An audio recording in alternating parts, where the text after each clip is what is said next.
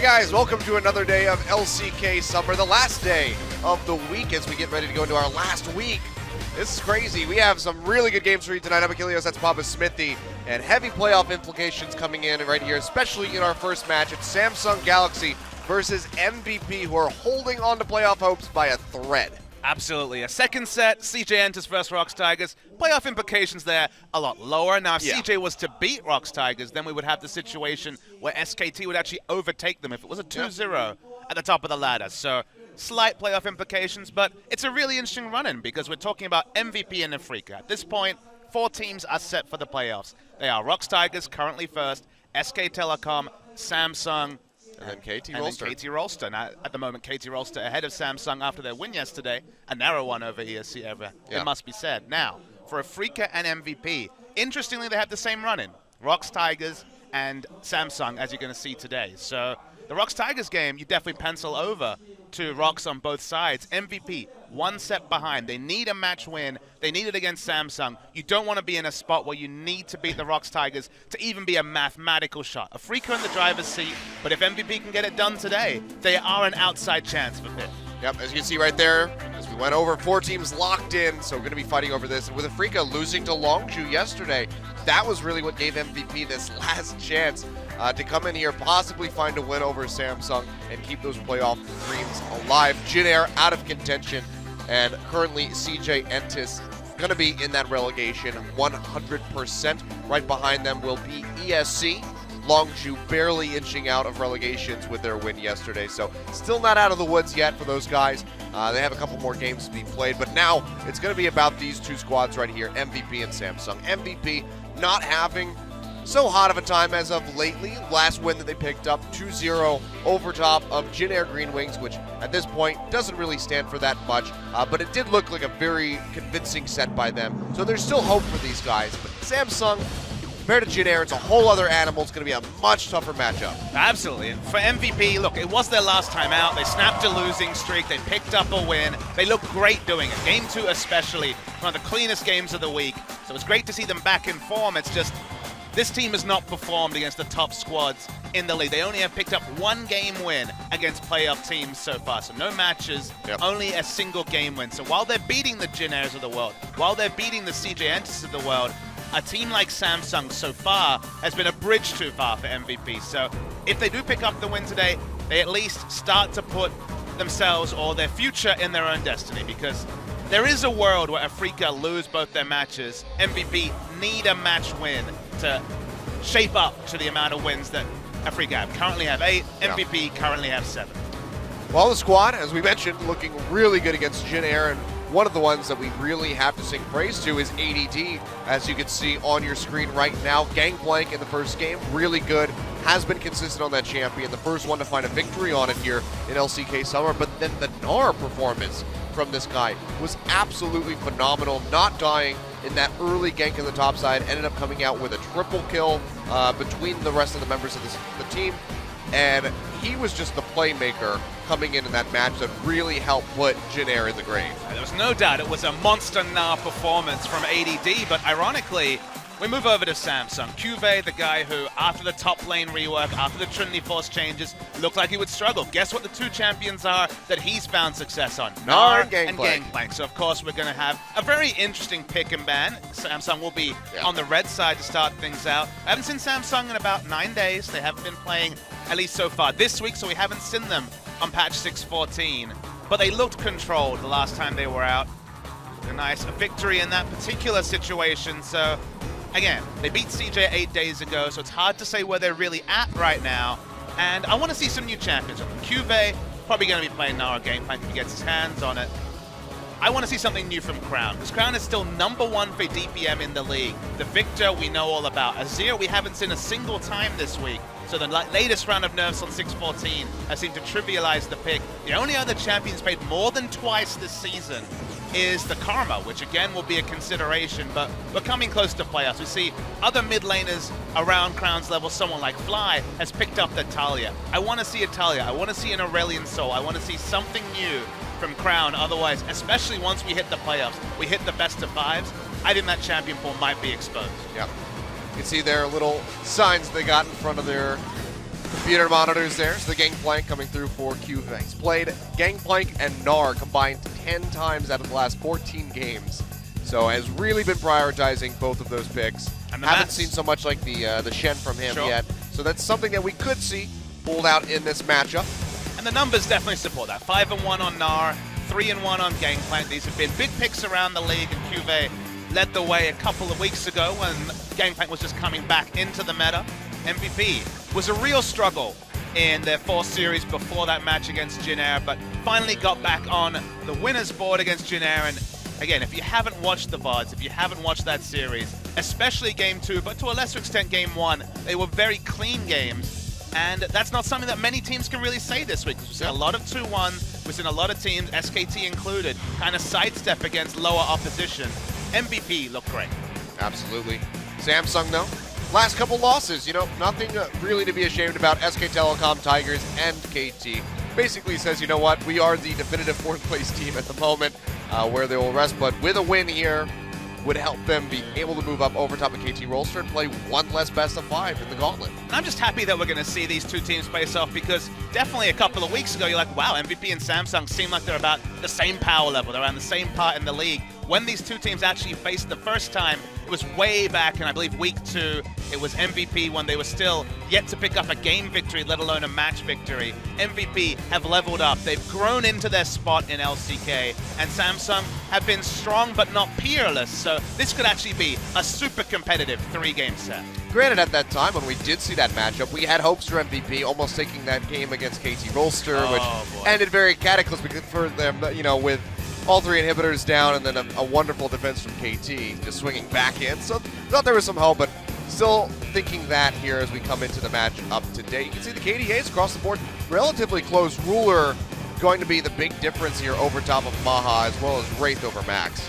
Wraith has looked very good, of course. Has had a couple of games out of the side when they were messing around with Core JJ, but second round robin, I believe we might have seen one Core JJ performance or none. They've settled on this roster. It is their strongest, and it's good to see Samsung understand where their power lies, and just like we spoke about, the contested champions, heavily contesting on Gnar and Gangplank.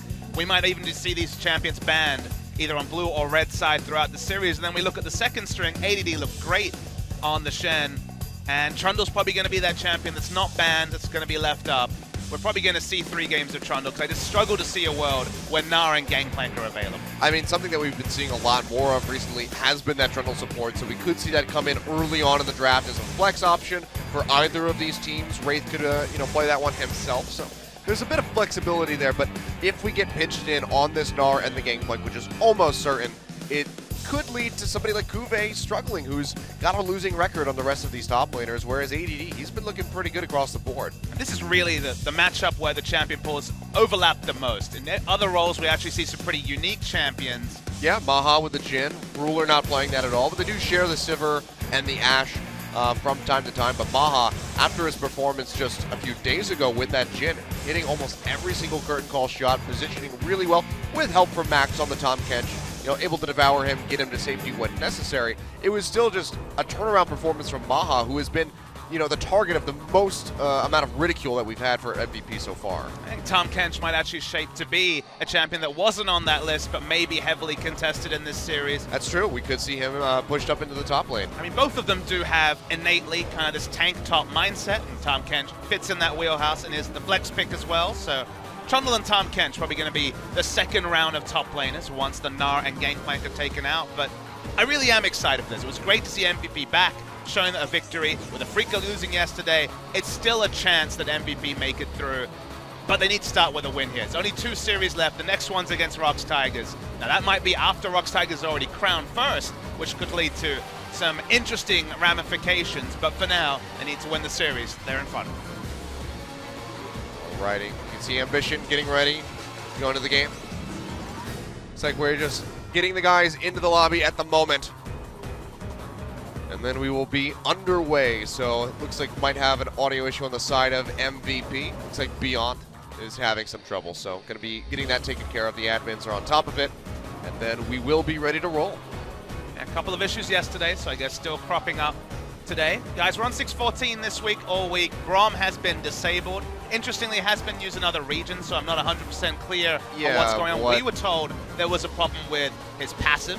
So, again, that's obviously a pretty big part of his kit. Yeah. But no Braum, and it's no surprise that we see Kog'Maw rising up, we see Varus rising up.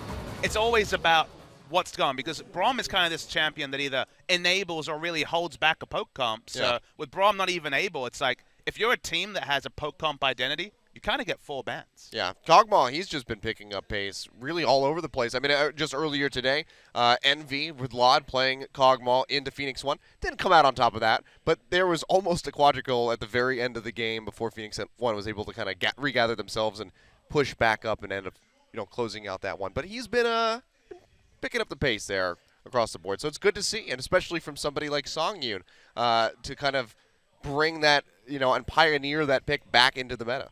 Yeah, and look, the Afrika Freaks definitely showed us the way with the Kog'Maw in such dramatic fashion against SK Telecom. The pick is obviously strong. I like the fact that we finally saw the Juggernaut yesterday. We saw Karma in the mid lane. Okay, Lulu is no longer in the meta. Maybe we'll see her at support at some point, but for now, the Karma is kind of the pretty much a copy-paste replacement for the Lulu in a lot of ways. But interestingly, it was just the one game of Juggernaut in terms of...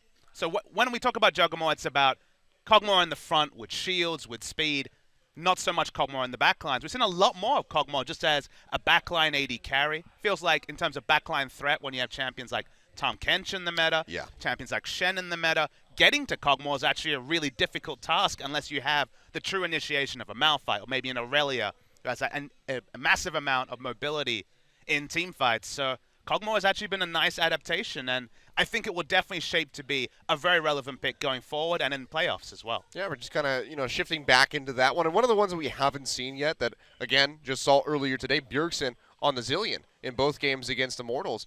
Not a pick that we've seen at all in summer, I believe.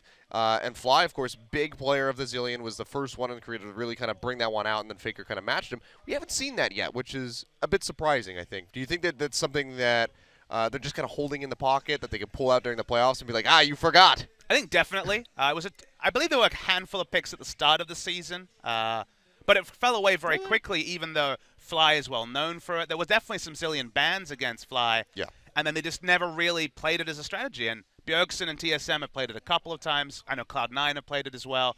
It's still a very powerful strategy. Poppy received some buffs this patch, and Poppy Zilean was always the very famous duo just because Poppy's so reliable and getting a wall slam under a turret and then Zilean ult available. So I think we'll see it in the playoffs, but it's interesting that it hasn't been played at all. Now, Zilean's laning phase, if you're not a pro Zilean player, if you can't hit the double bombs, is fairly weak. And it's okay, because your opponent will just walk right into them. Well, that's nice. That doesn't happen in Korea so much, but... No, it doesn't.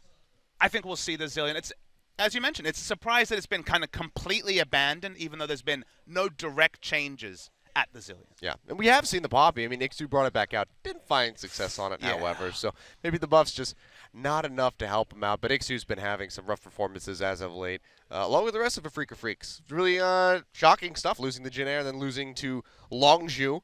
And, if they had won those games, which you would think, like, okay, Afrika Freaks versus these teams, that should be an easy win. They would have already been locked in for the playoffs. But now, because of that MVP, they have their chance. And now they have the same schedule. You don't have Longzhu, which was the much more winnable game for Afrika Freaks as an option, and dropping that game, dropping the series against Jin Air.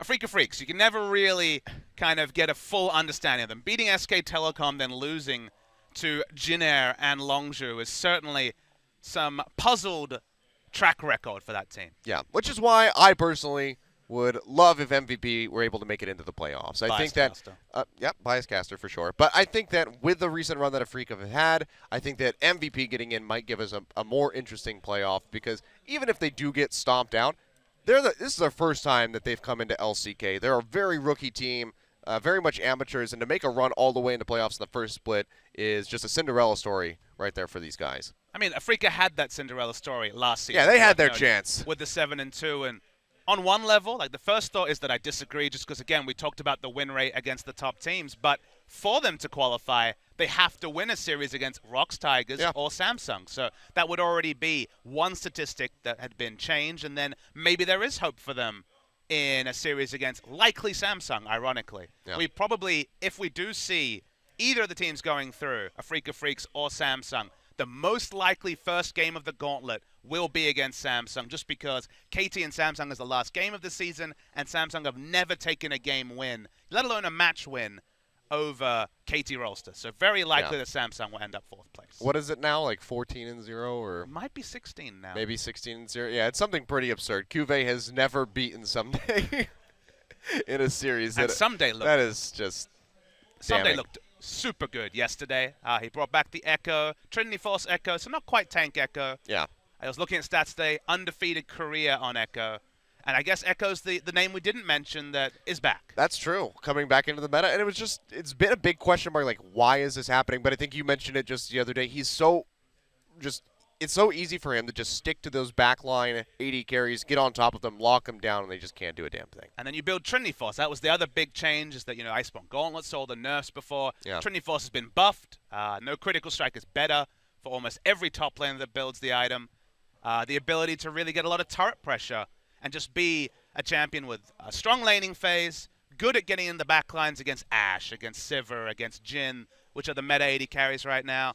And even though you're not building ability power, you're building Trinity Force. That gives you turret pushing pressure. So that's already multiple dimensions. And you just return to the first point, strong laning phase. And that's been so important when you're running riskier junglers, like, for example, the Hecarim. Yeah, and we've seen some differences in the build. We have still seen the Iceborne Gauntlet come out a couple times, but it seems like the Trinity Force is now starting to take over and be the predominant pick as that first item for the top lane Echo. But looks like Beyond still getting his issues taken care of, so we can get them into the lobby.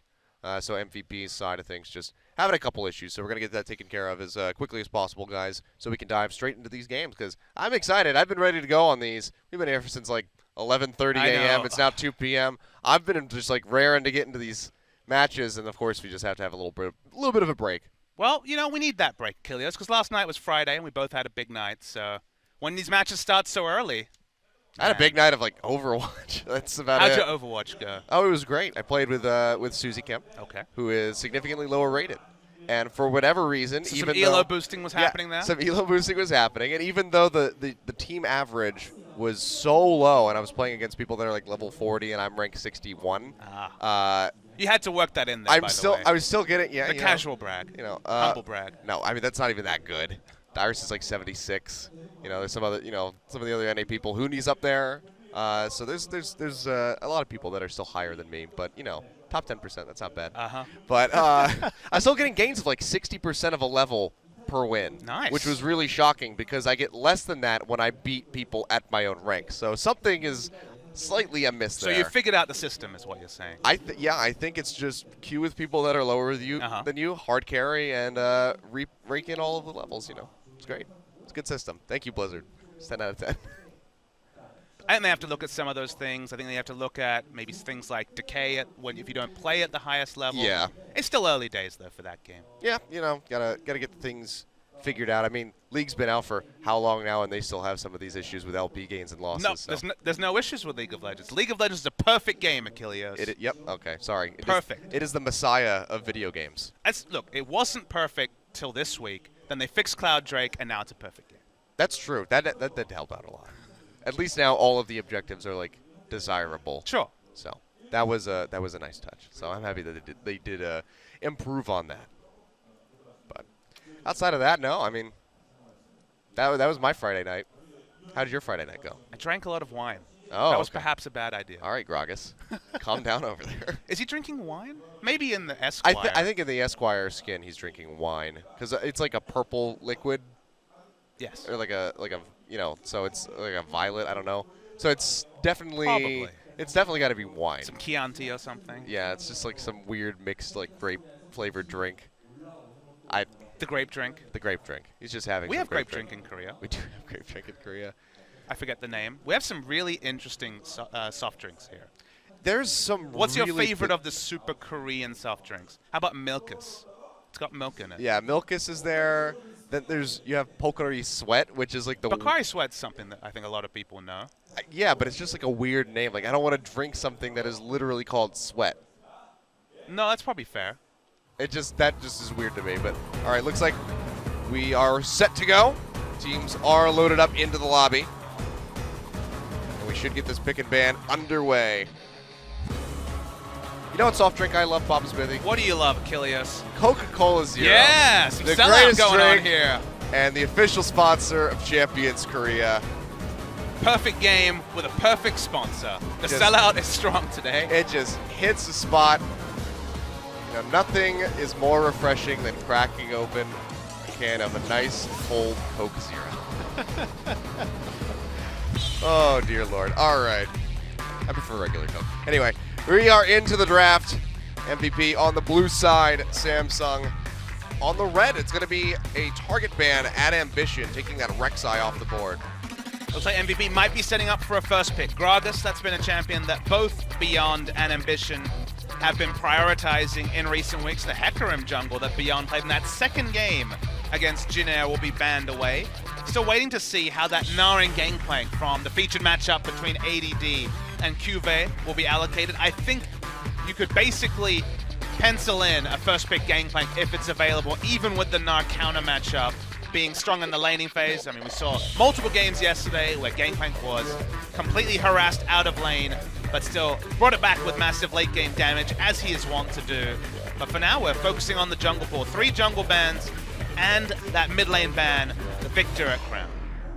Italy, of course, has to be taken off the board for pretty much either of these guys, but Beyond especially has shown immense prowess on that, and it's going to be a 4th one coming through as Gragas is off the board. So you have to think Elise might be a very big priority pick in the jungle, unless Beyond wants to go for the Amumu. The dream. Well, that's been a red side last pick special, so Yeah. maybe not in game 1. We keep hoping and praying for the Beyond Amumu, and the Jin will be banned away after Maha's strong performance. Gangplank taken in exactly 0 seconds flat. ADD usually is in the Gnar part of this matchup, bossing around the Gangplank, but his Gangplank has been good as well. And Cuvée has been very impressive on that GP, but we already said 5-1 on Gnar for Cuvée. So no rush to pick it in the first round. And with the jungle pool so heavily targeted, the Amumu will be a possibility, given that the Elise is now taken away and we're really towards the edge of the jungle picks. Only really Graves shapes up as a meta jungler left up. You can always see, one of those really out there pocket picks like the Lee Sin as it gets hovered. Look at me. I'm a prophet. Did receive a buff on the shield, actually, recently with the W. Gets more shielding coming through, but he's going to flash the Amumu. I would love to see this locked in and be really aggressive to go for in the second round. I would not love to see it in the second round. And predictably, Ian will go to the Malzahar. Now, it was 2 games of Malzahar against Jin, his first 2 games of Malz this season. A lot of mid laners have turned away from the Vladimir, even with some teams still picking up results. And Malzahar is just insane for both laning phase, so safe in pushing, and also insane in specifically neutral control, setting up for a Drake or a Baron with up to 4 Voidlings to tank it. Really allows early Baron and Dragon Pits, and honestly, we've seen Baron attempted and honestly taken between 20 and 25 minutes, basically every series this week. Yeah, it's been moving up the priority list really early on. It's going to be Lissandra and Gnar coming through here for the side of Samsung, so no surprising there for Cuvée, but Crown can go back to Lissandra, which has been gaining in popularity as of late. First Lissandra of the season for Crown. He definitely played it back in summer, so interesting that he will be one of the ones to return to it. You said you wanted a new pick from him, so here you go. Newish. New for summer. Exactly. Bringing it back out of the closet. Speaking of champion picks that have been big this week and have been brought back, a Kog'Maw available means that we might see it. Certainly no semblance of a Juggernaut comp here. This will just be backline Kog'Maw, but you look on the side of Samsung, sure, there's a world where Nar gets the Kog'Maw, but you can certainly set up your wards and stop that from happening. They're going to take it. Do draft it. With teleport being so heavily nerfed, now the 4.5 second channel time, a world where you're able to get a flank ward, teleport in with a Gnar bar, and set up for an initiation on a Kog'Maw. It sounds like, we're talking about upwards of 7 to 10 seconds worth of setup time, and it just hasn't been realistic so far this week. So another reason why Kog'Maw has shaped to be a really important pick. Now a really nice mix of physical and magic damage on the side of MVP. Yeah, not to mention the Tahm Kench with those nerfs to teleport. That Abyssal Voyage is so reliable and so quick that you're able to just zip your way in. So, helps. with bringing him back into popularity. Not much of a front line, though, for MVP. That is Tahm very Kench true. On a budget. Graves, if we see Beyond go an aggressive Yeah. build especially, is only a pseudo-tank. This is very true, but this was a concern in their series against Jin Air, I'm pretty sure that we had, was that they didn't have much of a front line, and they just did so much damage that it didn't even matter. If you Blew snowball everybody in the, up. If you snowball in the mid-game, late-game considerations like no front line for the Kog'Maw don't become so relevant, but in the late game, where Kog'Maw usually shines, you do worry about the lack of champions to actually serve as a frontline. There's some peel from Tahm Kench, but everyone else is kind of fighting for themselves. So good pick power, potential for really strong mid-game team fights when Kog'Maw finishes the second and third item. But no guarantees about the late game, and the late game is where Samsung Galaxy has shined this season. Final pick for Samsung is going to be that Karma in support lane, which we haven't seen Karma in support for a little while. It's definitely fallen out of popularity. We've been, moving back over to picks like this Tahm Kench. Tarek has really started surging. Haven't seen the Sony yet, though. I mean, the big reason why we see Karma in this game is that they needed some form of engage from the support role, and a lot of those engaged champions. We saw the Leona for the first time yesterday. That's true. Mixed results, much more risky. Karma, strong laning phase to pair with the Sivir, and they just need a way to try to close the distance against that Kog'Maw. Well, on the hunt plus team-wide shield with Mantra will definitely help speed them up. Crown as well can just dive into the back, try to get that Frozen Tomb down on top of Maha. So could just be able to snipe him out, blow him up very quickly. Of course, Max is going to be there to nom him up, so it's going to be a bit tricky for Samsung to find the opening onto that Kog'Maw. But let's go ahead and get right into game one. MVP versus Samsung Galaxy. Playoffs on the line.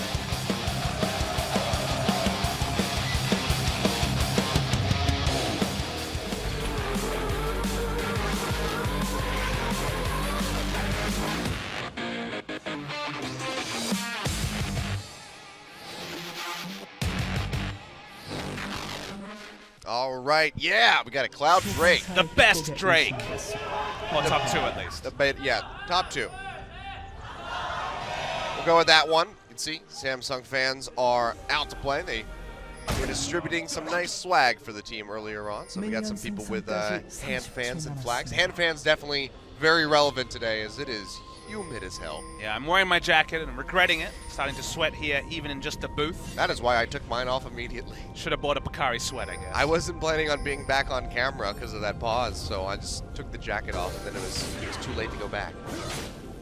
MVP. We see a lot of teams do this, actually. Start sweeping lens on one or two champions at level 1 and then look to clear a ward for vision and potentially scout out or counter a lane swap attempt. It's free CS. That's right, got to get that 20 gold. I think it's 10. Yeah, it's not a lot for the trinket wards. But an advantage is an advantage. Crown is going to match it. Sadly, ADD can't parlay it for +4 gold. That would be broken. That would be pretty ridiculous.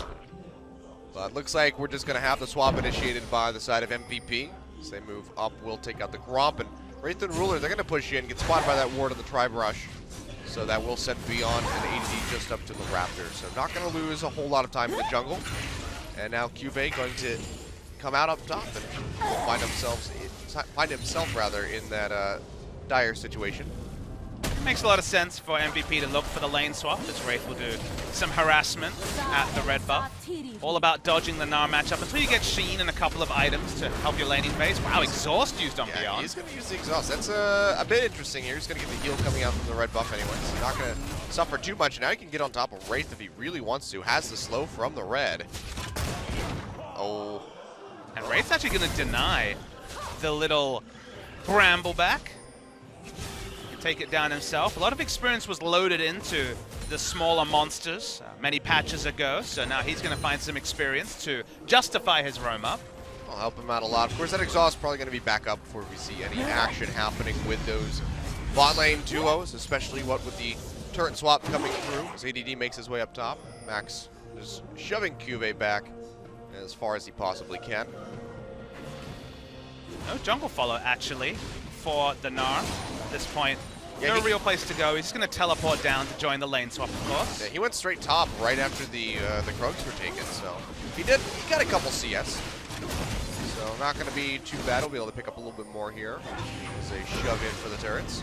After the changes to jungle experience, the value of the jungle follow went down. So if you can get a couple of lane minions, it's about the same scenarios your opponent is in, and then you will just teleport to help aid in taking down the turret. Worth noting, though, Crown going to have teleport in this mid lane matchup as Ian has to go for the cleanse against that Lissandra and the Elise. Very necessary. So won't be able to react and respond as quickly as he would like if Crown can make a TP play down bot. Already has an innate amount of roam with that Glacial Path as well. So Samsung can definitely use that to their advantage. Lissandra known for a very strong laning phase. Samsung didn't necessarily prep for the 2v2 to force the 1v1 matchup between Nara and Gangplank, but the advantage they will get if all the turrets are down is that it's basically a return to the spring meta, Kilios. We've got Lissandra in the mid lane, we have Sivir as the AD carry, so at some point you just swap Sivir to mid lane to wave clear.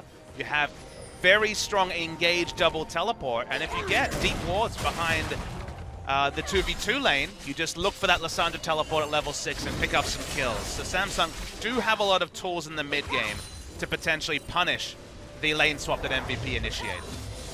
Well, you can see Swap's going to come back through his ADD, does recall. He's making his way, drifting towards mid, so not exactly sure where he's going to go. Now he's going to go ahead and commit to the top side of the map, it looks like. So we'll be moving up there to try to defend this against Ruler and Wraith. Meanwhile, the recall comes through from Cube, and he's just going to go join his bot lane. So, not going to be looking to save the tower. So this could result in an extra tower for MVP if ADD's able to hold on to that. Actually, he's going to think better of it. We'll just go ahead, swap down to the bottom lane with the teleport. I mean, when we have, straight back out. You have to remember that we have complete information. There were no defensive wards for ADD around that top lane turret, so just not viable for him to stay in lane, even if with complete information he could have made a different play. So, reason why this lane swap exists is that it is the zero-sum best way to guarantee that you get through the early game without losing an extra tower, without losing a massive advantage, in most cases without being 3-buffed. So that's why we see so much lane swap play. It's actually been very, very common this week after being less common earlier in the season in Korea. You can see MVP now having fast track on the bottom side as EDD will finish off the tier 1 tower. They're going to go ahead and start up this Cloud Drake and we'll be able to take it successfully. 25 extra movement speed. We saw big plays from Ian on the Malzahar 2 days ago with double Cloud Drake. Just meant that he could walk out of vision and open up so quickly with the extra 50 movement speed that was observed there. So first Cloud Drake of the game goes to MVP. Level 6 now observed by Crown. All outer turrets down in top and mid. Ian doesn't have it yet. He's out of mana. Sitting in the minion wave though, and he's going to cleanse that off. Ian going really low. Crown as well. Just like one more hit would do it for both of them. And they're going to have to back off. Ian going to try to pick up as much as he can, but not knowing where Ambition is, sticking around in this mid lane is rather risky. So Beyond will just move up, clear out the wave, and that'll be the Malzahar going back. Yeah, the minion aggro actually almost took down both players. The first one was Crown, who had to flash away from minions, and then there was a group minion wave just not aggroed onto Ian. So Ian is the winner in terms of the summoner spell usage, as he still has his flash available. So expect to see Beyond rotate around mid. And once Malzahar ults, we know about how much burst damage Graves can do, almost level 6 from Beyond. So a lot of threat imminently coming towards Crown. Yeah, and of course, Ian wasn't level 6 at the start of that fight. Crown had the advantage and still almost lost out against him. So had the Nethergrass been available, had Ian had a little bit more mana, it definitely could have been a different scenario coming in, and MVP might have found first blood. For now, just going to be taking it slowly.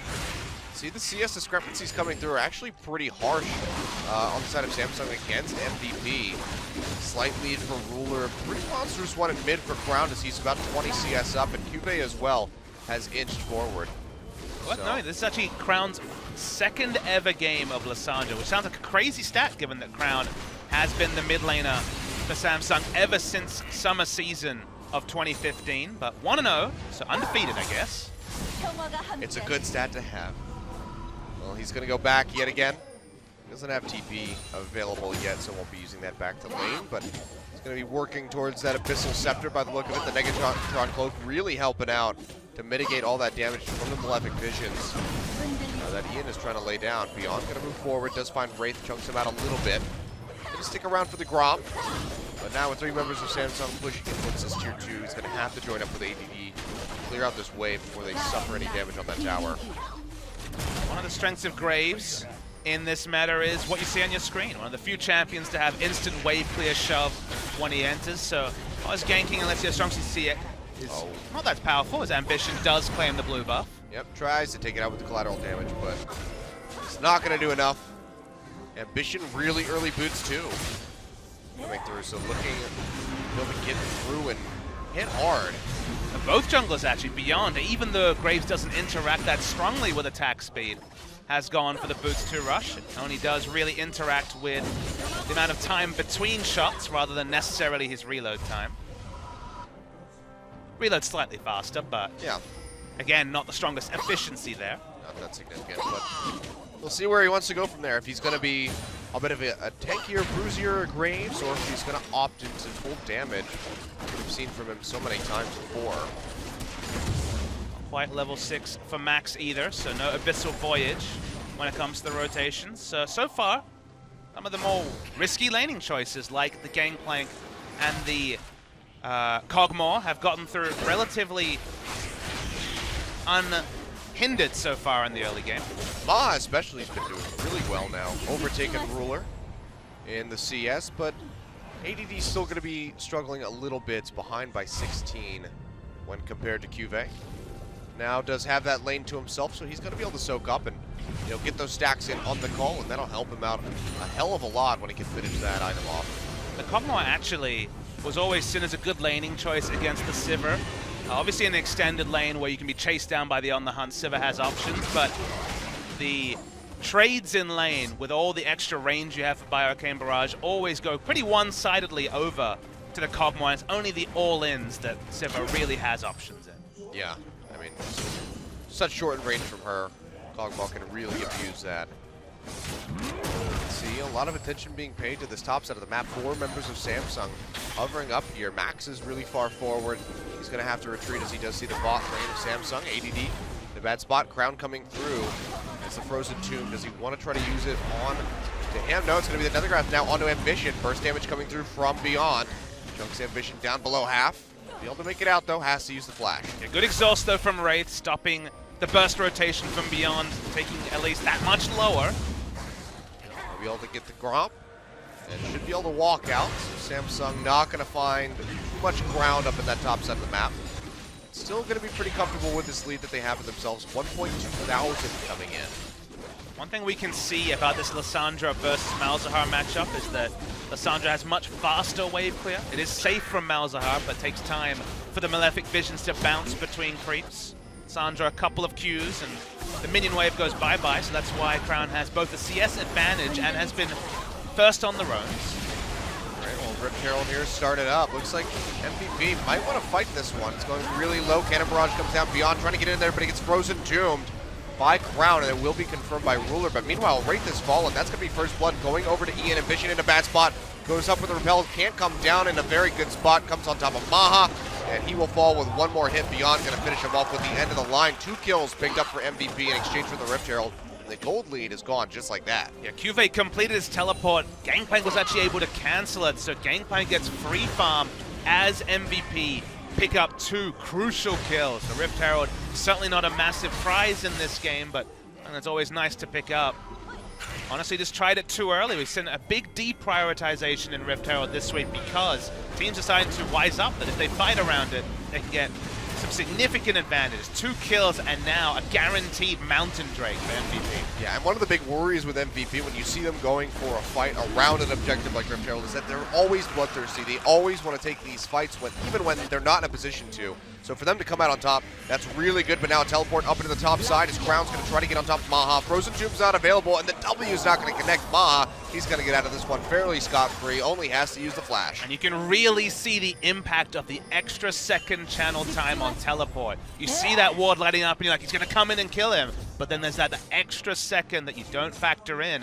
And it's what has actually made a champion like Lissandra, who used to profit so heavily from these teleport plays, deprioritized in the current meta. So seeing the replay, the game plan out really well placed by ADD. stopped multiple members. You see Samsung fleeing in different directions. Ruler can't walk over it. Pick up the first kill on the low health Karma, under-leveled because of the lane swap. Nowhere for Ambition to go. And we know that they picked up the Drake on the backside of this. So MVP in many different ways. Got a nice lead from that early fight. Yeah, Mountain Cloud going to be doing wonders for them. Ian, though, is going to have to pick it up as far as the CS goes. 120 to 94 at the moment. So that discrepancy is helping Samsung maintain a very slight gold lead. But they don't have any kills that are even in turrets. We might actually see more of this, Lissandra, because what's happening in lane, as we see? Oh boy, Matt's getting a little bit over-aggressive here. Yeah, he's moving way too far forward. We'll be safe in the end of things. Ambition might want to try to contest over this blue buff. That's going to be the Nethergrass coming through. Crown goes in, gets onto Ian, who's going to cleanse off the Frozen Tomb. Ambition going really low. The Cannon Barrage will finish him off. And now Crown getting ticked down by the Malefic Visions. He'll be able to, he'll be allowed to exit, I should say. But Samsung try to go for the blue buff, and they just lose yet again. And ADD has the lane in a good position where Cuvée can't actually look for the all-in. For now, he's actually safe and picking up kills around the map. Cull is cashing in as well. The greedy build from ADD is really coming up trumps, and Cuvée doesn't feel safe enough to actually try and harass him now that ADD finally pokes his head away from that inner turret. Yeah, he is going to be doing quite nicely. Just a couple more stacks. A little bit over halfway done with that call. The Trinity Force will be completed. What we can expect is probably going to be the Youmuu's Ghostblade coming in next. It's kind of the awkward part, though, is that Lissandra is a teleport side laner who can go top or mid, so he's going to be pretty happy to enter a side lane. Pokmon's clearing in the mid lane, but Malzahar is not a champion that can enter side lanes with any degree of safety, so assigning the lanes against this double teleport is certainly going to be a headache for MVP. And coming back to the laning matchup, what we're seeing and why we see Ian in a 20 to 25 CS hole throughout the laning phase is that Crown can instant shove with 2 Qs, and then Malzahar's Malefic Visions actually hurts him CSing under turret more than it helps. So because he can't push at the same speed, he's missing CS under turret, and that gives that extra gold over to Crown. Well, for now, they do even out just about. MVP just going to be inching ahead very slightly. ADD doing some work, getting that bonus gold in from the village is certainly going to help them catch up and maintain a lead. Mid tower is already taking a good amount of damage. Ruler getting a couple more swings in on it. Knocks it just below half HP, but Samsung not going to be able to find too many ins in mid quite yet. And the ins in team fights were already mapped out. Primarily around the Lissandra and Gnar, but that extra second on the teleport has already been a thorn in their side. Maha didn't go for the Hurricane first. Witsend first has been standard ever since Sangyun put it together, but given his current role of wave carry in mid lane, certainly would like that Hurricane to stay competitive with Ruler. I'm sure it's probably going to be the next item coming through from him. 100%. Yeah. Now, of course, second dragon going to be coming up, third dragon rather, second Mountain Drake going to be coming up in just under 2 minutes. And if MVP can net that for themselves, that Kog'Maw, he's not going to shred just people on Samsung. He's going to shred their towers as well. Kog'Maw does do reduced damage to turrets, so the Mountain Drake would start to help that when it's in his Bio-Arcane Barrage form at least. Does that reduced damage. Ian is doing his best to side lane Malzahar. So far, we haven't seen Samsung set up any ganks around the very easily ganked Malzahar in top lane. It's got some pretty good vision. Triple pink ward. Yeah, it's a big investment to keep that Malzahar safe. It's working out for him. He's going to be staying about 20 CS behind Crown, so not going to be losing out a whole lot more. And this is just allowing for Maha to sit in mid and soak all of that CS and keep that tower safe. So the arrangement's working out pretty well for the side of MVP. As Crown is on Lissandra, a champion that very naturally itemizes into something like the Abyssal Scepter. We're not seeing QSS first item. We saw QSS first item yesterday and a couple of days ago against the Malzahar. It's because it's something like a lost chapter into a QSS and then finishing the Merlinomicon. Yeah, it didn't go so well for Luzon. Worked out pretty well for Fly, though. Crown still very, very threatening. Level 11, 4 levels over max. So some of that permanent vision is being taken down by Samsung. They know they want to fight. Good power on their mid lane especially. Crown starting to move towards the Zonias as the Seeker's Arm Guard already completed, so it'll help him mitigate a bit of the damage coming through from Beyond and ADD. Not going to do a whole lot for him against Maha. But all the same, once he can get that Zonias, he can start making those really ballsy plays, diving into the back line of MVP, trying to get a pick on the Maha. That's going to be a little bit further out from that objective, and MVP, they're ready to pounce on this Dragon. They'll be able to take it yet again. Second Mountain Drake, rather. Coming through for them. They can just do it so quickly and so safely with the Voidlings that unless Samsung is in prime control, there's nothing much they can do. Looking for the all-in here, Cuvée. Cuvée going in on an ADD, pushes him back. He's going to try to get out of here, has to flash away. He will make it out alive, but Cuvée almost coming up with a solo kill.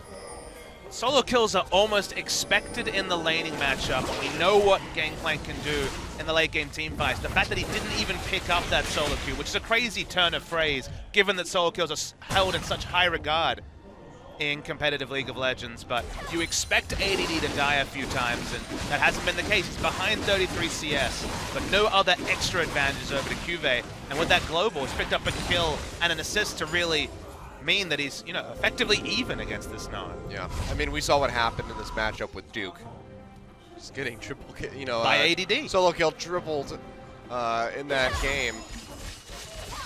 So, definitely does have some pressure, but ADD still going to be in a pretty decent spot. The call has been completed, and now looks like he's going to diverge away from the path of just getting a serrated Dirk into the Youmuu's. Will go for the Hex Drinker. So I expect it still to be the serrated Dirk second, and then a Youmuu's, probably a Youmuu's complete. We may see more completed just because it's Lissandra and Elise, so it's a lot of burst magic damage on a single target, but we could just see the Youmuu's completed and Hex Drinker as that flexible teamfight item.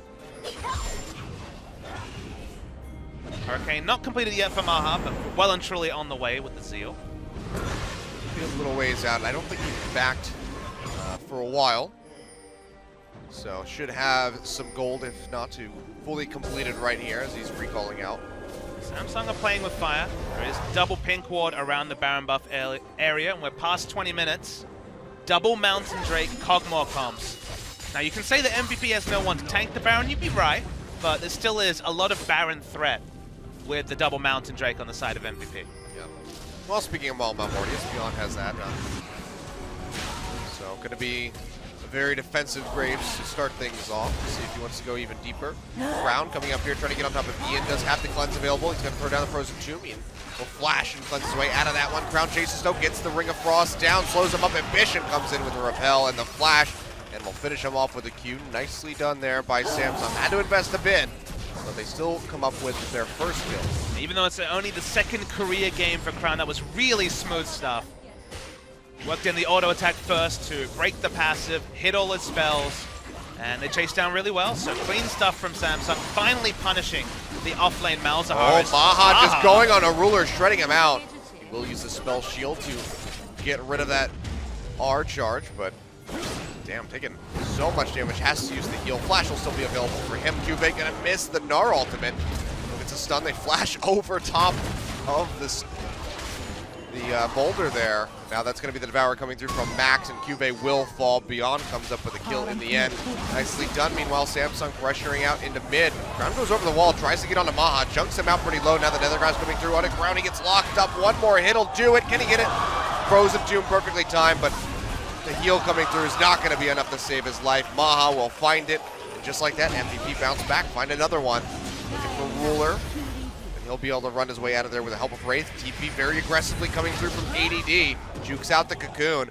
For a connection on the barrels, not going to find it, but now the ping's coming out. MVP, they're going to go for this one. They do it really fast, but they will take a lot of damage. 3 members up for Crown.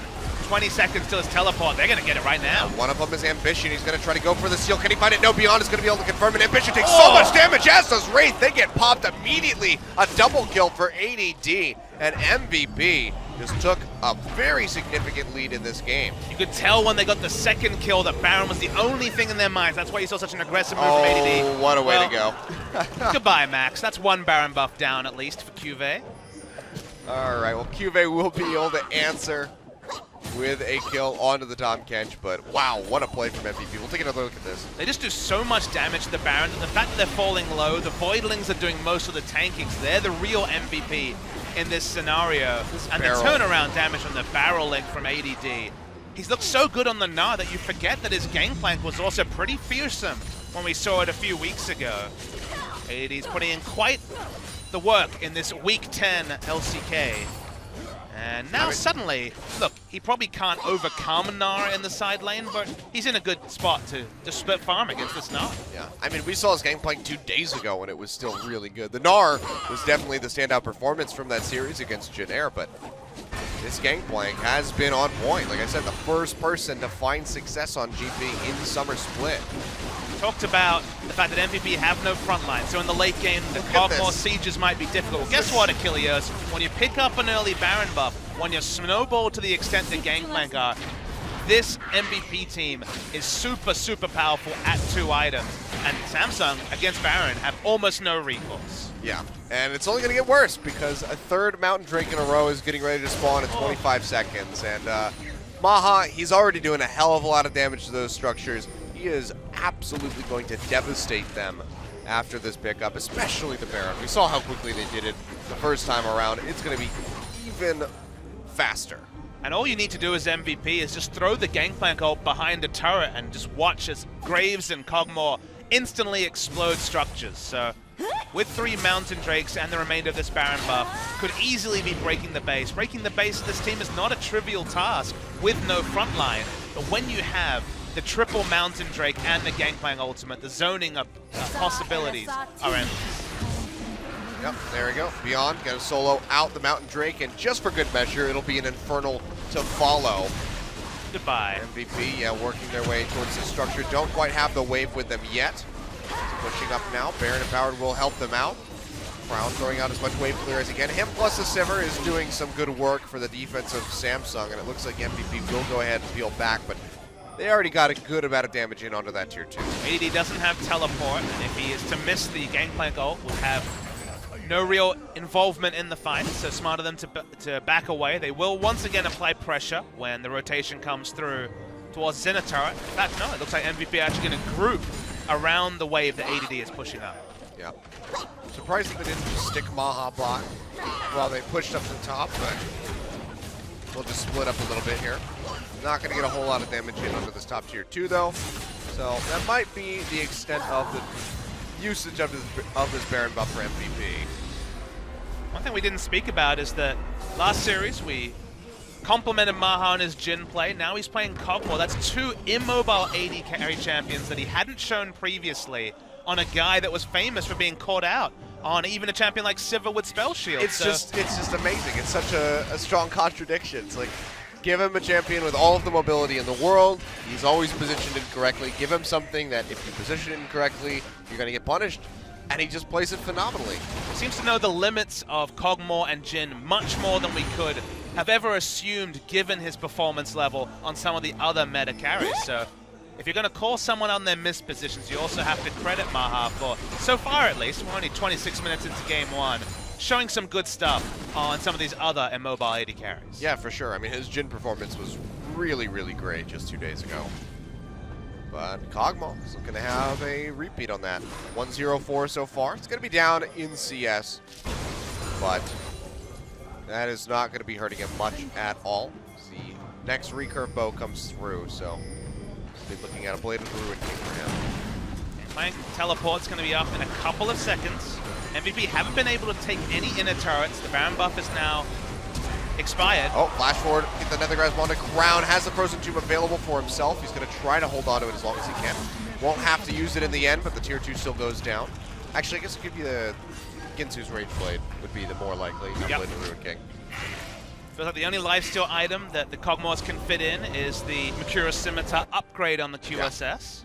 Blade of the Ruin King makes a lot of sense in the build, but just given how Rageblade effectively acts as a death cap for on-hits, because you get the old Devour effect of the second on-hit on every second auto attack.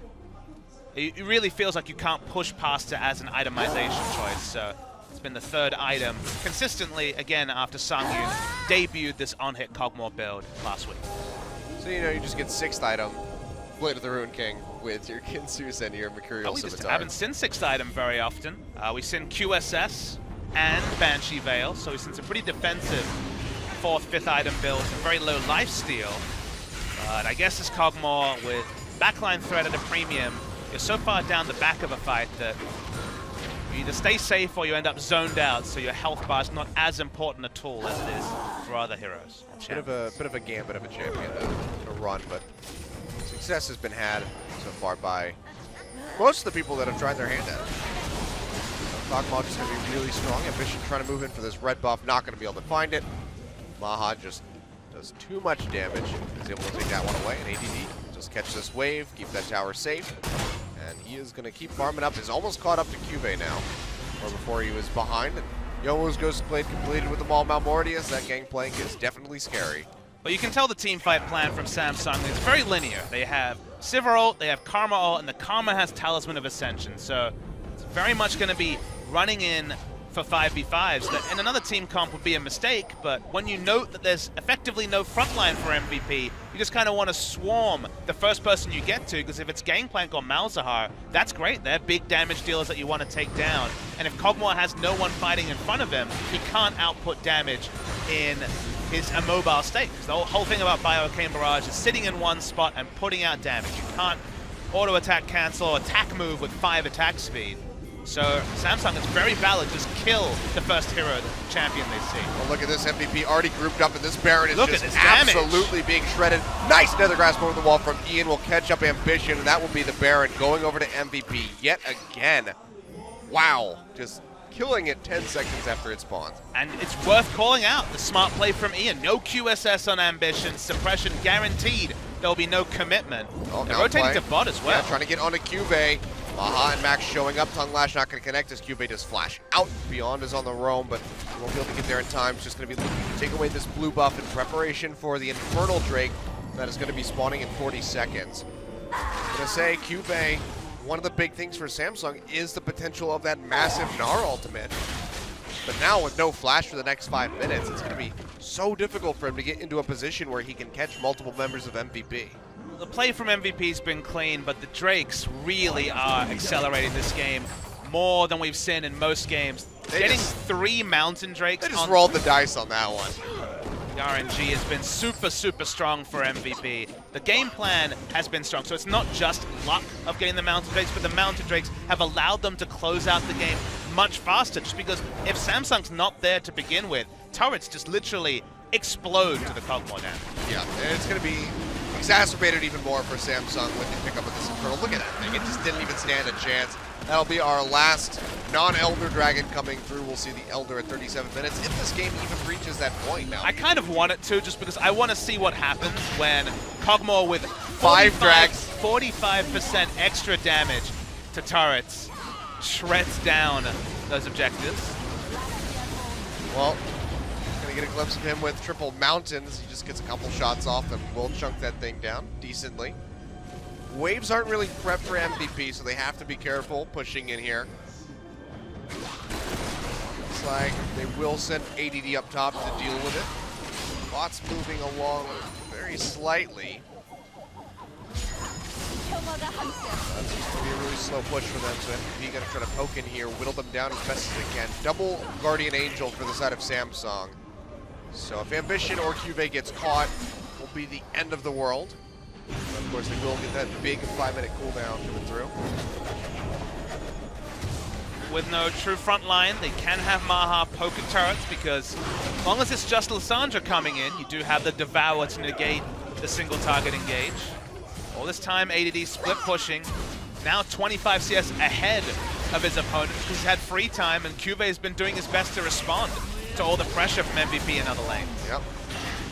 He's still not able to find a clear-cut way in onto this tier 2. The wave clear on the side of Samsung is still very strong with Ruler. A crown on Lissandra as well. Yep.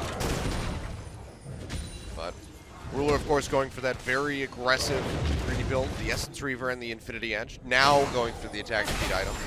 You can kind of guess is going to be a Phantom Dancer.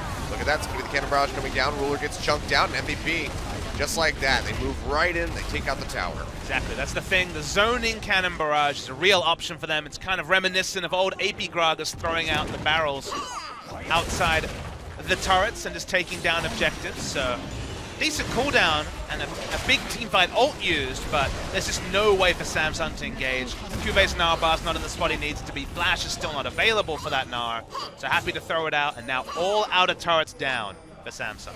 Yeah, MVP in such a good spot, and if they could take this first game against Samsung, that would be so good for their mental state going in for game 2. And if they 2-0, their chances of making playoffs shoot way up. It's their second game win over a top 4 team all season. Remember, game, not match. So big win for them. And suddenly, if you're a Freaka, you're watching this game and thinking about how you had the control of your own destiny 2 series ago. And suddenly, much less so today. Yep. Oh, look at this. MVP going in for Crown. They chunk him down. Frozen Tomb comes through. Crown gonna use the flash to get out.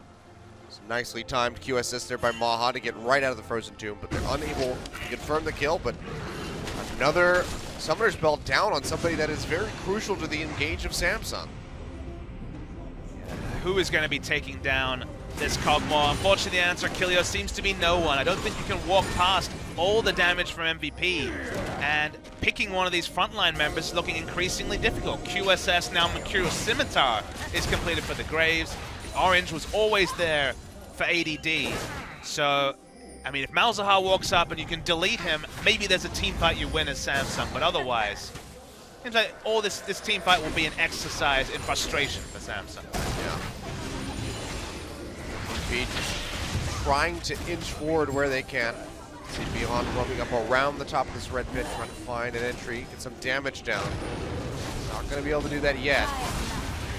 Red buff spawn, looking Samsung may be able to get this one.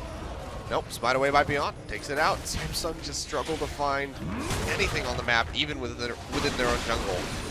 Worth knowing that the smites from Beyond in Game 1 on Elise were one of the big reasons he picked up the MVP in the series against Jin Air, and has already picked up a couple of contested smites this game. Yeah. He said he had been target practicing smite, and so far you have to say the results have been impressive. Yeah, that also helps when you're 2 levels above your enemy jungler. Beyond, the first person to hit 18 in the game, ADD now, matching him with that.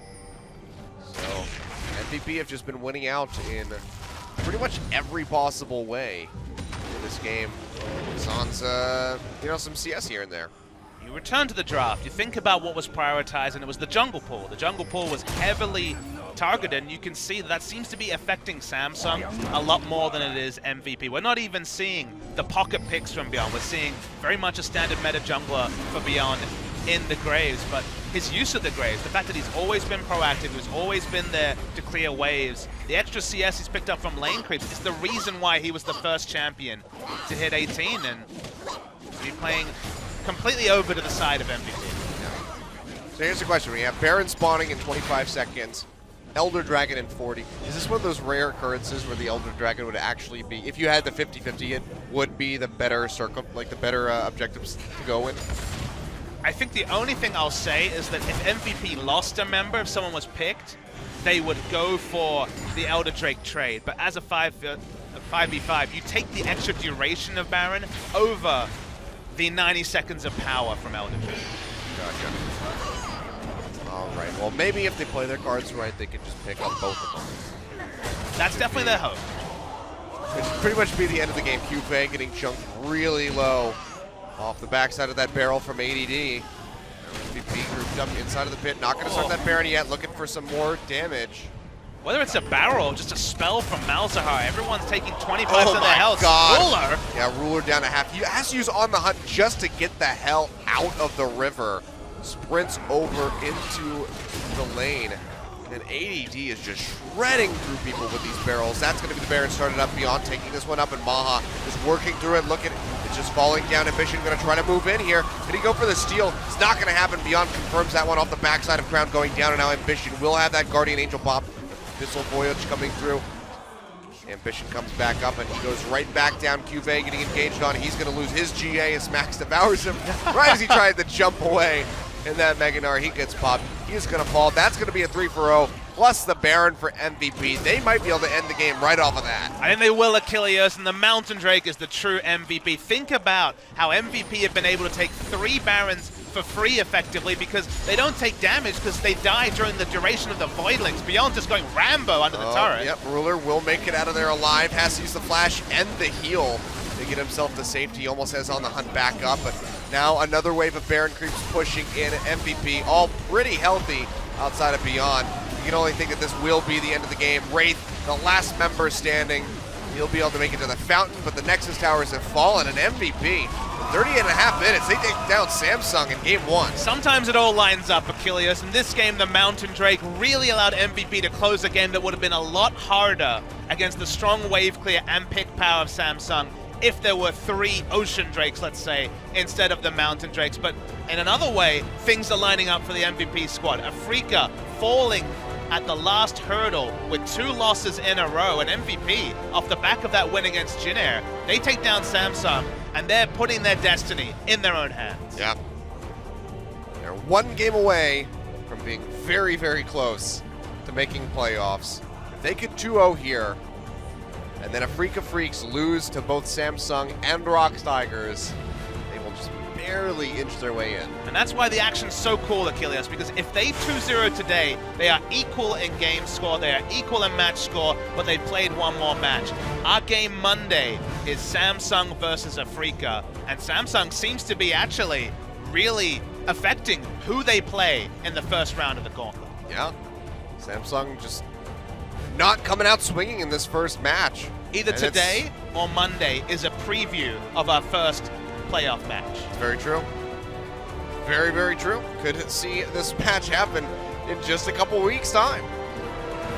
But Samsung struggling a bit. They're going to have to go back to the drawing board with the draft as they get ready to go into game 2. You can see Ruler was doing a hell of a lot of damage, but the rest of Samsung are just doing almost no damage whatsoever. 6,000 not even being broken by Cuvée on the Gnar.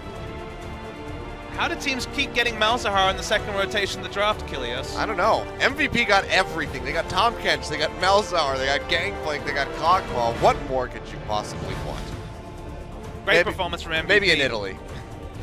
Yeah, the Italy would have been a crazy thing, but MVP, they keep rising. It's at the right time. Maybe they'll be the clutch team to do an Afrika, and ironically, put Afrika out of the playoffs. Sure, certainly would be a shocking way for these guys to kick off their LCK career. Not many teams can say that they made it to playoffs in their first time playing professionally. And now Samsung, pressure's on. Let's see if they get bounced back. We're going to go to a quick break. When we return, we'll have game 2. Got a feeling that I'm going under, but I know that I'll make it out alive. If I quit calling you my lover, move on. You watch me beat it till I can't breathe. Shaking, falling onto my knees. And now that I'm without your kisses, I'll be needing stitches. Tripping over myself, aching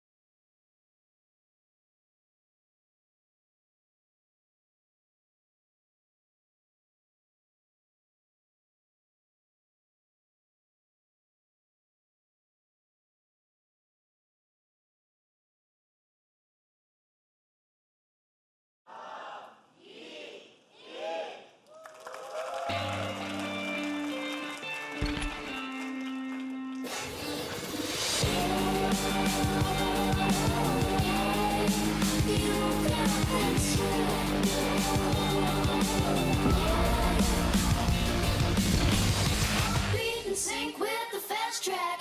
All eyes are searching to the black. Jump back and get back a little more.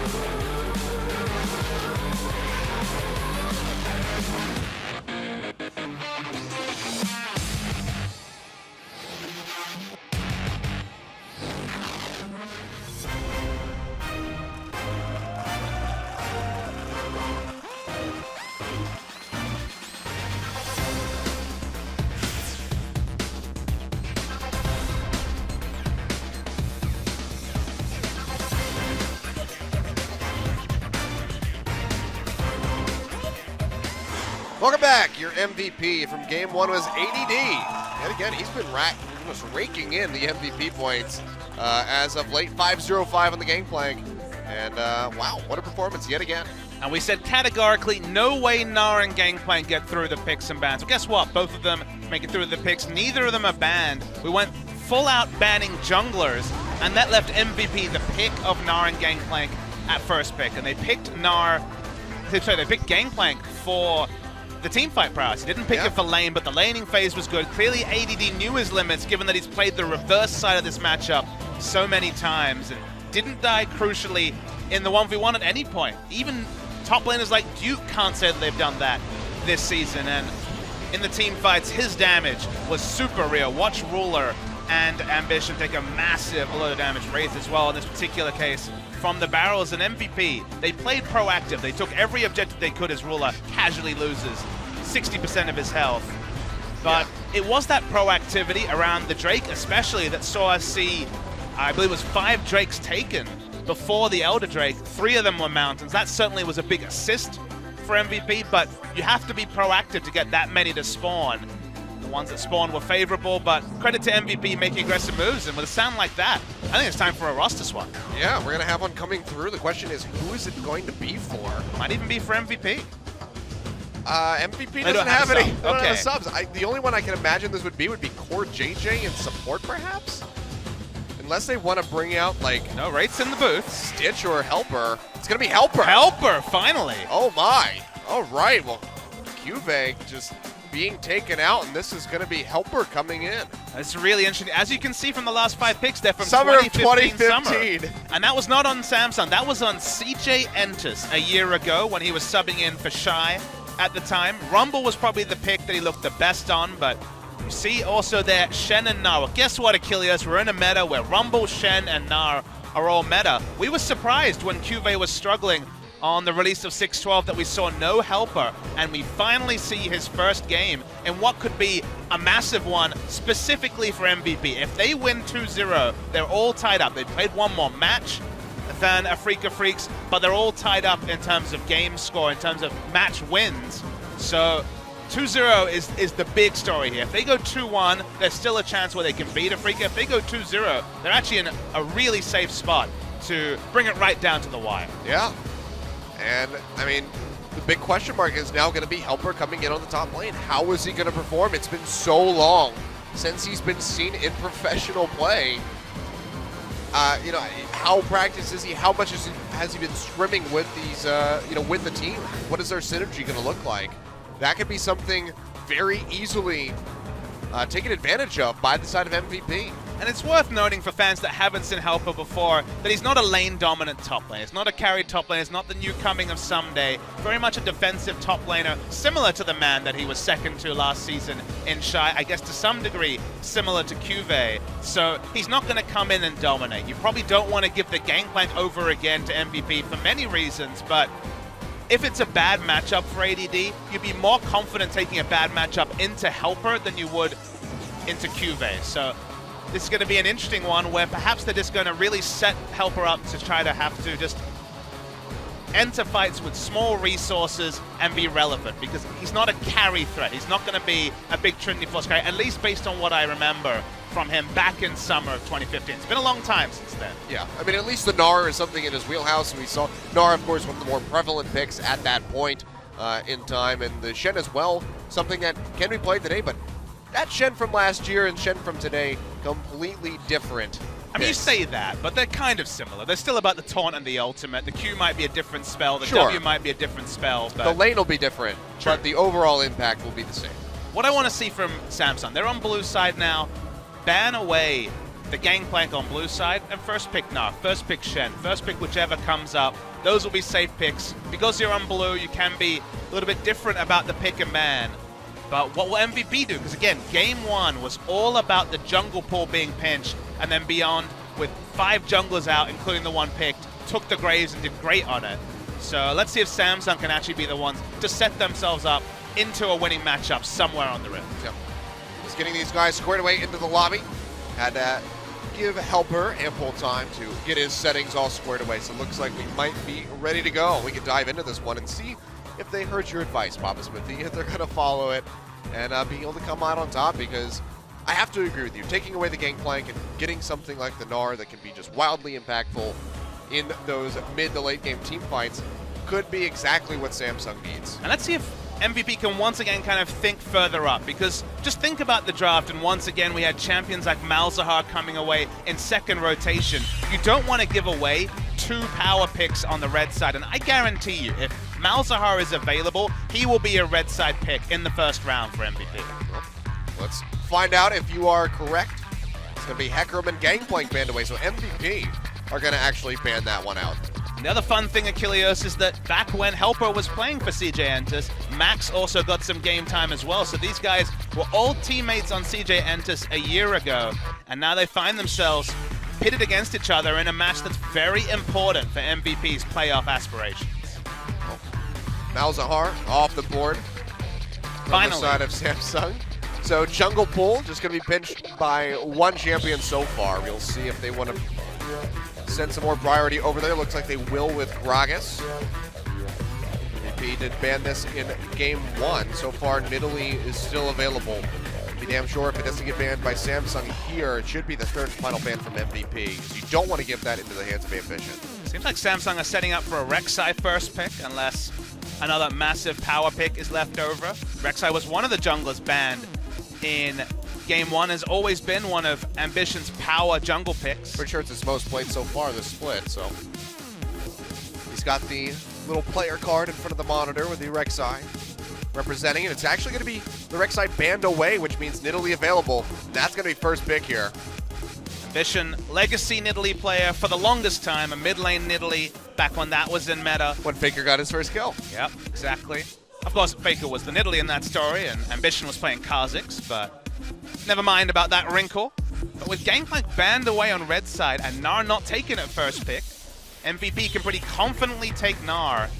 And then we'll see what Helper will play into this matchup, because there's definitely no pick that really strikes you as a massively powerful one in lane, unless it's the Yasuo, and that really does sound like, if I saw Yasuo from Helper, I'd basically throw out all my notes on this player from 2015 summer, because that is the furthest away from my mind of a champion that Helper will play. Well, Gnar will be locked in. Good to go back to the Vladimir, not something that we've seen as much of lately. So we'll be locked in here for Ian. ADD's got some 6 summoner spells right now with the Teleport Ignite. I don't know if we're going to be seeing that, but amusing nonetheless. Action on to Samsung. Only a jungler selected so far. Ruler has very much been Ashe or Sivir only this season. Crazily, the only AD carry I can think of that has played 0 games of Jhin, despite Jhin shaping the meta in a lot of ways. Well, it's just going to be back to the basics here for Ruler. We'll pick up that Sivir. Will it be the Echo? We didn't see it in Game 1. Obviously, with Gnar and Gangplank both available, they were selected. Can be competitive in the matchup against Gnar. Picked for his strong laning phase. Probably expected to be another Trinity Force top lane Echo. And would definitely fit more with the image of Helper as this more tank-focused top lane. Yeah, this has been the matchup that we've seen the Echo go into more often than not, and it will be locked up here. one of those cases where Na chases out or decreases the champion pool that you can effectively take into him with any confidence. So the Echo with his strong laning phase is at least going to be competitive against Gnar. Well, we get a flash of the Amumu here.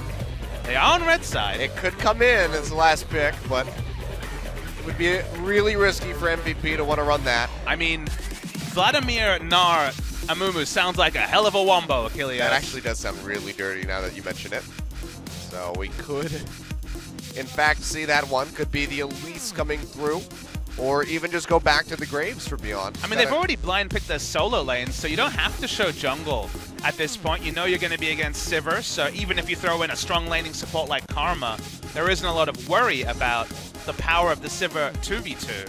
So what will MVP select? They probably could just stick with the Kog'Maw. It looked great in game 1. Yeah, I think you do the Kog'Maw. We haven't seen a Tristana in a while. I don't think we've seen a Tristana actually since Ruler tried playing it against SK Telecom, and that didn't work out so well. So I think MVP were in a bind in this situation. I think they really wanted to pick Taric away from Samsung just because even though Sivir Taric is not a strong 2v2, Taric is that really good compositional counter to Vladimir. Yeah. You just activate the Cosmic Radiance after the Hemoplague goes down, and it will it will get rid of the amplification of damage and also the damage that occurs after the delay from that Hemoplague. But if you just blind pick Taric, you can definitely get harassed out by some certain range supports. So in that situation, they're going to leave support to last pick. Now you look down the Samsung line, Nidalee, Sivir, Varus, and you're like, well, lock in Braum. But guys, sorry, it's still 6-14. Braum is still disabled in the LCK, so even though Braum is exactly what MVP need, they can't have it. Nope. And now it looks like we might just have this Trundle coming through, and we will. So Wraith will be playing that one as the supporting role. And back to basics here for Crown. Hasn't really played the Varus much as of late, but this still fits very much in with him playing his Victor as much as he loves to. So just a nice line wave player can sit back and poke out and get as much damage in as he possibly can. And this team comp is very straightforward. You have Nidalee, Varus, and Sivir under turrets, and that Trundle's not to shred the resists of Gnar, it's just to put down the pillar and act as a facilitator for the siege. So a strong siege comp coming through from Samsung. We know how powerful these are at 2 items. This is the line that we saw taken against the Kog'Maw yesterday. Afrika tried it to some success early and then made some mistakes in the mid to late game that took that game away from them. Any support available to Max. He doesn't draft the turret. They look for the Alistar as well because correctly they look at this lineup and they need engage on a poke comp like this, and Alistar has that excellent engage with the Headbutt Pulverize. Yeah, I mean, Headbutt Pulverize is going to be a nice follow-up to that Gnar ultimate into the wall with Vladimir and Kog'Maw just firing off damage. So decent composition coming through from both sides. The siege is going to be worrisome on the side of Samsung. But I really like MVP. this line of comp against the Kog'Maw comps we're seeing because at the end of the day, looking for and leveraging enough engage to actually kill the Kog'Maw has hurt teams more than it's helped. The Leona pick, for example, didn't work yesterday. But if you force the Kog'Maw team to come to you by having the powerful siege with someone like Varus that you need to engage on, suddenly Kog'Maw's caught in no man's land where he can't walk up to do damage. And if you're kiting back, then Kog'Maw finds difficulties actually getting auto attacks him because he wants to stay locked in one spot. So Kog'Maw's in a bit of a mixed identity against a poke comp. So nice to see the poke comp drafted. Question is, can they actually initiate it and get it done against MVP? Because the mid-game power of MVP is what overwhelmed them in game 1, and the mid-game is where Samsung needs to get the majority of their work done. We also need to see what Drakes we're going to have this time because that was a lot of help coming through for MVP. Samsung's kingdom for some mountains is what they'll say. Yeah. I mean, hell, Cloud Drake into Triple Mountain and then Infernal. It was pretty dirty for MVP. We'll see if they get similar luck or if Samsung can turn it around on them and get themselves some nice Drakes as well. Let's go ahead, get right into game 2 and see if MVP can keep the playoff dreams very much healthy.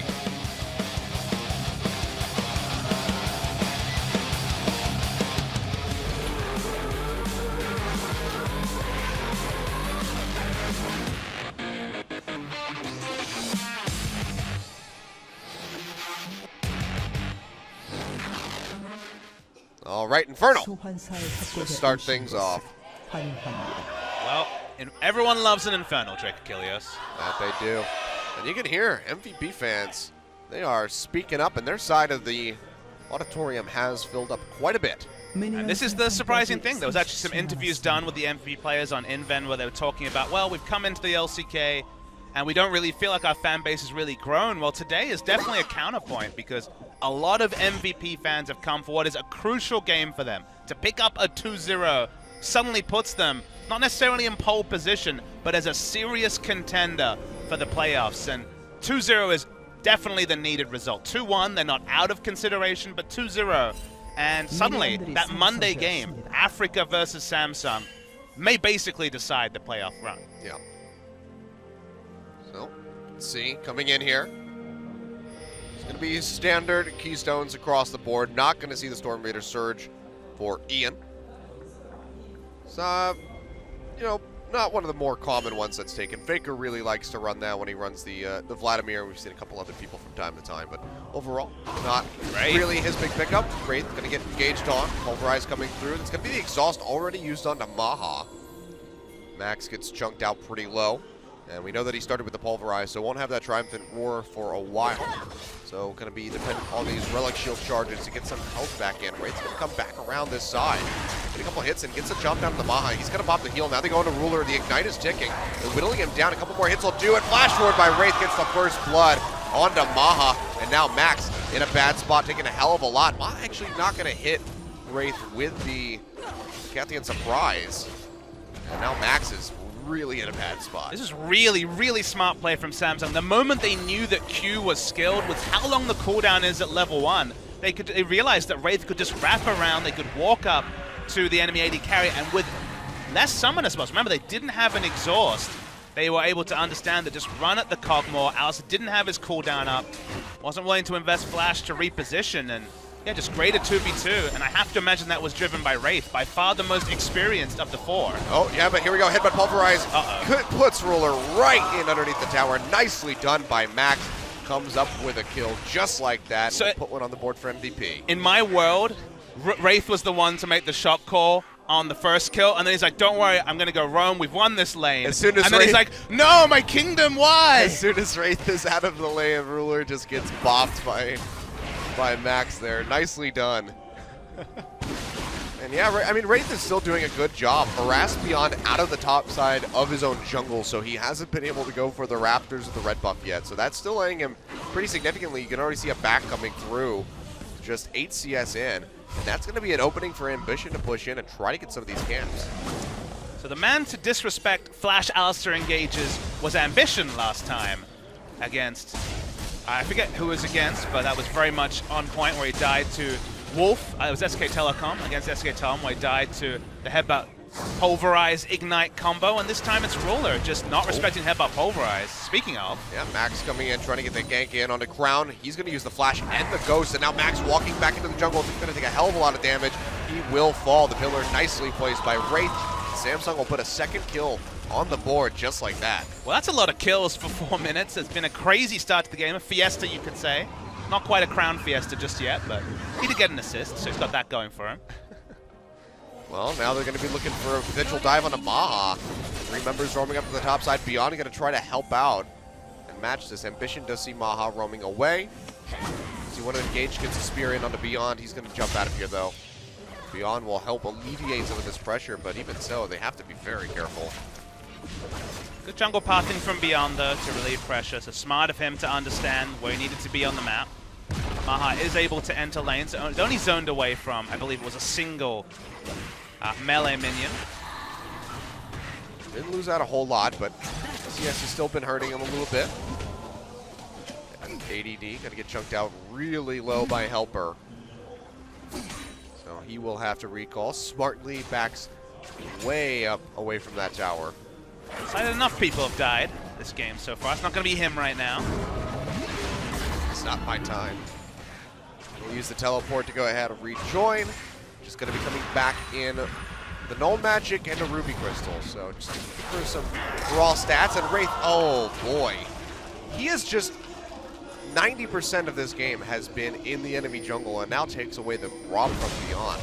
mean, he's got Wraith. 2 kills, Achilles. That's why he's got the Sightstone at 4 minutes. He picked it Wraith up. is just popping off. He's going to go on to Beyond, who's now in a rough spot. He nicely repels over to the Wolves, but the pillar comes through. Ian arriving, trying to keep him alive. He flashes the way the Cocoon will connect in onto the Nidalee, but MVP already struggling heavily in just 6 minutes of this game. I have never seen a support Trundle run the first 6 minutes of a game better than I've seen Wraith. He's having a virtuoso performance. He's decided that he's just counter jungling this whole time. Gets in onto Wraith there with the headbutt pulverize. They pop him up. Custom Maha's cuts. here as well. Wraith doesn't have the flash and he will fall. Max finds the kill, so not necessarily where you want that one going, but at least an answer for MVP, who are still down by 600. Well, I'm sorry, Samsung fans. The caster curse was real there. His first 6 minutes were good. Way to go. 6 to 620. You damned him, Papa Smithy. This game has been action-packed. You've been given too much power with your voice. I think that's a fair point, regardless. Oh boy, but yeah, 4 minutes, or 4 kills in 6 minutes. 4 different people Not have died bad. in the first 6 minutes of a game in Korea. That never happens. That's very rare. But man, I mean, it's the support show coming in. Wraith and Max both netting the kills either for themselves or enabling the kills for their teammates. Well, I think Wraith just saw Ruler die in lane. He's like, screw you, I'm done with you. It's solo queue right here, guys. You're dead to me now. Have fun winning the lane by yourself. Has he been within 1,000 units of his AD carry since First Blood? He really has it. If he was playing with the Kalista, that ruler would be really tilted. Like, how am I supposed to use my ultimate or my W passive? Well, he's going to get within 1,000 units soon. He's getting closer. And Getting closer. I think Still no. I think he dipped in. No, I don't think so. He is now, though. All right. I knew. I had a suspicion that Max was waiting in the brush. They didn't want to go up through the river. This has cost him a little bit as far as experience goes.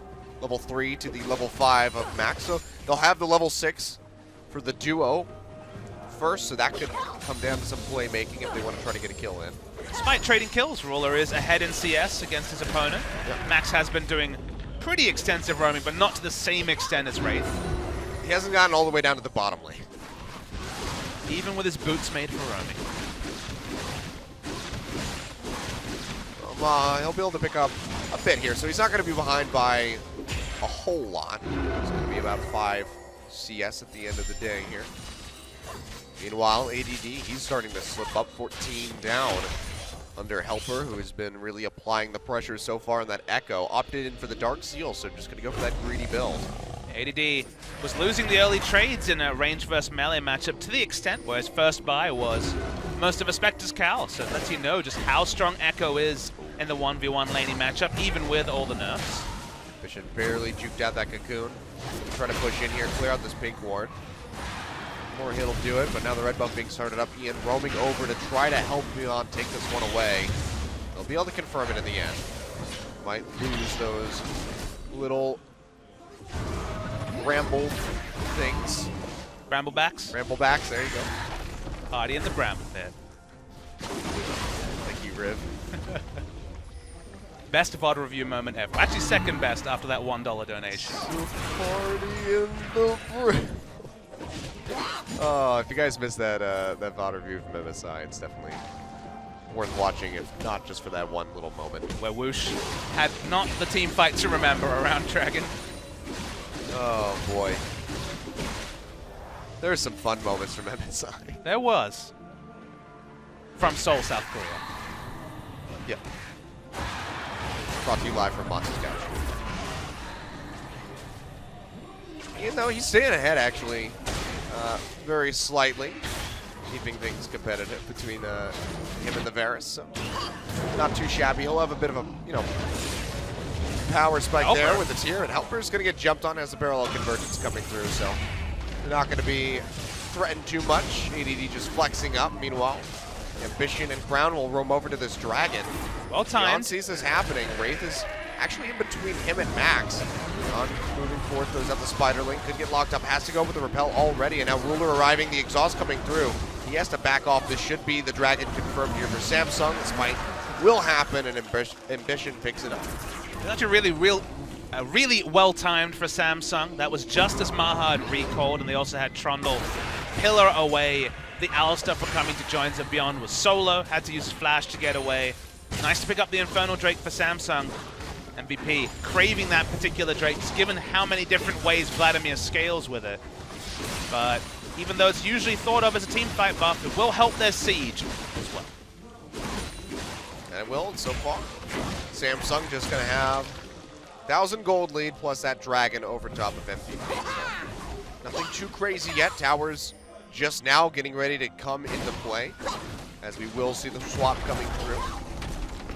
Seems like MVP gonna have to try to make up for a little bit of lost time. They get onto the tower faster, but the top lane already taking a bunch of damage. Ian going in on the ground will work him down to about half HP. Flash forward by Max into the headbutt Pulverize.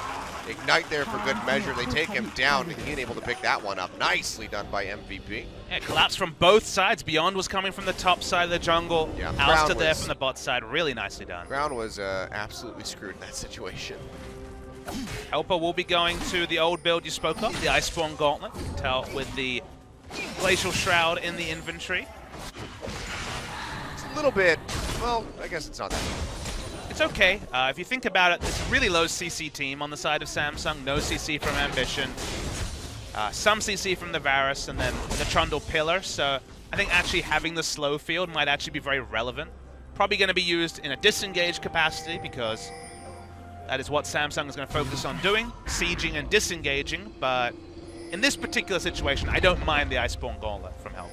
The best CC is death, though, Papa Smithy. So if you get the Trinity Force and you kill them, you don't have to crowd control them. Well, I don't know if he's looking to kill them, though. They just want to kill turrets here. It's been a surprisingly high kill count game for a poke comp versus a late game scaling comp. Well, Samsung, a nice spot to go ahead and pick up their second tower. So extend their lead even more as it goes to just about 2,000. Ambition trying to go in for the blue buff. Not going to be able to get it though. Beyond there, of course, with that execute damage. And the Smite is able to keep a hold of that. ADD now taking a hell of a lot of damage. Boomerang rips him down to below half. Samsung, they're going to keep pushing forward. Ambition gets jumped on, it's going to be taking those tower shots. Helper will trade out as he goes forward. Meanwhile, Maha is just slowly pushing. We'll be able to get that tier 1. Vladimir's tried to come pretty aggressive path to this particular turret. Walks in Trying late. to force up, comes in, gets a heap up like down. That's going to be Beyond having to go up with the repel, but it's too late. He comes back down, and he will fall. Wraith taking that last tower shot. He's going to get killed. Ian finds that one. Let himself a blue buff in the exchange now. ADD with the teleport coming into the backside, trying to get onto Ruler. One more hit, he'll do it with a hyper. He'll find it, but he can't transform in time to keep himself alive. ADD will fall, and that is going to be a 2-for-2 picked up in the bottom side of the map. Yeah, 2 for 2, and Maha will pick up a pretty big minion wave as well. So advantage goes over to MVP. They didn't lose the turret either. So in terms of the gold trade, they've come up big winners. This is only ever going to be a 4v5, but Ian gets the 5-man emo play. You do not see that very often. And so it vindicates the engages after, remember, one man had already died. So it's actually a 3v5. ADD has a lot of rage, but because he's so squishy, a lot is not enough. He doesn't actually get to the transform, even though he's at 80% rage. But the overall 2 for 2, including the fact that Maha picked up a minion wave and Maha picked up a turret, and then MVP win out, and that's a crucial thing to do against this siege comp that's just about to hit high gear.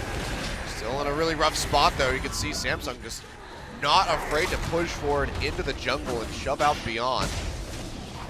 And despite, evening out on the kills, having a kill as an advantage for MVP, the gold is still spilling over in favor of Samsung by way of the CS numbers. Helper up now by almost 40 CS. Ambition as well, 93 to 55. He has been doing work in the jungle that Beyond just hasn't been able to match.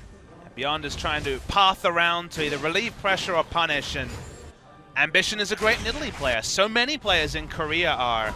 You can see why this pick is almost at permaban status, because when you have Beyond, Bless, Peanut, yep. and now Ambition returning to a champion that he's always been synonymous with in 2 different roles, there shouldn't be a surprise that the difference in the kits, the difference in the clear speed, and the strong ability to invade makes this Nidalee such an important pick in Korea. Yep.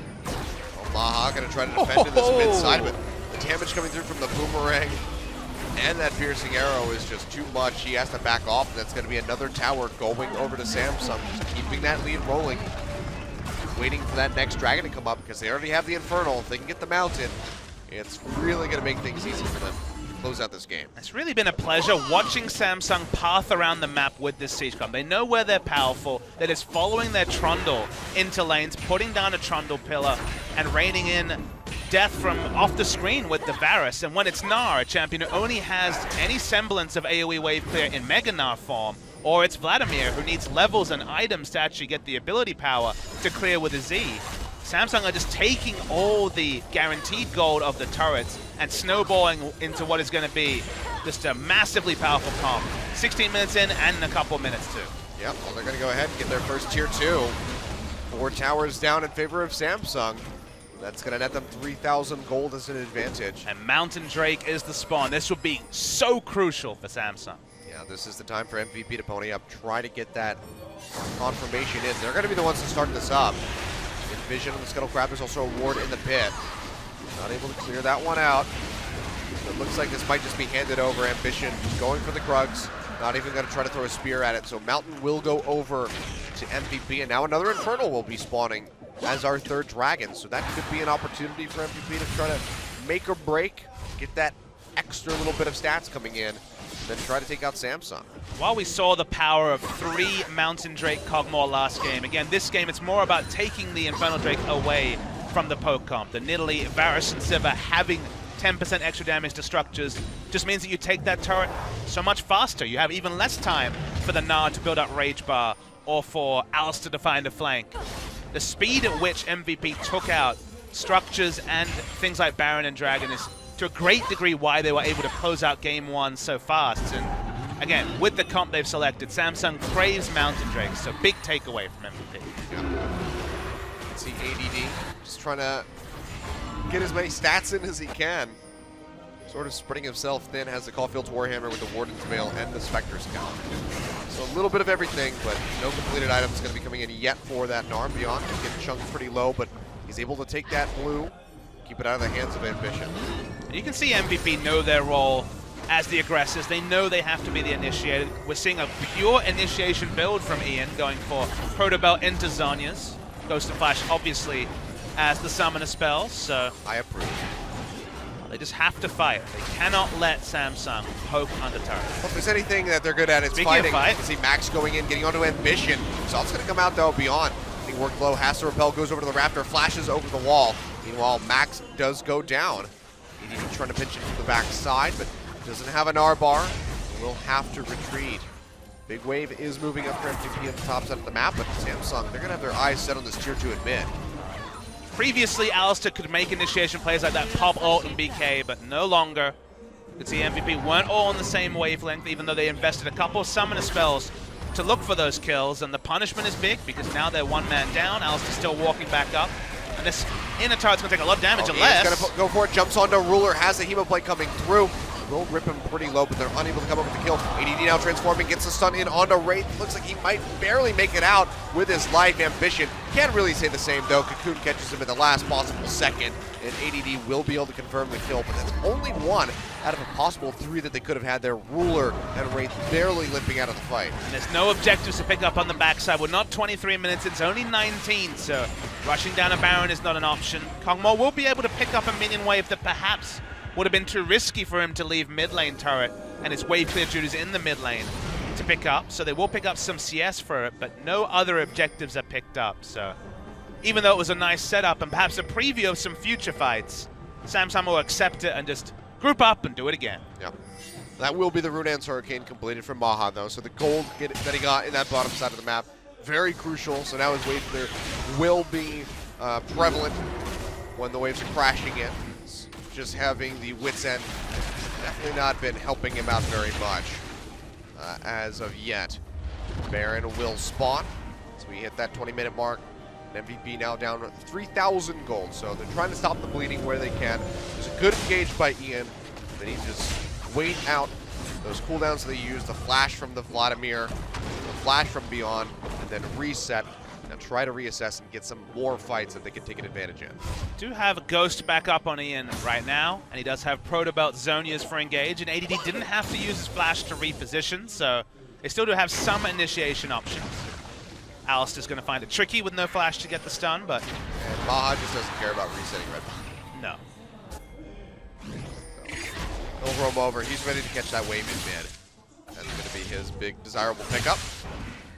EDD now completing the Black Cleaver. Finally he has an item coming through. Now can focus out either for the Randa Winds Helmet or the Spirit Visage, whichever he decides is more valuable at this moment. While it might sound like on paper going for Black Cleaver here is a risk, just because Samsung are more about setting up a 4-1, setting up a siege, and you want some sort of tank stats to be able to initiate as the Gnar. The big problem is that if ADD doesn't have lane pressure on Helper, and naturally MVP are going to have to engage in fights, they can't afford to lose the 1v1 and have the siege comp they're against. So he went for the laning choice as Ian takes a lot of damage for That Ambition. he does. Gets worked really low. Has to jump away with the Protobelt, and that'll shove him off. Meanwhile, this tower already has taken a good amount of damage. Samsung are going to push forward and likely be able to take this out. Even with the teleport, no time for ADD to come in. Ian has to heal up, and you have to decide when you're going to look for these initiations if you're MVP, but you have a pretty short rope, honestly. At this point, there's only one more easy turret for Samsung to take, so you always have to pick your fights smartly against a poke gun, because if you lose a fight from overextensions, all your turrets are going to die naturally. But if you wait long enough, Samsung's going to find themselves in a 4,000 gold lead, and that will only grow as the amount of map pressure they have is night and day to what MVP does. Well, Mountain Dragon getting ready to spawn here in 25 seconds. That could be the turnaround for MVP. Give them the damage they need on those structures to help equalize the count, because right now they're down by 3 turrets. That's going to be the majority of the gold when they find themselves at a deficit. Double Protobelt complete on the side of MVP just before this Infernal Drake. They don't have any advanced vision, only a shallow pink ward. Both teams actually, not much vision around this pit, so just in 11 kills, we might see a really big fight because MVP do not want to give over a second Infernal Drake to Samsung. They do not. Oh yeah, it's the Infernal on the mountain coming through. Beyond going to take a bunch of damage from Helper. That should shove him back. That could be the opening here for Samsung to move over to this Drake and take it safely. First and foremost, though, they will get the blue buff out. Mission will finally net that for himself. ADD trying to find an entry, but it's too far away to close the gap, even with the jump and the flash. Make anything worthwhile, and now going into the mini Gnar, going to be exhausted. It's going to be a rough spot here for MVP. Gonna have to try to build that up as fast as he can. Helper and Ambition pinching in from the side. Max not going to get hit by that spear. They should be able to exit safely. But now Samsung, they have the fast track in on this tier 2. Last tier 2 on the map is what they want to take out. They still have some time for ADD to build up Rage. Helper gets onto ADD, locks him down with the Chain of Corruption. He tries to jump out, but he's going to fall. Helper will come up with that one. Rage's going to take a hell of a lot of damage here as Maha is starting to fire off. Ian going in really deep, has the Sanguine Bull, will be able to flash away in the end, keep himself alive. But Samsung still relatively healthy outside of Wraith. They're going to be able to push forward and take out this tower. Yeah, nothing Maha can do to wave clear. Ian already used both his summoners to look for some damage onto Samsung, but they're topped up pretty damn healthily. They can back away to an Infernal Drake as well. All the easy turrets down on the side of Samsung, and MVP still looking for that initiation, and they may still be looking for that initiation when the Nexus explodes. Yep, that is going to be the second Infernal Drake here for Samsung. Now 16% increased ADAP. Mountain Drake will be our third coming through, and I believe our final before the Elder. So could just be double Mountain for MVP, or maybe double Infernal Mountain for Samsung. Either way, things are not looking very good for the red team at the moment. We're slipping further and further behind as time goes on. They need to just find a fight where they can really come out on top and take some structures. But the question is, how do you find a fight when you have no inner turrets, so you have no ability to put map pressure down to even get wards? And that's the thing, is that if Samsung pick up Baron, this game kind of tips too far away from MVP. They're able to move in pretty fast, pretty deep here. They get onto Helper. pop him, burn him really low. He's going to use the ultimate, snaps back, and will make it out alive. But a lot of these plays MVP are making are with no or little vision. And Samsung knows that a Baron is all it will take to probably tip this game away from what MVP can do. So MVP need to find a way to actually get vision around that Baron, because the Baron damage from Samsung is great. Max will be thinking really low. The spear connects. Cleanse off that chain of corruption with the ultimate.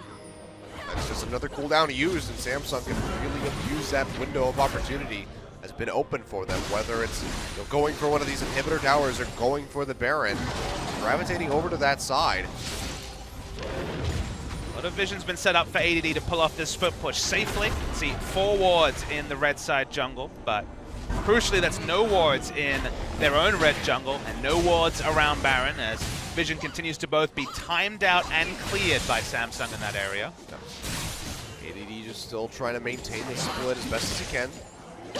Stop the recall coming through from Helper, who now looks like he might want to back off. Make a big TP play and try to crush out MVP. Having eyes He's on still Helper gonna maintain that. is really important for MVP. He's the only member with armor on the side of Samsung, so makes the Baron more difficult to be snuck away from MVP. He's trying to do what he can to whittle him down, but he's still taking a hell of a lot of damage from this Echo. Even for him just having that Iceborne Gauntlet. He's going to go back into this Mega Gnar. He'll be exhausted. Once he loses this could be a window of opportunity yet again for Samsung. Let's see. Just teleporting back to base is Helper. Beyond tries to get a ward around Baron and takes half his health in a single Q from ground. Yeah. Youmuu's Ghostblade doesn't even have the Muramana completed yet. Just the Youmuu's and the Maul Malmortius, and he's already doing that much damage. Well, he's probably around 30 armor penetration, and there is no armor items completed from Beyond. Both Ian and Beyond invested in the Proto Belt, and for a jungler's income, that's a lot of gold to be spending for initiation. When you're not initiating with that Proto Belt, you're still very, very squishy to the long-range poke from Varus. Yeah. And Italy as well. He's going to be taking a bit. So far, he's going to be slowing things down. Could just be waiting for that next dragon. But Samsung, they want to pick. They want to be able to take out Beyond and just go straight over to this Baron. See Ian walking out from base. Spirit Visage Oh, spin. boy. The Common Rush hasn't been Sitting in the finished. Barrage, Max can get jumped on, the pillar comes down. He's going to take a hell of a lot of damage. As the L-Star ultimate available. Hasn't popped it yet. Gets rooted, one more hit. Oh, pops the ultimate there. He will make it out alive with barely any HP, drop to about 150. May not be a pick, but that means that Alice is out of the fight for about 20 seconds or so. They've had a pink ward on this Baron for a long time. Is this finally the window for Samsung to start it? The answer is yes. Yep, they're going to go for this one. Helper's still splitting in the bottom side, has the teleport available. Wraith is going to run Interrupt and try to keep them away. Beyond uses the repel, so he's not going to have them to get over the wall. They get some vision by Maha using the ultimate. Ian will get a nice chunk of HP back. Teleport canceled out by Helper. This could give MVP a little bit of ground. They're going to push in, try to take out this tier 1 in mid. They should be able to find it.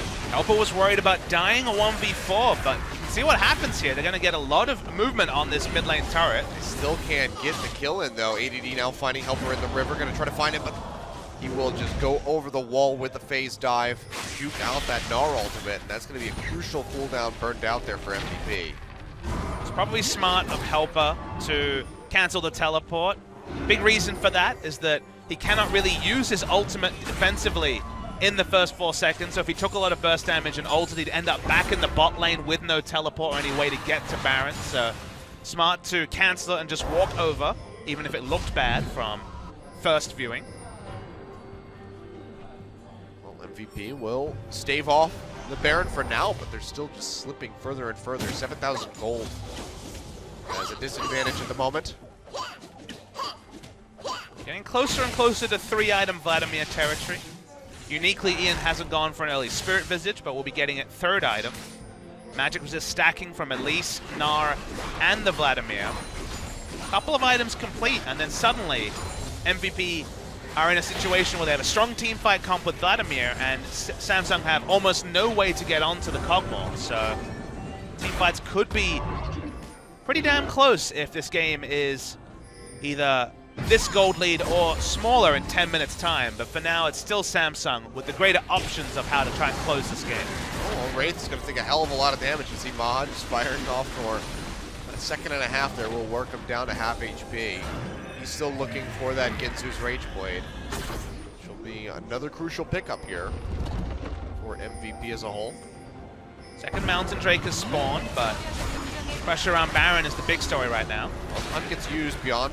Get a bit of damage. The pillar comes down. Will lock him up. He's going to use the Proto Belt to jump away. Meanwhile, Maha getting jumped on Helper straight on top of him. He's going to flash the wall, try to fire off, but the Echo is just not taking any damage whatsoever from the Cogmaw. Helper goes through, finds the kill. Ruler gets one onto ADD as well. Beyond repels up, goes to the blue buff. Will it be enough to keep him alive? No. It's going to be the answer as Helper goes over, finds that double kill. And now it's just Ian and Max retreating back into this mid lane, going to try to hold on to this inhibitor tower and the inhibitor, but Samsung, they are raring to go. They'll get right onto the objective, and they're going to be able to take it out. Yeah, but where are they going to stop here? Because are they actually going to back for Baron? Or are they going to look for Nexus turrets? Both of them are options. They decide to back away, the controlled approach. It's a long time for the respawns to come through from MVP. First time this series that Maha was caught in no man's land. Ended up having a nice wall to flash over and continue attacking, but because he was attacking, it was easy for the phase dive to come through from Helper and clean him up. They turn on to Baron. Beyond is still 10 seconds away. Very difficult for MVP to do anything about this Baron take. Yeah, the pillar coming down. That is going to be Baron going over to Samsung. Now 9-6, up over almost 11,000 gold. Just 31.5 minutes in. We'll take another look at this fight. So Maha kites down towards no Look at vision, that. but it's Look a at that really shot. nice. It's a really nice angle that Helper comes through, so even though they have the pink water vision, it doesn't matter, so they're able to rush after Maha. The front line dies as well. No man's land for Beyond once again, even with the nice repel over to blue buff, and 3 kills leads to an inhibitor and a Baron for Samsung. MVP though, they're going to be looking for the second Mount. Drake will be able to take that away, but still have to deal with this pressure in mid as the Super Creeps are pushing down, looking for those Nexus Towers. Wraith pinching in from the side, not going to be able to get much interrupt here to stop MVP from backing off and defending that lane.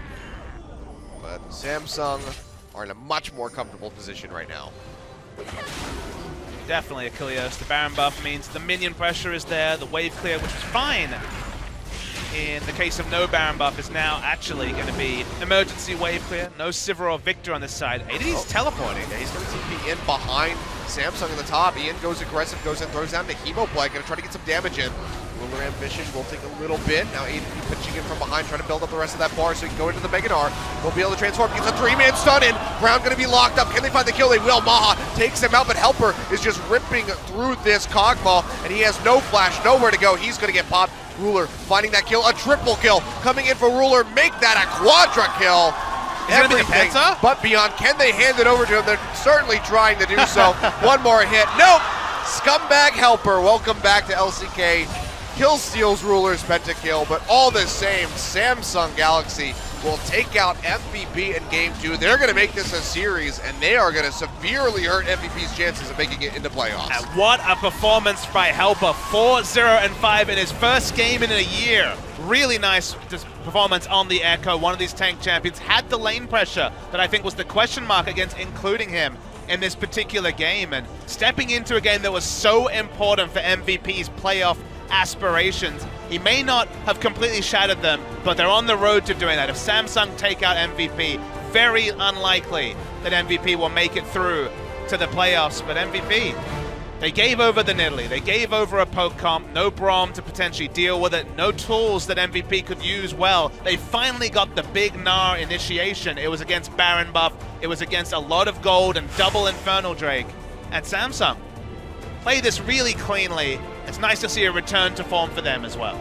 Yeah, definitely looked way more concise and cohesive in this game compared to the first, where they're just kind of scrambling around. And Maha, a couple mistakes as far as positioning, but just didn't get to a point with that Cogmaw like he had in Game 1 where he could shred people. We saw him get onto Helper, free firing onto that Echo and just doing barely any damage. So the lack of items was definitely working against MVP in this game. That's why I like these poke comps, specifically against the Cogmaw comps, is that, okay, we can't find enough initiation. Well, let's force the Cogmaw to come to us. Cogmaw was zoned for most of the fights. Echo was so damn powerful that he could one-man zone multiple backline members of MVP, and job well done by Samsung. Yeah, for sure. MVP going to have to assess that pick ban. We're going to go to a break. When we come back, the conclusion to this set.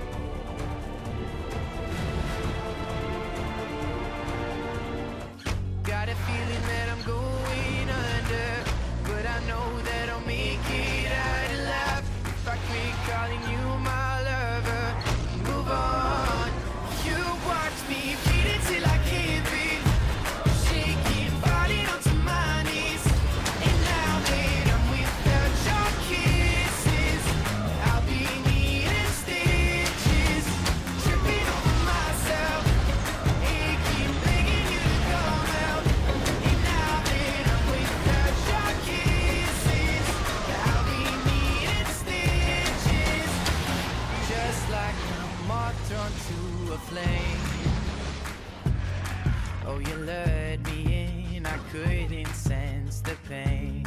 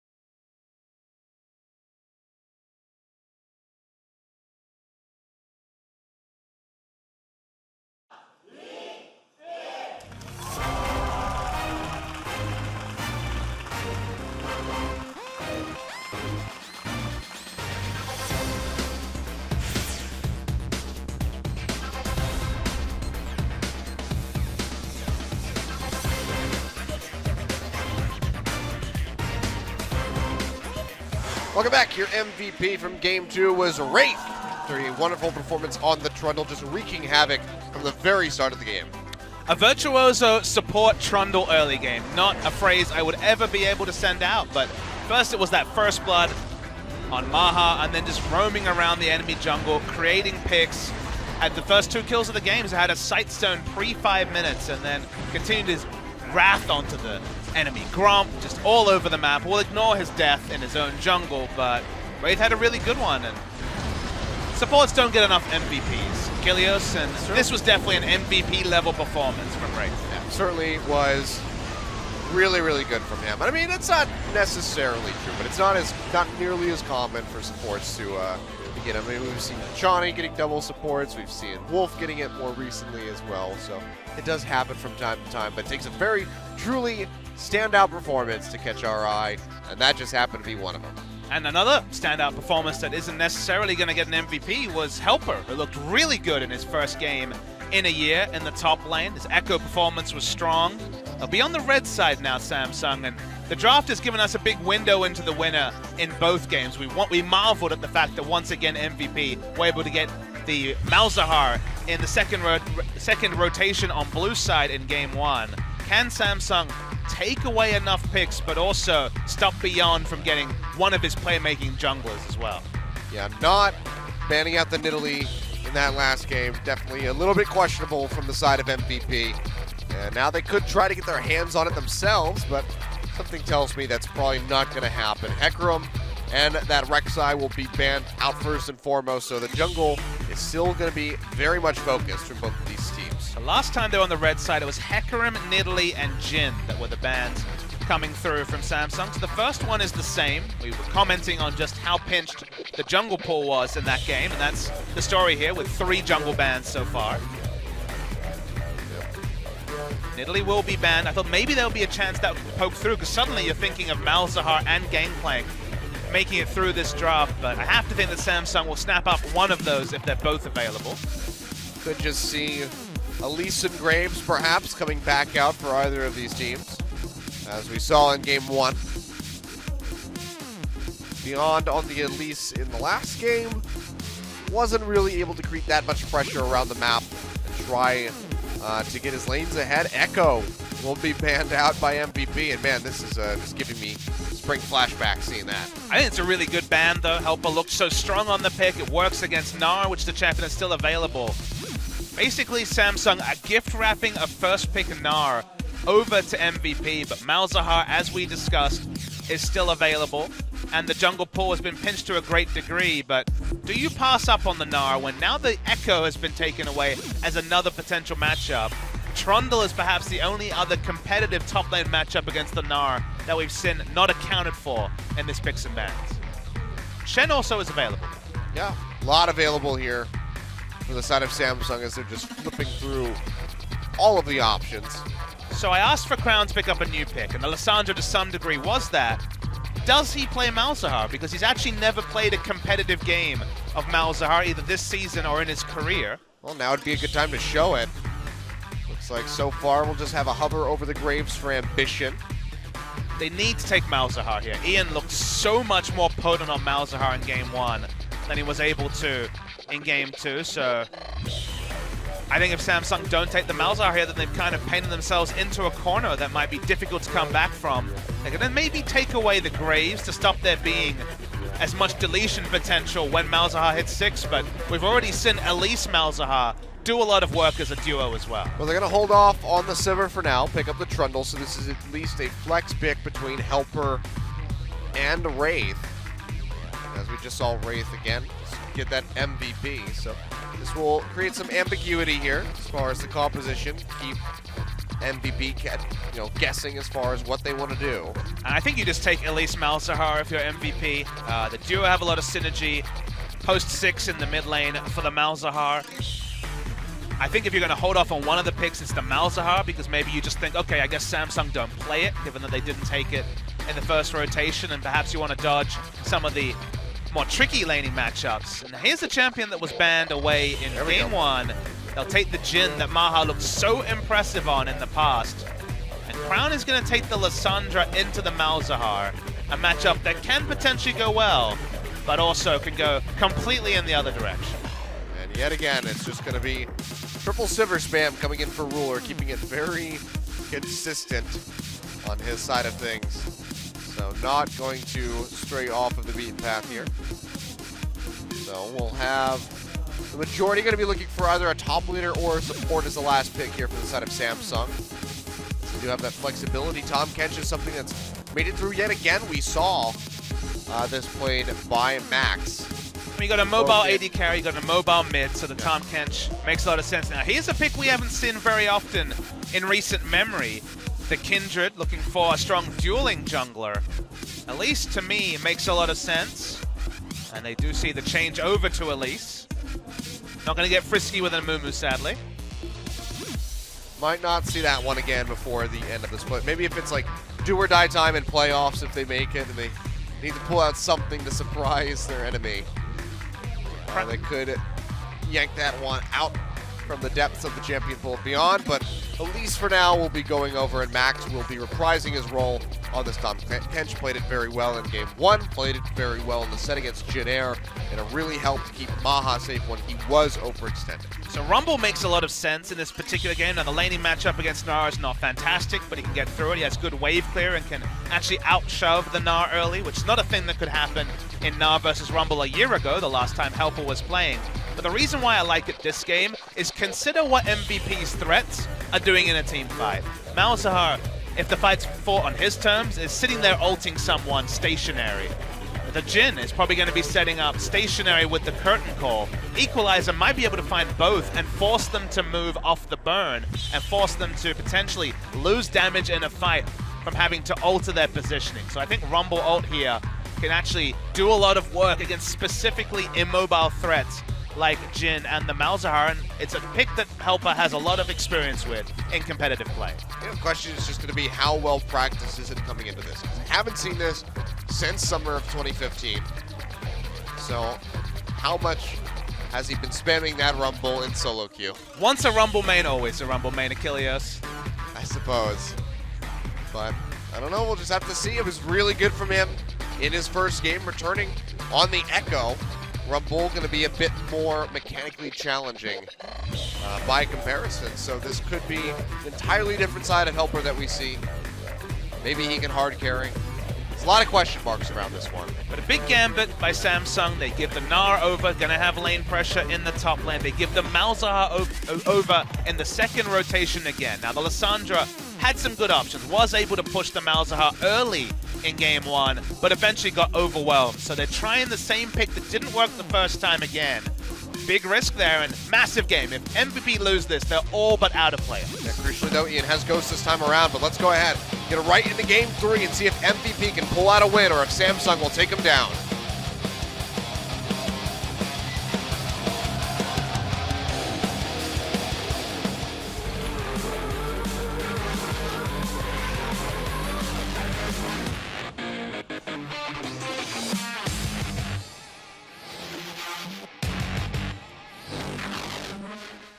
All right, here we go. Cloud Drake yet again going to kick us off. Maybe we'll have same order of dragons that we saw in game 1. Be pretty great for MVP if they're able to snatch that up. So important that MVP win this match for their playoff contenderships. They only have one set after this game. That is against the Rox Tigers. And if they are to lose here, they would have to first beat the Rox Tigers and have Afreeca lose both of their remaining series to even have a chance to make it through. There's actually some scenarios there where if Afreeca lose 2-1 in both those games, they still go through because they have the head-to-head against MVP. So in many different ways, the minimum here is to beat Samsung because the Rox Tigers are a much bigger ask for MVP to beat than Samsung. They are cut above everybody else at the moment, other than maybe SKT, because that just happens to be their kryptonite. They're a cut above SKT against the field, but not against SK Telecom themselves. Yeah. It's an interesting interaction. You can see Wraith is going to go back to his antics here. He'll get spotted out by a nicely placed ward on the ramp, so ADD and Beyond will safely walk over to this bottom side of the jungle. Max and Maha will be able to take out the Krugs. And we're just going to have the 2v1 coming in. If they even initiate it, we might just see Helper stick in the jungle with Ambition this entire time.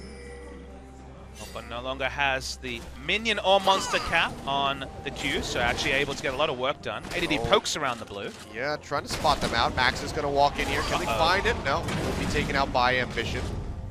Max does take a little bit of damage, but he's going to try to harass as best as he can. Has that nice little range advantage, so he will be getting some work done on Ambition. So Max was actually really late on the roam, and they allowed Samsung to get a really greedy weak side start. They got 2 camps on the weak side before going to their strong side, which isn't normally the case. Now we're going to see Beyond path to his weak side, and that's why Wraith is already there to stop him. So looks like Samsung going to get extra objectives early. He's yet again just using this exhaust. It's a lane Trying swap. to burn out MB, burn out He might Beyond. kill it. Yeah, one more hit would have done it. Beyond has to flash out. I think he canceled an auto attack there. Wow, that is really crippling here for this Elise. Beyond already having to burn the flash and go back to base. This is a bit reminiscent of game 2. See how he bounces back, where he's going to path through, but that's going to allow for Ambition to move in, be able to triple buff him. Yeah, this is a really big start for Ambition. He's on the strong side. He has his duo there, as Beyond found out, and honestly, it's pretty poor pathing from Beyond because he was forced to start on the weak side because we saw the double invade from specifically Wraith at level 1, so he went to the safe side, and from the safe side he actually pathed over to the blue side Wolf Camp, which is on the weak side given the lane swap and the vertical jungling that's happening. So Samsung got bonus objectives because Max was slow to actually invade over to the blue buff, and then Beyond went for some greedy pathing that was never going to work. So in many different ways, MVP's early game was actually pretty exposed this game. It's going to hurt them a little bit here. As we can see, Ambition is going to be taking a nice little lead. CS over top of Beyond. It's currently in that bottom side of the map. ADD going to have a nice little shove up towards that tier 2 tower. Meanwhile, Max and Maha going to rejoin up top. So TP will be coming through from Helper, just wants to get himself out of harm's way. And matchup against the Gnar. So this could be a bit rough for the Rumble. As you were mentioning, that matchup definitely goes in the hands of the Gnar. But now Crown moving up towards the top. There's no wards here from Maha or Max. Crown coming forward. They put down the pink ward. Max going to go ahead and devour him. Flashes away. Will take him to safety, but that's both of the flashes down. Now Ambition coming around the sidelines. He's going to be looking for it. Max, will he round the corner? Oh, barely cuts it close. Ambition comes out, though. Has the slow from the red buff. End of line. Going to rip off a decent chunk of that Tahm Kench. The exhaust coming through. Still has the shield. With a root that will be enough to stop Ambition, but he already got so much pressure out of it. I think Crown actually made a mistake. There was actually no outer turret for MVP, so he could have just gone... Yeah, just wrap around behind them. Exactly, a double wraparound gank with Ambition would almost certainly have been a kill. They were able to open up enough distance in the end, and no kill went through, but again, if Crown went for the different pathing that was available to him, perhaps he just didn't take into account the turret was down. I think it would almost certainly have been first blood for Samsung. Yeah. Surprising that he didn't go for that one, but all the same, good pressure still coming through for Samsung, so they can be happy about that. Now ADD and Helper will be showing off the 1v1. See who's going to win out there. Mission is around the bottom side of the map, so he has to be careful. Ian going to get a rest on. Goes out the blood. Could die here. Gets the silence, flashes away crucially at the last second. Get himself out of range of that Q. And Crown does get worked down pretty low by those minions, but still has another potion that he could use. So he's going to be able to stick around for a little bit longer. See Beyond showing in the mid. Now ADD gets the double hop, and bottom will be able to get underneath that tower, which is still standing. No cleanse this time for Ian. Does make things tricky because although you're not negating damage, cleansing the Frozen Tomb, it's the next Q that comes through with how short the cooldown is that you're usually able to flash away or get away from. So you're very much more likely to take more guaranteed damage from Crown in the all-in trades without cleanse. Helper pushing forward will burn down ADD pretty low. Ambition will be able to take away that big Krug, and now Crown's here. MVP are in a really bad spot. Slow coming through from the Harpoon. ADD flashes away, but he gets locked up. That's first blood coming in on the Crown. Beyond Now the Frozen Tomb coming through. That's going to be a double kill going over to Crown, and Samsung already blowing this game open. It's going to be a 1.8 thousand gold lead going over them just 7 minutes in. Yeah, really good target selection there. Didn't want to use the Frozen Tomb on the 100 health Elise, and they had enough damage to take down Ian as well. So 2 kills after the superior early pathing as well from Samsung. It's going to lead to a 2,000 gold lead 7 minutes in. Yep. Now Helper going to go ahead back off. Surprised he's not throwing out something like the Equalizer to burn through the wave and just get that extra gold in before he backs for his first buy. Because the ADD going to be coming back in with triple longsword.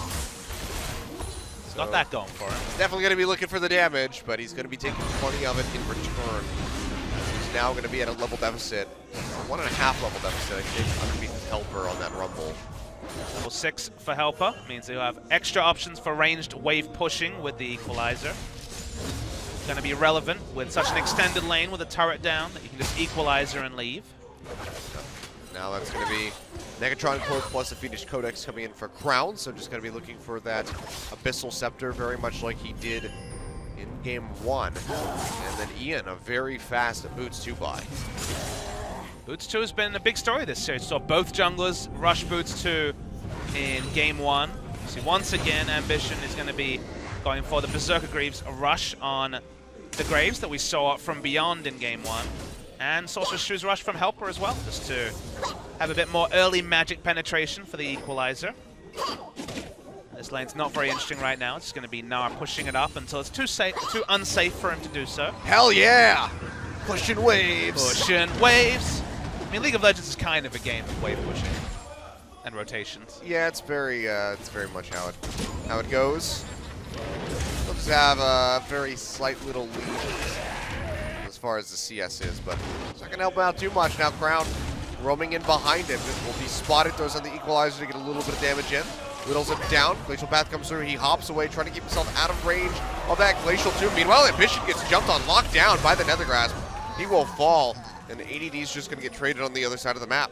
It's a good trade for MVP, though. Ambition was level 7 and had a bit of a bounty to him, whereas Gnar was already 1 death in and was lower level, so slightly more bounty and experience over to MVP. Good to get Ian going as well. There's another man that has gone for an early Boots too. That he is. This was just Samsung looking to Fighting over the blue buff. Yep, contest the enemy blue, but this time MVP was switched on. Even though Maha wasn't level 6, they got the pick onto Ambition. Traded across the map, but again, slight advantage to MVP overall. No, Malzahar, like the Nethergrasp, like he's just really yelling at somebody so loudly that he locks him in place. That beam like comes out of his mouth. We always wonder what Shen says when he's taunting people, and I guess Malzahar's probably saying some void speak. He's probably saying some things that are not safe for stream. Yeah, not repeatable for this E for everyone stream. Yep. It's not actually E for everyone, but you know. They're making the game that way though. That's true. So they're moving away from all of the things remotely adult themed. Except Gragas. Except for Gragas and Darius. He makes people bleed. That's about it. Everything else has kind of been kidified. Well, they prepped it early with the minions because they explode into gold. No blood and guts there. Yep. Waiting for somebody to make a mod. We'll have to hold that thought as the Abyssal Voyage comes through from Max and beyond. Flash forward. It's going to be Flash answered by Helper. Gets himself out safe. Wild cheers from the crowd at that flash. Yeah! Didn't get caught. The didn't get caught Yeah. cheer is new. We don't have ward kill cheers here, but apparently didn't get caught cheers replaced them. I remember the first time that I went to see the LCS 2 years ago. And it was at that time where every time Balls was on camera or his character was on screen in the game, everyone would just go, Balls! And it would just expand through the audience. Everyone would just start yelling, Balls. I was like, this is a fun first experience of the LCS. And then EU liked that trend and imported it and said Steve a lot. Oh, the crowds at NA, they have some interesting things that they cheer for. It's always fun though. I think it was Season 2, I remember there was a lot of ward cheers going on in the audience. I thought that was pretty funny. Well, they needed something to break up the 8-hour pauses That's very true. Man. and the What a- 8-hour games. It was a fun broadcast, though. It was the first Worlds that I ever watched live, so it's good times. I'm an OG. I remember watching the WCG qualifiers back in the day. The most legit Amumu bandage from Kobe back in the day. I remember season 1. Yeah, it was before I paid much attention to the game competitively. That's fair. I mean, the spectator mode wasn't really there back in the day. Yeah. I mean, that was when I played primarily like Twisted Tree Line Wow, you were one of those people. before they changed it. I leveled up primarily on Twisted Tree Line, and then, oh boy. Well, Beyond loses another Gromp. It's going to be the TP coming through from Crown. Wants to find a kill. He jukes him out with a repel. Is it enough to keep him alive? Glacial Path will come in over the wall. Doesn't actually take this one. Knows that Beyond is dead. Will hand that kill over to Ruler. Samsung yet again extending this lead. Beyond's pathing this game has been exposed in multiple different ways. We talked about him trying to go onto the weak side after starting strong side in the early game when he lost some extra camps over to his opponent, and then trying to bring back this 10-15 CS lead that Ambition has had consistently in the early game has gotten him punished. Speaking of punishment, Yeah, Abyssal Voyage coming through. Ruler will flash away from the Tongue Lash, and Wraith is already too far away. They're going to try to open up some distance here. Turn call comes through. Well, The you can hit Nether these Grasp there ones. from Ian. And that will be Wraith going down. ADD finds the kill. And MVP surprisingly are not going to go straight for that dragon. Thought they might. Beyond wasn't there, so they're starting it now. All right, they will be able to, start that one up. I was going to say they have the minions from the Malzahar to take it for the most part, so they will be able to take this one out. Samsung will shove the wave up in the top side to the tier 2, and now they're looking for that mid tier 1. Max getting engaged on, still has the shield, has to use the flash as well to get out. He will make it out safely, and now Ian arrives just in time to defend this turret.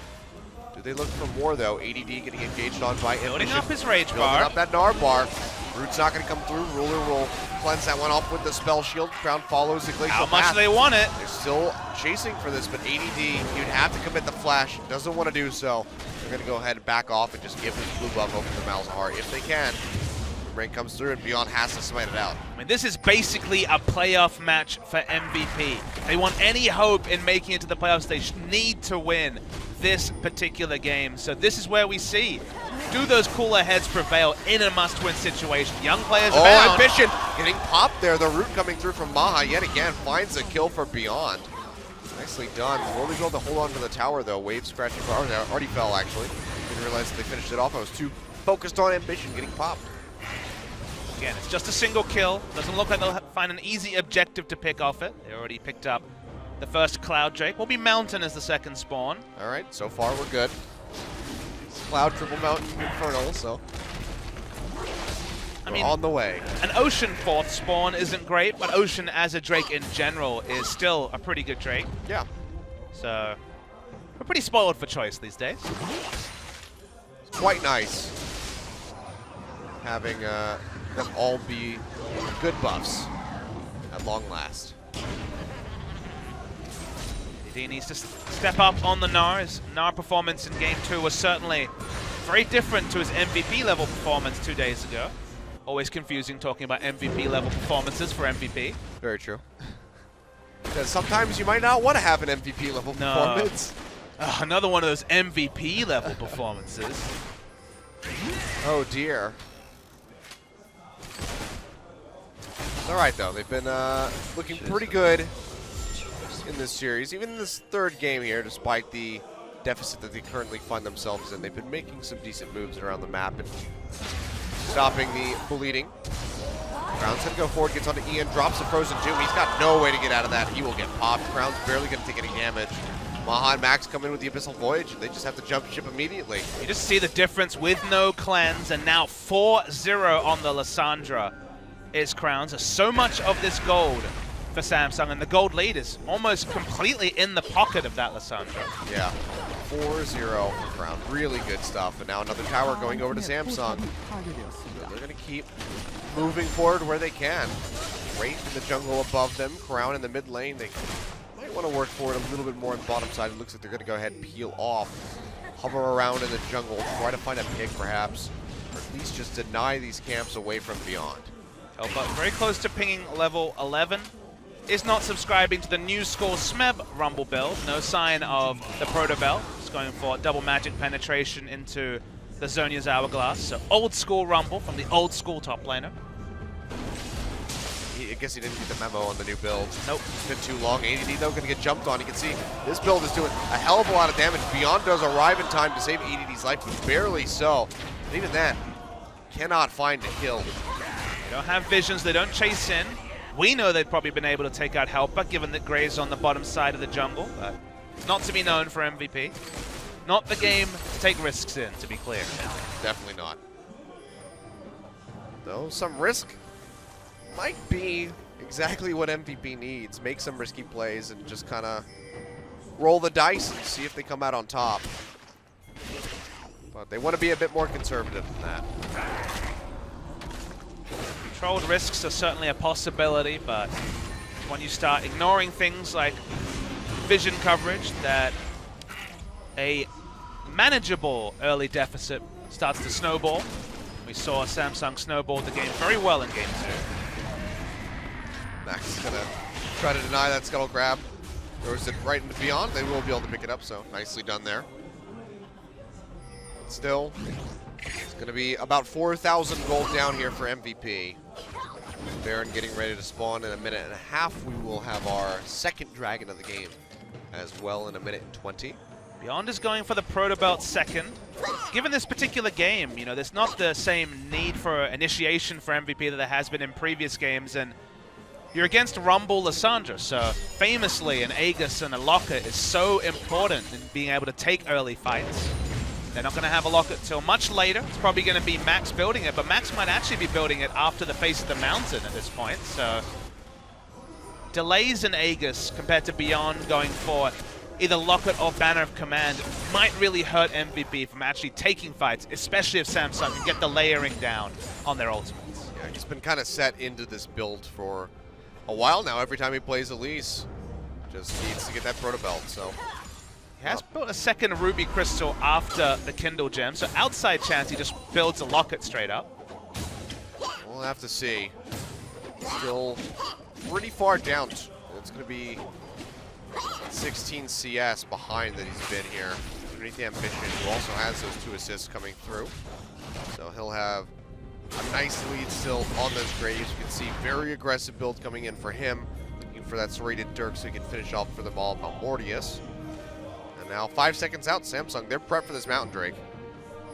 Probably no way, as we outlined, for MVP to opt into a fight with ultimates available for Samsung. Even Lissandra as a one-man zoning tool. Who's going to enter lane against Lissandra? There's no magic resist barring the Merc Treads on ADD. They're starting to roam their way over here. It's gone pretty low. Ambition should be able to finish this off right here. Boomerang a little bit late to really go for an attempt at the steal. So Samsung pick up their first dragon. It's going to be a mountain. This is the issue, though. In the off lane, no one can enter lane against Lissandra. So far ahead in itemization. No magic resist from Ian. We already saw what the trades look like with no cleanse on Ian either. Yeah. It absolutely melted out. But we'll have another Mountain Drake. So this is actually a bit of a repeat of Game 1, but this time in the favor of Samsung. MVP just looking to minimize the damage as much as possible. Until they have important items like the Aegis, team fighting is just probably a bridge too far for them. They'll have some pick power, so if they can get some pink wards stuffed, and then we see the Malzahar Elise Jhin interaction with percentage HP. They can delete one person. They just haven't been in a position to really make that play work. We could see Ian really behind as far as the CS goes. 35 down underneath of Crown. He's just been running away with that lane ambition. Gonna be found by Beyond, takes a bunch of damage. Curtain Call opened up. Beyond will repel onto Ruler, flashes away. Meanwhile, ADD coming in, gets in our ultimate, will stun Ambition and Wraith, but he's going really low. Devour coming out from Max. He's going to get popped by the collateral damage, and that's going to be 2 kills picked up from Samsung. And now they are in a strong position to either just shove down that top lane or maybe even move over towards Baron, at least establish some vision control. While fighting in a chunk benefits both Gnar and Rumble, it benefits more the team with the 5,000 gold lead. You can tell the impact of the extra items on Rumble really paid off here. basically beyond face checks Ambition. They back away, and they're like, okay, we got a decent Narbar, we can look for the engage. But you watch the Equalizer, lay it on 3. Just does so much work, and Max might die first, but ADD is quick to follow him, and the extra items really counting big for Samsung. Yeah, didn't even get a chance to pop the shield there on that Tahm Kench. Mission does take a little bit of damage from the tower as he gets cleaned up. Beyond's pretty low. Max and Maha, however, should be able to hold on to this objective for now. But the tier 2 very much chunked out. Samsung still just in a nice spot. They've stretched since to 6,000 gold ahead. Just don't know if ADD had the liberty to go Black Cleaver this game. He's against double teleport, and his mid laner doesn't have teleport or cleanse, so we've seen the ramifications for Ian, but he doesn't have any magic resist to deal with either Helper or Crown, which gives them a lot of headaches in playing the map. This is very much an old school comp where Sivir can go mid lane and wave clear. No one can enter lane against Lissandra. No one can enter lane against Rumble without the magic resist. Oh, ADD could have tried to duke it out against Crown. When the tomb comes down, he'll jump away, but Ambition's going to follow up with a flash. And yep, he does die. So the trade was looking okay when it was just him versus the Lissandra, but as soon as that Graves arrives, things certainly go south. 1-2-4 on the board here for Ambition. Has that Maul of Malmortes completed. He's not done with the damage yet. See that double longsword coming through. And then nowhere near an Aegis. It was just the Protobelt completed. Looks like Elise will build that item next, but I think the game might have been decided before that item is ever completed for MVP. Starting to look that way. See how far forward Samsung has been able to be inside the jungle of MVP. Just compare the item build from Crown and Ian. It's just insane. We're talking about 2 items and the extra needlessly large rod against just the Giant's Belt towards the Rylai's for Ian. Yeah, he has been hurting quite a bit. 5 kills plus all of that CS ahead for Crown has been doing work. And allowed him to hit those spikes that much faster than his opponent. Good to see the confidence from Crown to take the same matchup they took in Game 1, the game notably the MVP took off Samsung, and make it work with the Lissandra. Aided by the dropping of the cleanse, which has meant that Ian can't look for any 1v1 trades against Crown, but again, they return to it, they have the extra global, they played around it much better than they did in Game 1. Good to see from Samsung. MVP certainly down, but I don't want to consider them out yet. There is some potential here for the squad to still find success in this game. But if Samsung keep getting objectives like they have been, especially a second Mountain Drake that'll be spawning in a minute and 20 seconds, that could be what helps put that final nail in the coffin. They've already been taking these towers, and getting that second mountain will help them just break into the base. Crown's going to go forward, jumps on the ADD, whittles him down a lot. Call opening up, he's going to take a hell of a lot of damage. Still has the Frozen Tube to use on himself, but he doesn't get a chance to. ADD pops him. And now this could be the turnaround from MVP. Exhaust used on the ruler. He's going to try to hightail it out. Wraith getting locked down by Maha. 2 kills come through for MVP, but they're losing that tier 2 up in the top lane at the same time. Big misplay from Crown. Had both Zhonya's and ult available, used neither, and just straight up died to one of the Jhin curtain call charges. They get the second kill off the back of it. Helper doesn't find a lane to teleport in and was tanking up the inner turrets and now has to back as well. What can MVP really get from those 2 kills though? For now it seems to be just some jungle creeps and some control over the dragon that's to spawn very shortly, but Crown, I don't understand this. He takes the 3rd shot. He just eats that boulder. Well, he ults Max aggressively and doesn't Zhonya, so he just dies to the 4th shot coming through from Jhin. Just a mistake from Crown, who's been flawless so far this game. Yep, so giving up that kill and a nice bounty over to ADD. A little bit of a spur of gold is going to be nice. As you can see, he's going to be working towards that last Whisper before moving into the Frozen Mallet. So we'll be able to go a little bit balls to the wall in some of these fights and be able to resurrect and then try it again. Mountain Drake has spawned. Be really great for MVP to pick that one up. Unfortunately, was still 30 seconds out when they had gotten those kills in the bottom lane, so they weren't able to find that objective. They have to be so careful with their positioning. The flank from Lissandra, the flank from Rumble, anything could happen. Ian tries to flash forward to get the Nether Grasp, but they just can't do it. Now Maha cut out by that Equalizer. Teleport's going to be coming through from ADD. Does not have a Narbar. going to be risky. Meanwhile, Crown is just splitting into the bottom lane. Wraith take a bunch of shots. See Maha holding the fourth and final. Will hit Helper off a bit of his HP. But Crown is still doing work. ADD has to flash out, takes a bunch of damage. The collateral damage will finish him off. Meanwhile, Inhibitor Tower is going down. Crown, he's going to be able to secure that one. Samsung, they're just going to try to keep MVP isolated and stop him from recalling. Meanwhile, Max does fall. They get a Cocoon on a Ruler, are able to kill him. But that's just a slight reprieve for the side of MVP, who've already lost 2 members and a turret in the bottom lane. Too much aggression from Ruler wasn't necessary, given that they just gave a bit more time for Crown. He would have taken an Inhibitor straight up. Gonna push into an inner turret, though. Crown threatening with a Glacial Path, doesn't want to follow that one forward, does have the Frozen Tomb available. He's gonna juggle aggro. Nethergrass comes through, Crown taking a hell of a lot of damage. He gets rooted, the turret on him, he gets burned out. Beyond comes up with the kill.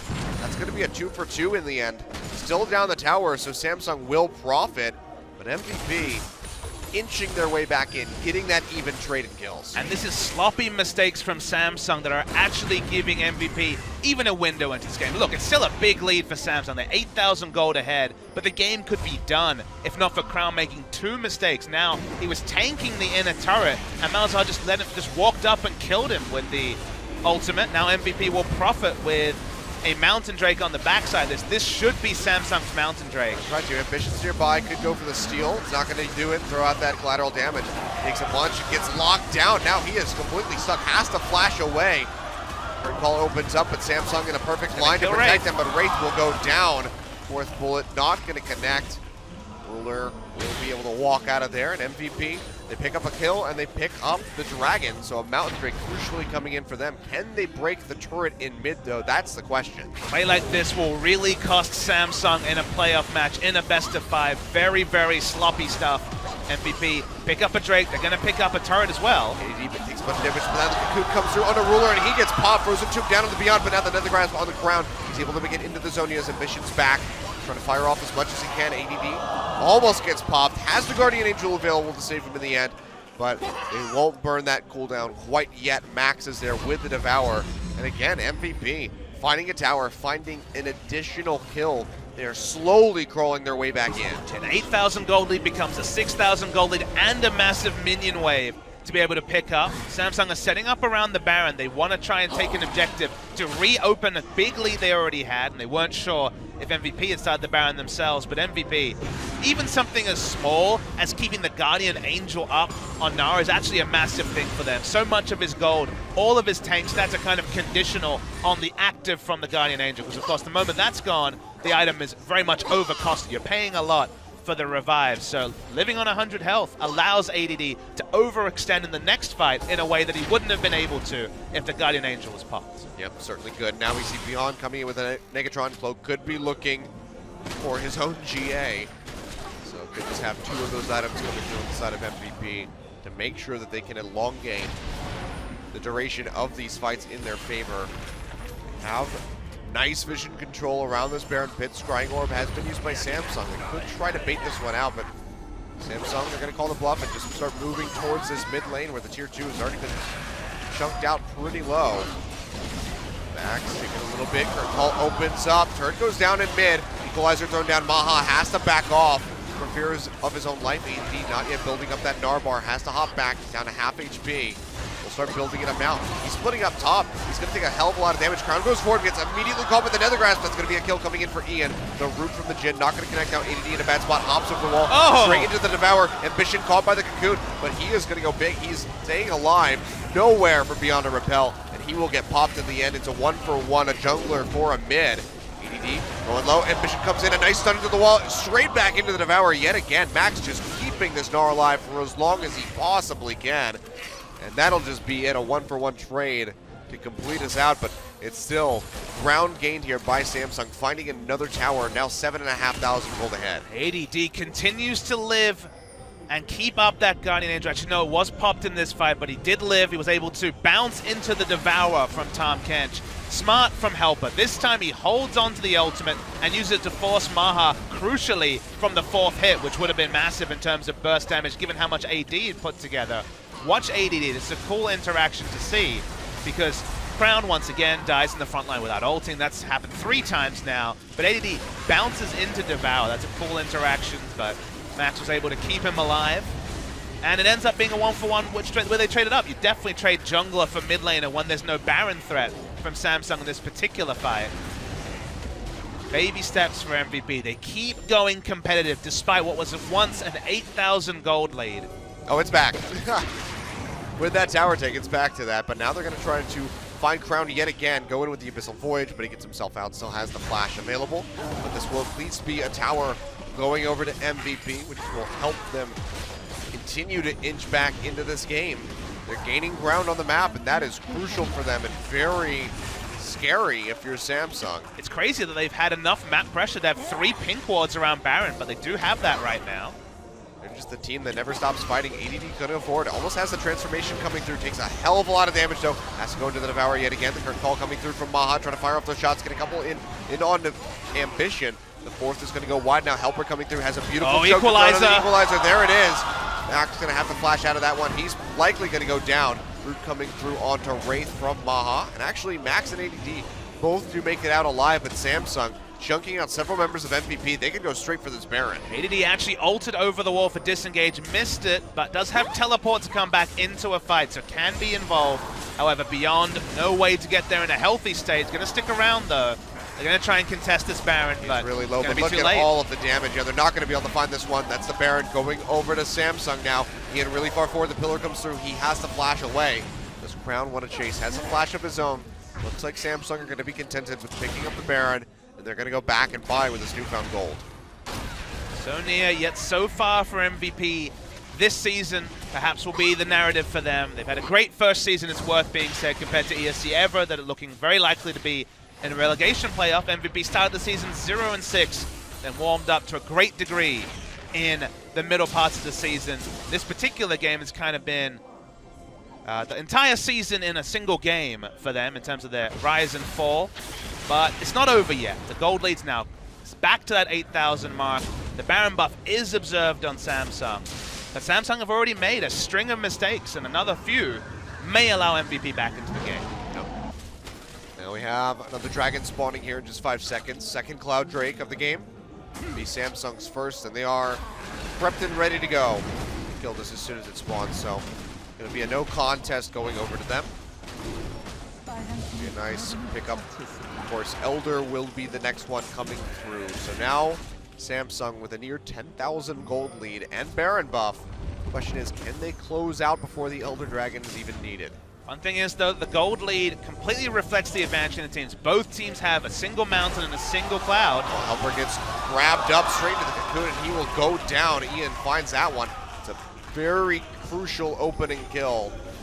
It's getting rid of that equalizer, allows for Maha to sit back and use the curtain call. Meanwhile, ADD just going to continue splitting up in the top side of the map and try to get towards that tier 2, so somebody's going to have to go answer him. Achilles, when you have all these advantages, including Baron, why are you face-checking unwarded brushes against a Malzahar team? If you have eyes on Malzahar, sure, you can consider it. Doesn't matter that ADD's top when you have these things. They're looking for a flank. Straight into the lane here, tries to get on a Ruler, gets locked up though by the Frozen Tomb, can't even get the wallop off. Max has to devour him and pop the shield to try to stay alive, but Samsung are just running him down straight through the lane. Maha almost going to get popped by the collateral damage, has to back off, had to use flash and heal, and Samsung, just like that, off the backside of that teleport play, be able to force their way in and break the inhibitor line. ADD thought he saw an engage, but that was exactly as Ian just wanted to be taking a blue buff, so they were out of position. Samsung could look to end the game. Yeah, looks like they're going to do just that. The TP coming through now from Helper, who just respawned. Curtain call opened up. Let's see if Maha can get some work done. Finds a bunch of shots on Ambition, finds one on the Wraith. It's not enough to kill him, but it chunks him out really low. ADD getting ready to transform into that Mega Gnar, still has the ultimate. Fight Helper time! going in. ADD, Big Sun coming through, locks up Wraith. He is going to go down, as does Helper. Ambition trying to dash away. Beyond chases in with a repel, will get his Guardian Angel pop. ADD falls, but Ruler is going to be the last one standing in this fight. Crown pitching in from the bottom. Beyond will fall to the Glacial Path. Ian with the Nethergrass comes in, locks down the Lysandra. Ruler's still alive. He gets popped by Maha, who's really low, and the question is, can MVP actually finish off Crown at the moment, who is still ticking? Max gets the Devour, will spit him out. He lands on top of the trap, has to use the Frozen Tomb to keep himself alive. Maha's in a bad spot. The Q misses. One more hit from the Jhin will do it, but Crown might actually be able to walk out of here with his life. The W not going to connect yet again. Crown will live. but so will the base of MVP. Good Lord, what a fight. Super exciting extended fight. Really nice dance moves from Crown to live. You can hear the crowd's appreciation of the fact that he could live. The self-heal on the ultimate was enough to actually sustain him up during the end of the fight. But man, what an engage from ADD. Didn't find one of these in game 2, but the moment that Helper had to use his Zhonya's, really nice 4-man Gnar ultimate into the wall. So many low health members. Just remember, they have Baron buff at this point. It's another engage from MVP during a Baron buff that was necessitated. Beyond did a really good job of sidestepping the last auto attack from Ruler. Even in 3v2, given how strong Crown is, there was no guarantee that MVP would win this fight, especially because Maha fights the end of this fight on 150 health. Looks like Max might have actually denied the W from coming through, and that also did lead to the self-ult being possible from Crown. God, really exciting stuff. That Q barely missing on the Maha was so crucial. And then there's the sidestep. Whew. What a fight, back and forth. MVP still holding on by a thread, but still nearly 10,000 gold down. And now with an inhibitor not functioning in the mid lane. Wraith gonna walk forward, trying to get a ward down. Will get cleared out by MVP. He's gonna take a hell of a lot of damage. Just push through the lanes. You don't need to go into the jungle, Samsung. Well, here you go. Your wish has been granted. Moving down to the bottom side where this inhibitor is still sitting naked. No tower to defend it. Ambition going to take a little bit of damage from that W. All of the cooldowns back up here for the side of MVP. It's going to be very crucial. And their success very likely could rely on the back of ADD. Needs to make a monstrous Gnar play to lock down Samsung and have the rest of the members be able to shred them. You know, Maha has 14 out of 15 kill participation, and it's not ideal that it's 12 assists, but he is very, very powerful in his own regard. So I think Maha has a lot of playmaking potential. Ian with the Nether Grasp. The reason why I'm so insistent for Samsung's positioning is that if they walk into an unwarded brush, Ian will be out of vision. He'll actually get the full ult off. In the open, there's so many different ways for people to just run at Ian and force him to cancel the ult early. Yeah. So in the open, I feel like the Malzahar will be exposed, but if Samsung keep insisting on fighting with incomplete vision, maybe Ian can get some work done as well. Well, now, less than a minute out from that next Baron. Wards are going to start coming down from both sides. You can see Max clearing out a little bit of forward vision from Samsung inside of the jungle. But they still have to be worried about these super creeps in mid. Be able to shove them back pretty quickly so far. That could be a very big threat onto the Nexus towers when it comes down to this Baron fight. Samsung could just keep tiptoeing around it, keep MVP interested, while allowing that mid wave to push up and start knocking down the structures. A little appreciated interaction is that Tahm Kench actually does the same percentage health damage to super creeps. There's no cap on that ability, so he casually does 2,500 damage from the support role on a super creep. Not bad. It helps them. Allows them to push up faster. It means they might actually be a world where they can contest for this Baron. They will walk up to it at least. Slowly moving around, Crown getting that top wave moving. Maha is going to help shove that up, and Samsung are just sitting in the river waiting for someone to come forward. They'll drop the pillar there. Max gets slowed up, but don't want to chase forward onto that quite yet. If you walk through that narrow choke, we know how powerful the Equalizer can be. 4 items, including Void Staff and Death Cap, completed for Helper. Yeah, Helper is just doing nothing but damage. MVP trying to poke as much as they can. Ambition going to get caught. They use the Gnar ultimate. They're going to commit to this. He still has the Guardian Angel. Here comes Crown. Who's he going to lock down? ADD already going low. The Devour comes through from Max. Will keep alive for the time being. There's no GA there for the Gnar. They have to play this carefully. That's going to be Wraith getting popped. A second kill onto Ruler. Helper, he's going to go down. MVP, they're making it happen. Ambition not yet dead. Still has the GA, but here they go. Ian coming in. The Malefic Vision's ticking. Is it enough to finish off the Guardian Angel? Yes, it is. And now Crown locked down. Nowhere to go. He has the Zhonya's, but he's almost certainly going to fall at the end of this. There it is. The silence coming through from Ian finds the kill. And ADD, a very fast Gnar, is chasing it onto Ambition and will be able to take him out. That should be Baron going over to MVP, who have just completely turned this game around. How do they keep turning around fights? 10,000 gold behind it. Never should have been at this stage. Samsung could have played it clean. They could have played it controlled. They keep taking risk, and MVP keep punishing them with playoffs on the line.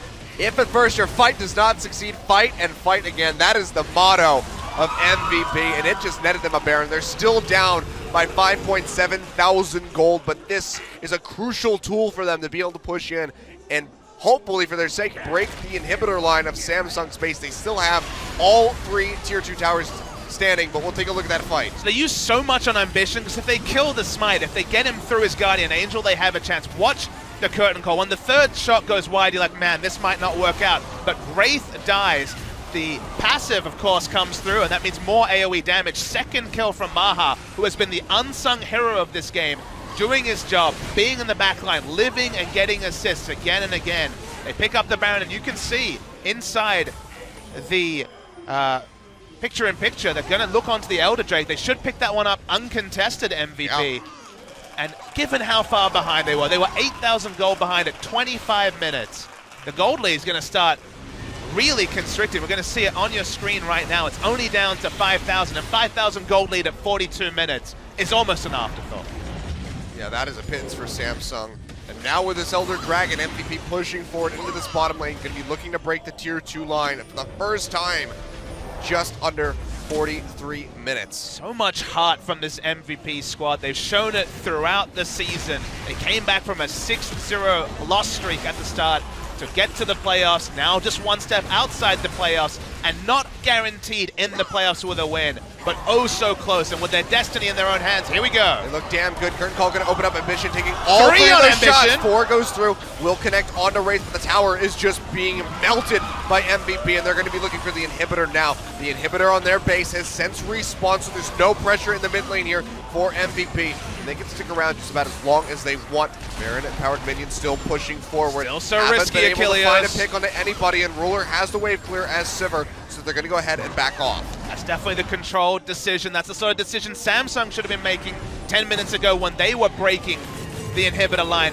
All 3 inhibitors have respawned. One of them has a inhibitor turret, but will you remember, Lissandra, Crown, free hit the inhibitor turret, had to go respond to a fight in mid lane, never took down that inhibitor. Mid lane inhibitor went down, that's since respawned. And now look at Maha, still with the Elder Drake running. He is basically raining health from off the screen, and Samsung have found no way to get anywhere near him. 617 AD, you can see Ambition getting chunked out pretty heavily right there as they move in and try to find this 2nd inhibitor tower. Ambition going to have to recall, and that is going to be the turn going down. Can they find another inhib? This would help MVP close out this game.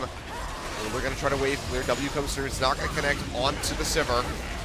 And MVP are just going to try to inch forward where they can. Have double cannon minions here, so that will start whittling down that turret fairly quickly. But Maha can't walk up and auto attack. That will be the go button for Samsung. So you're relying on 500 range Malzahar after the range nerfs on this patch, and Elise to get those auto attacks. Nara to some degree as well. But again, 3 short range champions trying to whittle down those turrets. Much easier to pick up the outer mid lane turret. Seems like Samsung want to fight over it, though. Ian going to get locked out and blown up completely. Crowd finds him, and that's going to be Max going down as well. Samsung looking to turn things all around. ADD is going to have to hightail it out of here. Has the Guardian Angel, but the teleport's coming in on the backside from Crown. Going to try to lock him up. Gets him with the Ring of Frost. He hops over the wall, but Helper is there to answer. Guardian Angel goes down, and just like that, 3 members of MVP are going to fall. Samsung turning things around beyond. Roaming down to that bottom side, Samsung spotted should by end the a ward. game here. He's not going to be able to go for the end here. The rest of Samsung charging down the lane. Beyond not sure what to do. He's just hovering back and forth. And here it's just Maha all on his lonesome. Crown dashing forward. He has to cancel the curtain call and back off. Flash forward for Wraith. Gets him with the pillar and the exhaust. Going to try to stick to him like glue. Won't be able to find it yet. Beyond now coming in to try to defend this tower. The inhibitor falls in mid. They could just take the one in the bottom. Samsung should have ended the game there. They could have at least got some Nexus turrets. I think they're really playing with fire here. They're making the safe, controlled call, but I think they were in a much better spot than they appreciated. Helper went back, had teleport up. I don't know, Achilles. Still seems like we still have a game going on. Now we do. It's very, very close. This is just one of the most tense games I've ever seen. 20-20 on the count. MVP falling a bit further behind now in gold, but at this point, almost 90,000 each. It's not going to matter a whole lot. We'll get a replay of this. So Ian has his passive, and he's like, I can go and face check this brush. Well, guess what? Samsung already proved this game. They're face checking brushes. Instantly deleted is the Malzahar. Max, obviously looking for the Devourer, ended up in no man's land in the middle. And even Elise was caught out. Really nice pillar coming through from Wraith. They had a lot of time to get the maximum. They went for the safest possible in taking an hit, but it was about 10 seconds left. They didn't have a minion wave, so I'm overplaying it, saying they could have ended the game, but they could have done more. They went for the safest possible, and that means we still have a game on our hands. 4-0 and 14. Maha has still not died, and it's insane to me that the player that has been criticized by far the most on this squad is the one that's trying to will his team to the playoffs. We can only assume that the final battle, the final destination of this game will be happening here around this Baron pit. 1 minute and 20 left until that spawns.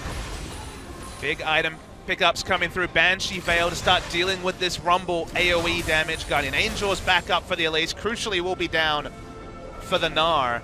And Maha is only short the upgrade on the QSS into the Mercurial Scimitar to have 6 items himself.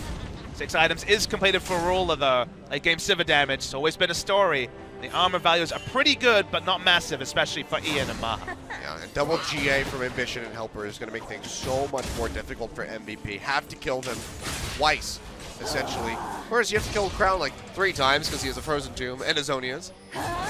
If he's actually able to use it on himself, because he's had some difficulty with that in the last couple fights here and there. The setup from MVP is much harder than the setup from Samsung. Samsung just need to press ultimate on Sivir, launch the equalizer, perhaps even just to counter the ultimate from Maha. Samsung have more tools, and they have an AD carry in Sivir that can really wreck a team fight and has the utility to do so. But MVP has consistently won fights, barring one mispositioning from Ian. So Samsung should have had this game 20 minutes ago, 15 at the outside. And it's crazy to me that MVP is still in a spot, but I'd still give the advantage to Samsung. See what happens. Baron now spawning. Samsung already positioned in the river, and not many Maha's wards in there base. from MVP. Yeah, Maha going in with a recall. Already had his 6 items completed. Not sure what he was QSS doing. into the Mercurial Scimitar. No, he already had it, I'm pretty sure. No, he did not. He had QSS. Okay, I thought I saw he had that in his inventory when he started channeling, but either way, he got an elixir. Well, He's got that going for him. he's about as powerful as can be for a Jhin. He has, you know, just a casual 200-something AD over top of Ruler. But a lot of his damage, again, it's not consistent damage like Sivir, it's not ricochets, it's more about the ultimate. They're going to look for the pick. Samsung have a lot of Baron damage. They started it already. They've already started this up. Max and Maha are still sitting in the river. Might have to use the Abyssal Voyage, but Samsung, they're going to be able to go ahead and complete out that Baron. ADD going to get jumped on. The Equalizer coming down. A lot He's down to used. half HP, looking for the Gnar bar. Goes low, Devour out from Max. Wraith going to get jumped on by the Nether Here's the Craft over the reinitiation. wall. EDD goes in, gets chunked out. Big damage coming through onto Samsung, but they're not able to finalize any kills yet. Ambition going to get rooted up by the W from the Jhin, but nobody going to die. But Baron still picked up from Samsung, and that's going to be crucial for them. So look, MVP, they weren't sure if they want to contest the Baron. By the time they made a call to go anywhere near it, it was dead. So it is what it is. Doesn't necessarily mean that Baron will be the decider 50 minutes in with full builds on both the carries. You look at the fight, no one died, so you have to take into account what was used. Flash used on Gnar is massive. Stops the reposition from being available for that Gnar ultimate. Goes from Ian as whatever. We probably won't even see a fight before that is back up. Oh, Abyssal Voyage coming through. Going to try to get on a Ruler. The pillar comes down. It looks like that's enough to stop them from getting on top of the Sivir. But crucially, look on Samsung's side, only Ambition used Flash. So they do have more mobility left up, including that Sivir ultimate for the next fight. Yep, Frozen Tomb now off cooldown. Subjugates there. Pretty much the only ultimate that Samsung is missing is going to be that Equalizer, and even that's going to be back up in the next 5 seconds. So MVP will have all of theirs as well, except for Abyssal Voyage. But luckily, the timing comes in, and the inhibitor respawns, so at least that alleviates that pressure of the super creeps in the mid lane. The most memorable games of MVP's season have been those close losses. We'll never forget the 53 HP Nexus. We'll never forget the really close shaves they've had. It'd be a great capping on the season if they could actually inch past in a game that's as close as this one. See the wave coming through. Samsung just letting those Baron-empowered minions do some work. Not able to safely walk up and start hitting that inhibitor. Have to really show respect to MVP. Crown already taking a little bit of damage. Gonna try to play this one safe and back off. Abyssal Voyage comes in. ADD has a decent Gnar bar, but look at the damage coming through back onto him. Ruler pushing forward. Gonna try to get some in. It's gonna be the equalizer coming down to Pillar, not really gonna catch anybody. And MVP do get a little bit of room to breathe. ADD though, crucially gonna go into that Mega Gnar. Will get exhausted, hasn't been able to find an opening. And this might just be the inhibitor going down yet again in mid as Samsung pushes forward. Maha is safer to channel the ultimate now that the Rumble ult's down, but you can see his health bar has to back away. Gnar is exhausted for a while, and honestly, MVP probably have to watch as Samsung take a couple of inhibitors. Ruler does get chunked out, so Samsung's gonna go ahead and back off a little bit. ADD does have teleport available if he had some wards to flank on. Looks like he doesn't want to take it though. Doesn't have Gnar bar, needs to come in with that Mega Gnar ready to go. So they're going to stick in the base for a while. Super Creep's not going to be joining in mid for a little bit of time, so that gives MVP some breathing room to just try to stave off Samsung in the bottom lane. Second Elder Drake spawns in just about 2 seconds. It's up now. MVP have the Zerot portal actually onto ADD. Hasn't put it down, only puts it down to counter the bot lane push. Doesn't have it in the top lane, but massive minion wave pushing in onto that inner turret. Probably will go down, but certainly isn't a massive objective to consider. Well, the Elder Dragon has been started up. It's really low. Samsung might be able to confirm this, and they will. Smite coming through from Ambition, and now they're going to be looking to fight. They have 90 seconds of power.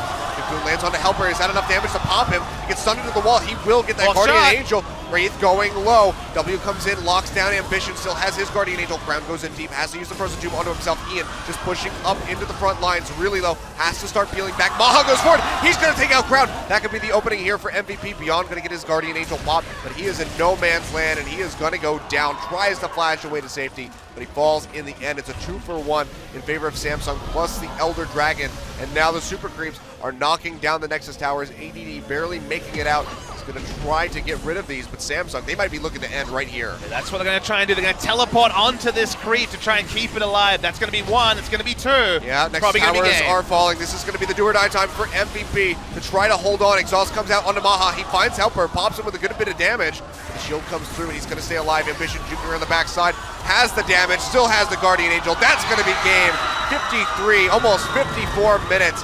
One hell of a nail biter, but Samsung will take down MVP 2-1. Such a crushing loss once again, so near yet so far for MVP. They're not out of the playoff run, but they would be required to beat the Rocks Tigers and also have Afrika lose their remaining matches 2-0. So we're not ready to quite anoint Afrika as a playoff team, but MVP, why does it always have to be this way? Because they were so close to taking it down. Samsung made so many mistakes in the mid-game to give MVP even a shot, but they just about wrestled it back at the last. It was so close. You know what? You have to give credit to the squad, not only overall with how they played, but Maha especially didn't die a single time in that entire game. 5-0 and 15.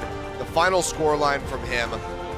Most close to the most gold in the game. And you can be damn sure that his damage was up there as well. But man, what a performance from MVP.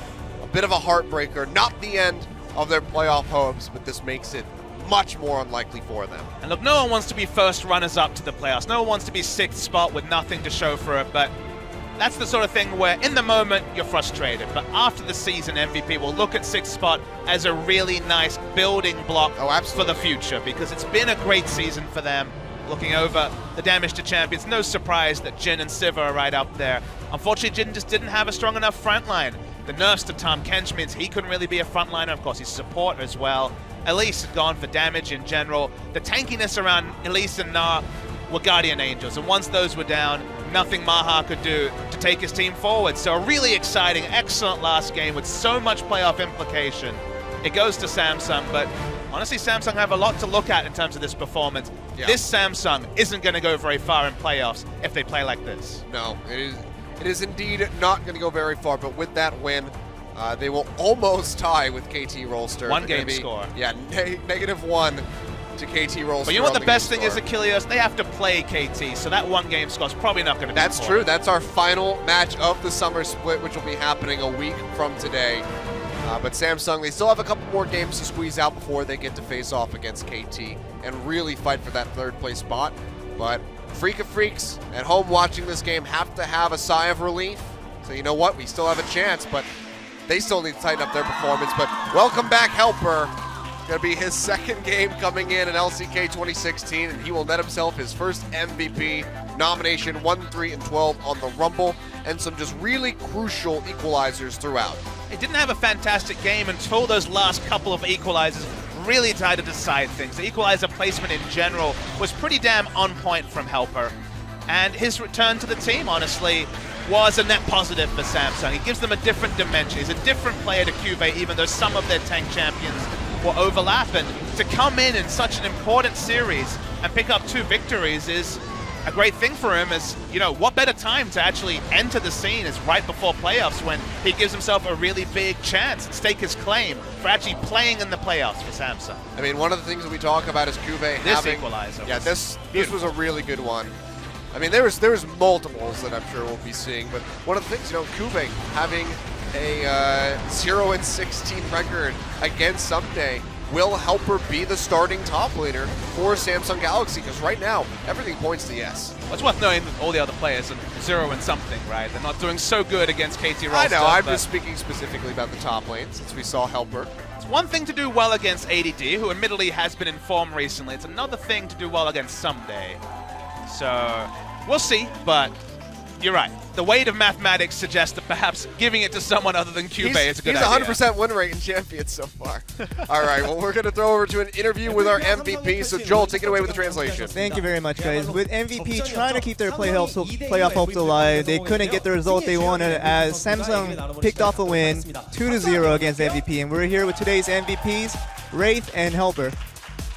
레이스 선수, 헬퍼 선수 승리 축하드립니다. Congratulations on your win, guys. 레이스 선수가 대표해서 먼저 해주시죠. Wraith, can you say a word about your win? 오늘 되게 힘들게 이긴 것 같아요. It really was a tough win for us today, and we really wanted to get it easier. 정말 오랜만에 나오셨어요. Helper, it's been a very long time since we've seen you in the competitive display. 지고 시작해가지고 분위기가 너무 안 좋았어가지고. You know, with me subbing in after that first loss in our team, the environment wasn't very friendly for us, and I really wanted to make a return in a nicer environment. 보여주셨어요. 예전에 그 방송 무대에서 경기를 펼쳤을 때보다 훨씬 더 경기력이 올라갔다. We thought that your performance today really outclassed the performance that you've shown in previous years. 그동안은 오랫동안 출전 안 하셨잖아요. And since you had a long rest, we were really questionable about that. 시즌 막바지쯤에 다행히 잡게 됐는데. And I was fortunate to get this chance to play again today, and the coach trusted me to play well, and I was able to meet his expectations. 그리고 레이스 선수도 정말 오늘 힘든 게임 하셨고 1세트 때 With Wraith in the first match, 보여서 그런지 2세트 때 되게 in the first match, we thought you were really passive and really kind of playing passive. And what were some of your plays that you thought were going into the second game? 즉흥적이었던 것 같아요. Yeah, in the first game, I was really passing. I wasn't really satisfied with the plays I was making, so I was trying to be more aggressive in the second game. 1세트 때 화났던 것도 있고. And with the first set, I was really angry at myself, and I tried to really overcome that in the second match.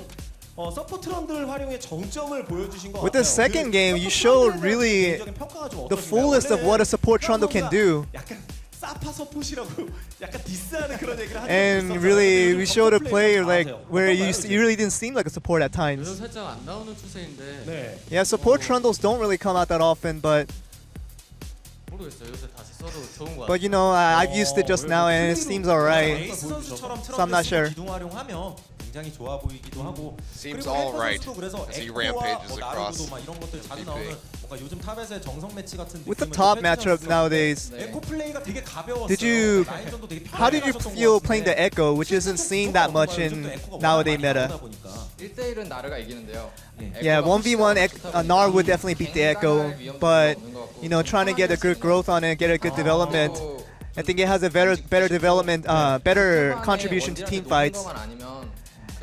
And as long as you don't get cut off in the back line, you should be fine with an Echo. So let's look at one of the highlights. 진 장면들이 오늘 진짜 많이 나왔죠. And there was a really worthy highlights, many to be answered. Boom. He just smacked that at everybody, basically. And this is showing the aggressiveness of Wraith playing the support trundle. 네, 저런 플레이를 하면서 참 즐겁다고. What did you 느끼셨을 것 feel 같은데 making those 사실 kind of 그냥 aggressive plays that we don't see usually from a support?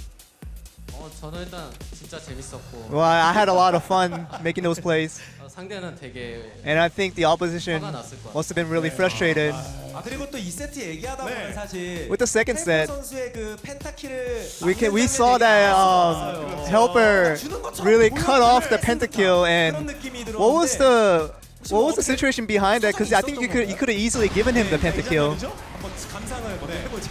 And let's look at it in detail. 이 상황에 대해서 좀 말씀을 해주신다면요? Can you give us a commentary of this situation? 네. 어느 순간 11가 트리플 킬이 딱 나오는 거예요. Yeah, we were just focused on the team fight, but suddenly the Sivir got the quadra kill, 펜타를 주고 싶었는데 and I really wanted to give him the pentakill, 30초 전부터 야 먹어. but the Crown just told me to just eat it and just to take away the pentakill from him. 크라운 선수가 So Scumbag it, Crown. so it was Crown. 몰입을 하고 진지하게 I like how he just sells his teammate under the bus. 주고 싶었는데 이거 Helper 먹어야 돼 took it 말아야 in the end, so I 되는데 played. Yeah, I was really considering, whether to take this kill or not, but Crown just told me to take it right away, so I just kind of instinctively did it. 팀의 빠른 승리니까 혹시나 뭐 잘못되면 But I think it was an important play because what if you hadn't got that kill? Then it could have made a bad play on your decision in the game. 이런 생각이 들거든요. 본인의 플레이를 평가해 보시면 How do you rate your play today? 초반에는 크라운이 되게 잘 풀어줘서 게임 되게 잘 With Crown making the really aggressive plays in the early game, it really opened up a lot of space for me to play it the way I wanted. 뭐였지? 뭐 앰비션 선수가 커트 당한 장면인가요? 저도 한번 잘렸고. Well, I was cut off one time, 해가지고. and the CS wasn't really managed as well as I wanted it to. 후반에 접어들었을 때 결국 But in the late 이긴다고 game, 생각을 하셨는데 did you kind of had a feel that you guys were gonna win this game? 이게 싸움을 그러니까 잘만 하면 서로 잘하면. Well, with the 저희 team 팀이 fight, 더 and 승률이 더 if we 좋다고 get kind of an 생각을 equal 했는데 opportunity on 계속 team fights, we 그래서 definitely have an edge. But 그러니까 마지막 한타 때 물리고 시작을 했는데. I was cut off in one of those team fights, and it was really decisive. And that was a situation where it could have been bad for us. 이래가지고 바로 싸움을 시작했죠. And we were trying to be as aggressive as we can. We saw a nice angle to go into, and it turned out to be a nice result. 오히려 억울했을 수도 있을 것 같아요. 게임 다 In the third game, I think you guys would have been really disappointed at yourself if you had lost that, because you guys really had won it already and you couldn't finish it. Yeah, it was a really bad situation for us. We really had the game all set for us. But fortunately, we were able to win it at the end. 크라운 선수도 치명적인 실수도 많이 And Crown did make decisive mistakes in the middle of the game in crucial moments. But we saw that nice play, going 2v1 against Tom Kench and Jin. I don't know if they had a replay for that, but it was a very impressive play from him. 그때 막 선수들 뭐 다 지켜보면서 응원하는 뭐 그런 분위기. Or what was some of the comments made from the teammates during that play? 그런 분위기였죠. Yeah, we really hope that Crown would make it out alive. 월요일에 바로 아프리카전이 준비되어 And you guys are facing Africa next Monday. And you have another game against KT.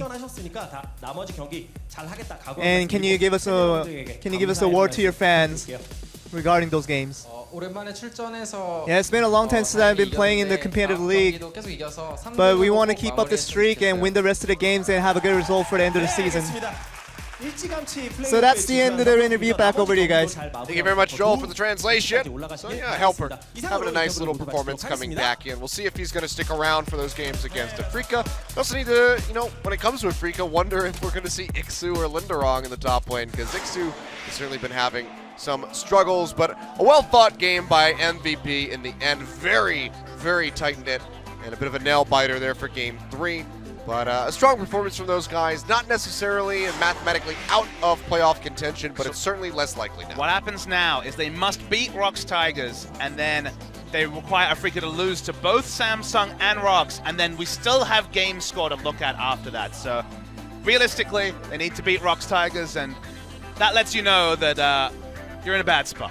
Yeah, definitely not where you want to be. But all the same, if MVP, if they do lose out, as I expect them to against Rox Tigers, they've had a very good run here in LCK for their first split. But coming up next, speaking of which, we're going to see Rox Tigers as they take on CJ Entus. It's going to be a first place versus 10th place match. CJ, of course, locked into the relegations, and Rox definitely want to get a 2-0 clean win here so they can really solidify themselves in first place. Yep, looking forward to it. And it won't be in long, about 15 minutes, guys, then we'll have that match. Yeah, a bit of an extended break while we get the players set. We'll be right back with more LCK.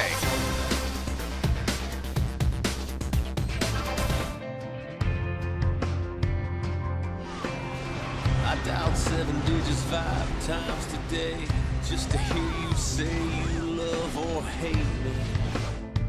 I'll take anything.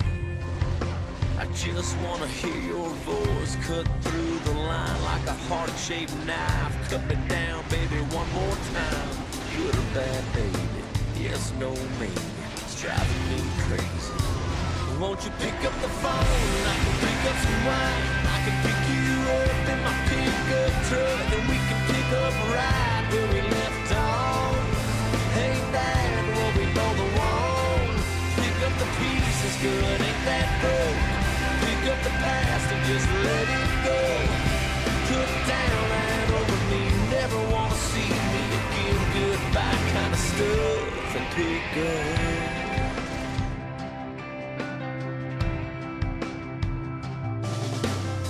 You're putting me through hell one ring. Coming up next, CJ Entis, Hawks Tigers. 2016 Coca-Cola Zero League of Legends Champions Korea Summer Round 2.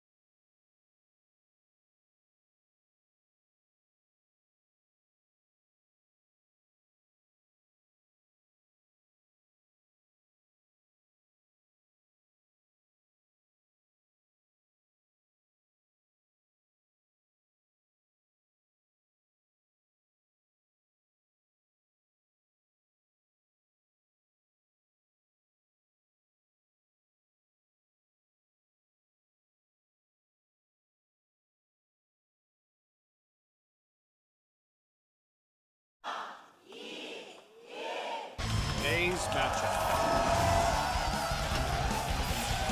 CJ Entis. Rocks Tigers. 2016 Coca-Cola Zero League of Legends Champions Korea Summer Round 2.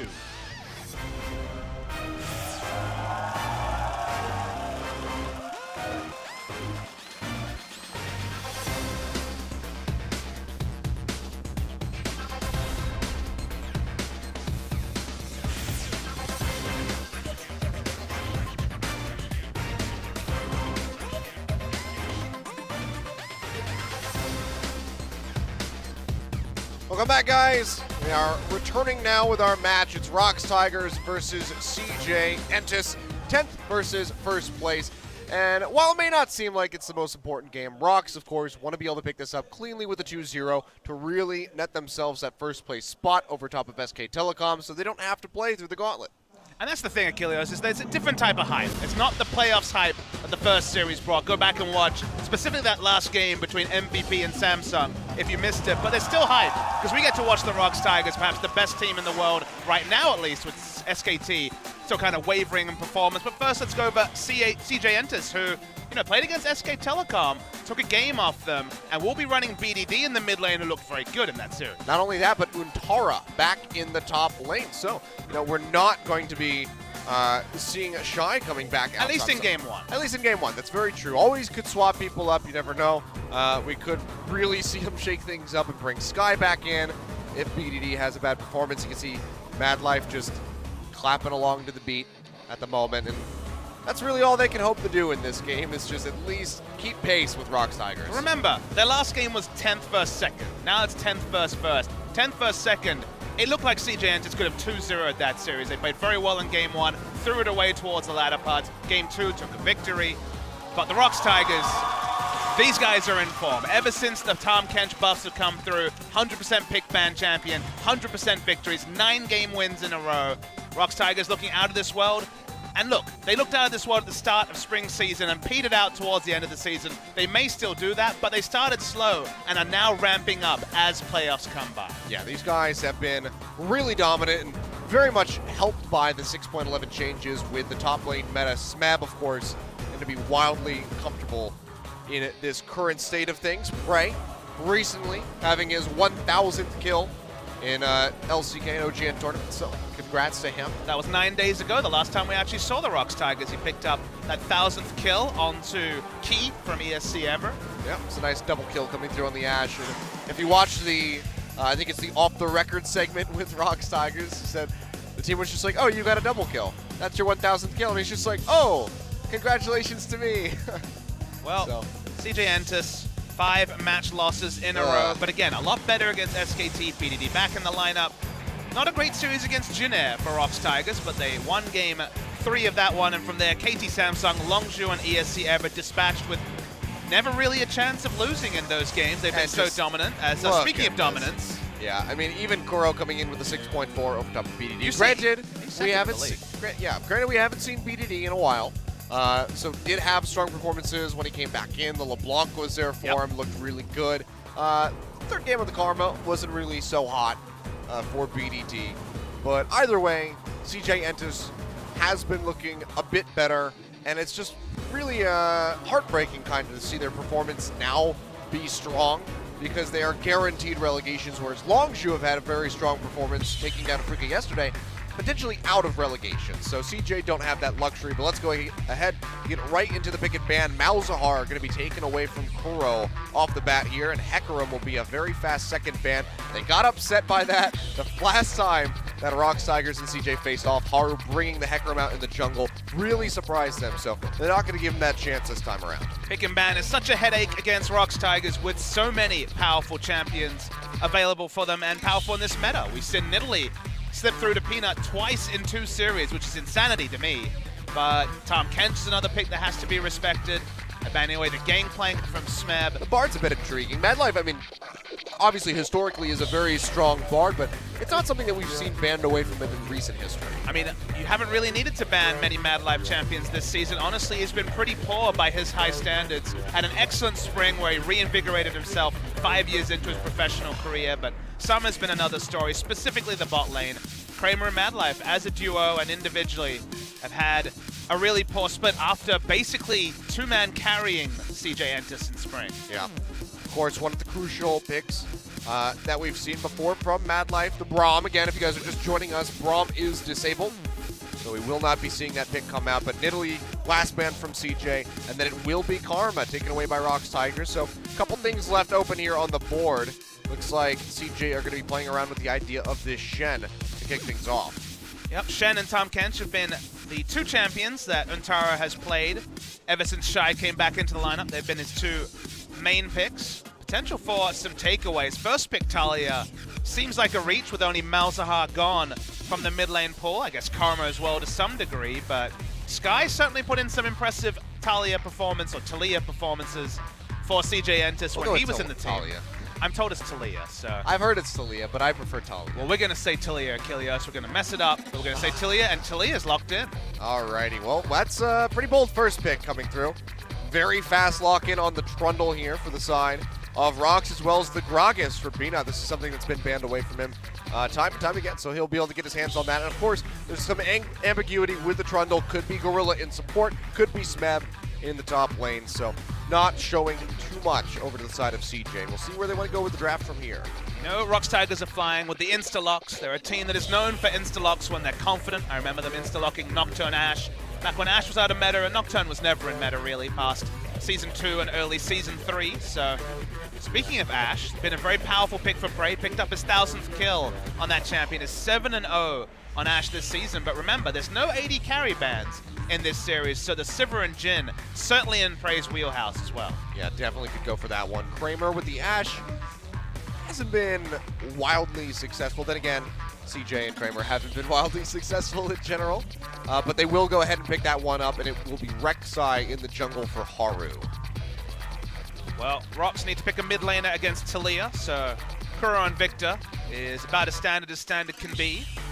What about AD carry, though, as Prey, as we said, basically been playing the same utility trio as everyone else. The best of them has been the Jhin. He's been fantastic on that Jhin, 6-1 this season.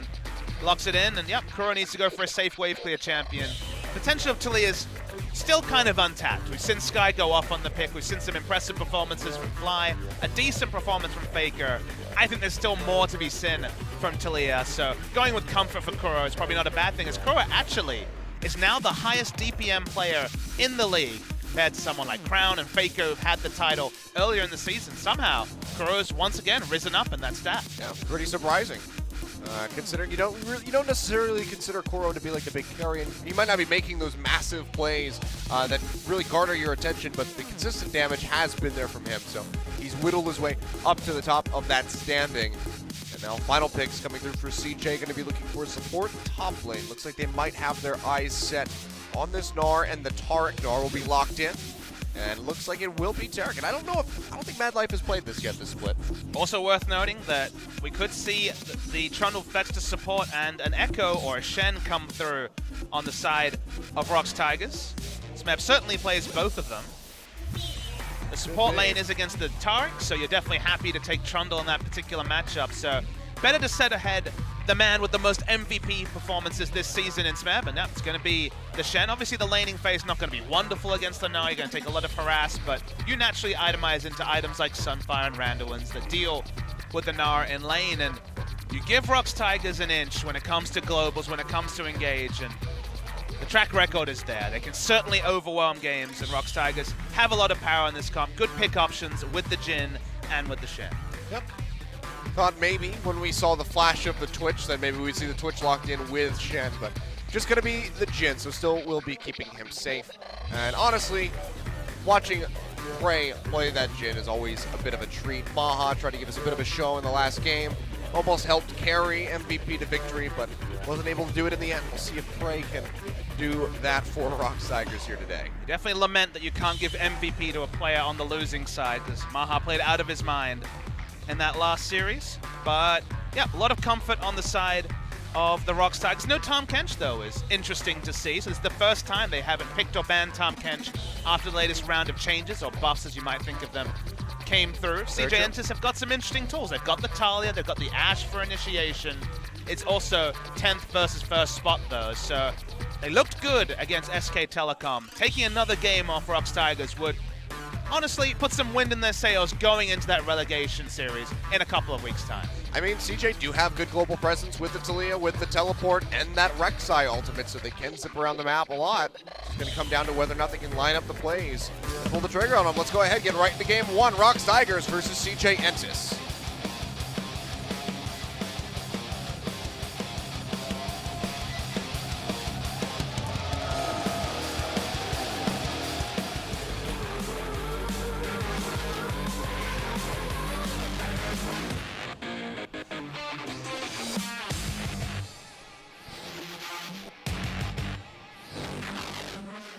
All right, Ocean Drake will start us off here. You can hear the CJ fans coming out to cheer on their team. But then there's the Rox fans. Rox fans are here in force today. That they are. Their popularity has only grown as their achievements look. They're not quite there. There's a lot of second places, but this is potentially the first or second strongest team in the world. So a lot of optimism around Rox, even if it's going to probably be another one of those best of fives against SK Telecom in the final. Well, we can hope not. BDD going to have to flash out. Does evade that route there from Prey, but already flashed down onto the Talia, as I guess we're calling her today. But man, look at those drawings. So good. I'm just going to hire this guy to make an LCK anime, because that is some really good drawing right there. I mean, that MVP versus Samsung Game 3 was some anime stuff to begin with.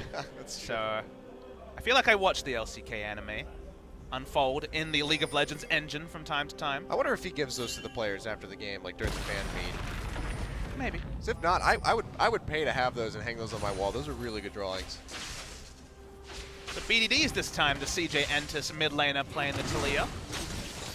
We've seen that in matchups against the likes of Victor and Azir, Talia, if you're on point with the worked ground, can really shove in very well with the Q, so certainly some options to push against the forever pushing Victor. We'll see how Kuro does. First This game for Victor him now. on the newly nerfed Victor. Yeah, exactly. We need to see how he's going to manage his gold early on. I remember 1250 now to get that Hex Core upgrade. Yeah, I remember him playing the nerfed Victor last time, and he won and looked good doing it, so given that it's only a bit of gold tuning, I expect more of the same from Kuro. Yep.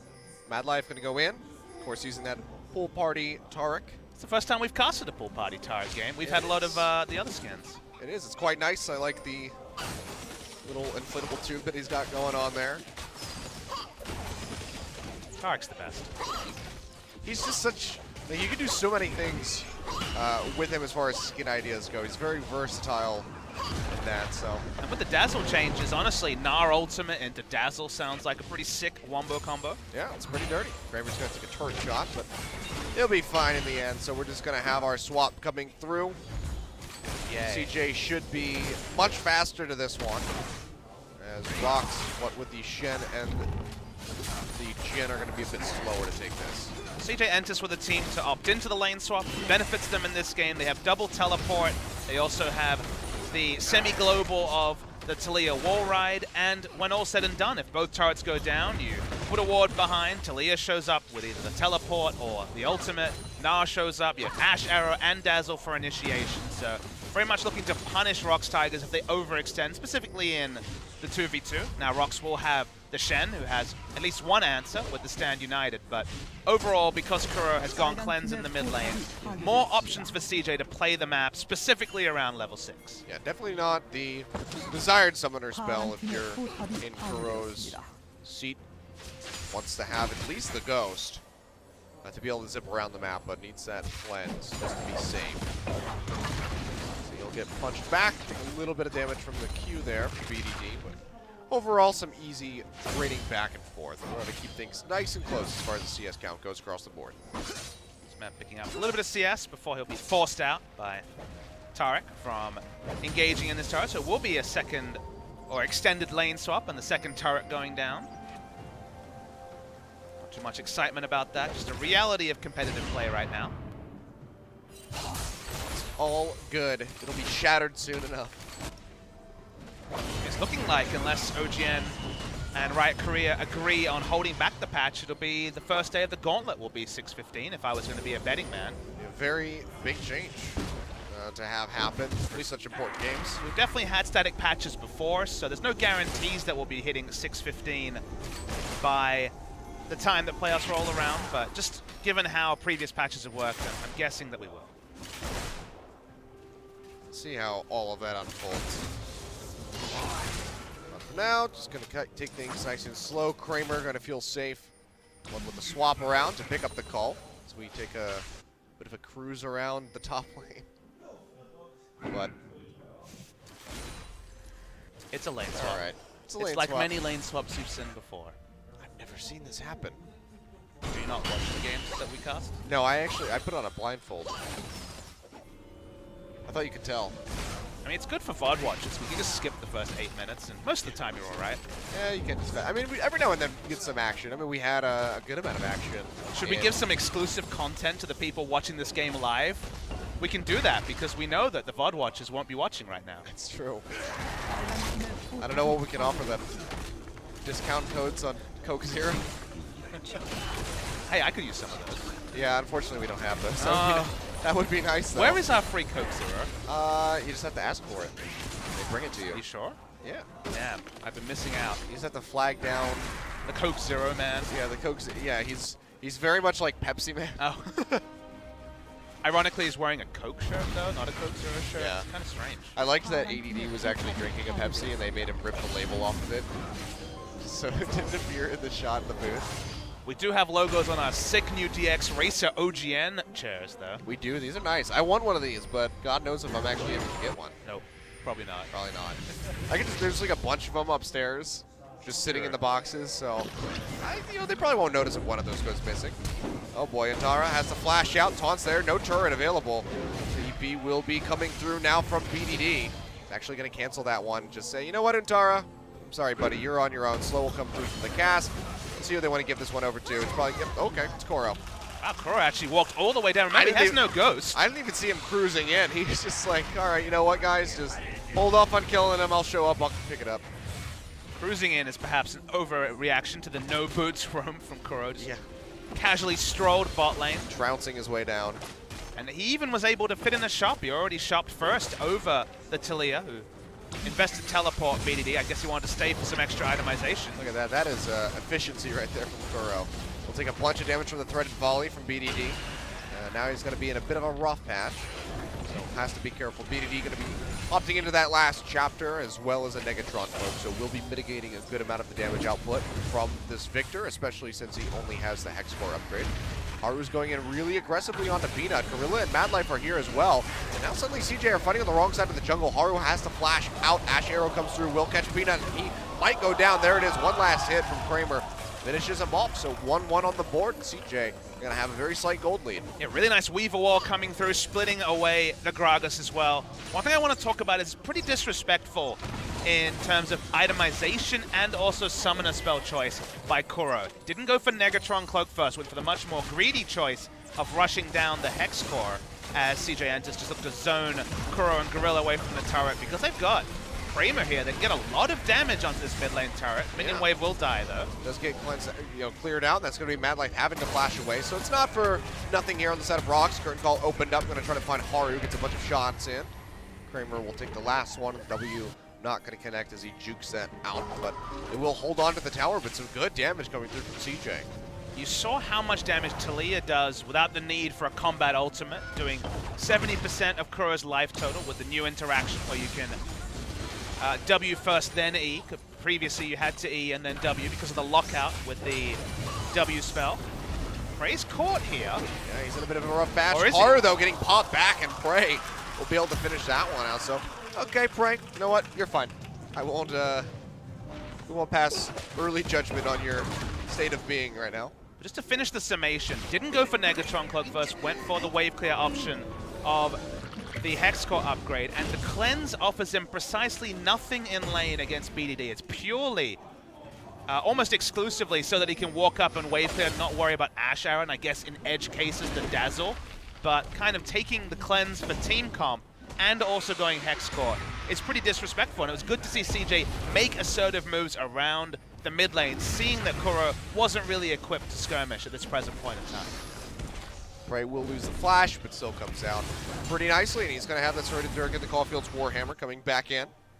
So going to be a nice little power spike for him as he does meet up in the 2v2 against Kramer, who will have a BF sword, but still has the call.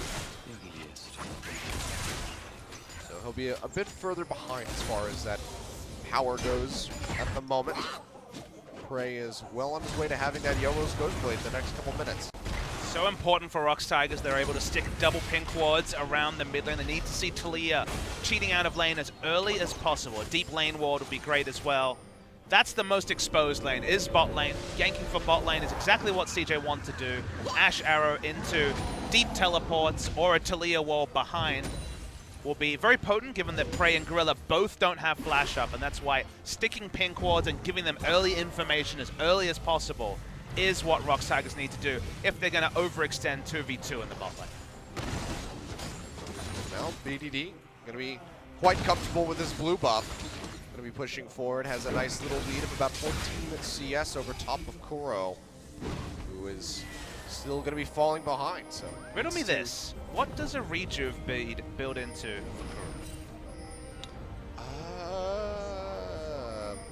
I can't think of anything. I don't know. Someone in chat's shouting at us right now. Yeah, probably. Can't keep track of all of the item builds. I've never seen someone sit on a rejuve bead in the mid lane. Yeah, this is very interesting to see. Cost-effective regen, I guess. Yeah. Peanut finds Haru, and that's enough to scare him out of the pit, so he'll go running away. Dragon will remain standing for the time being. Rock's not wanting to commit to anything like that quite yet, but yeah, that's a good question. I'm not really sure what he'd be going for right now.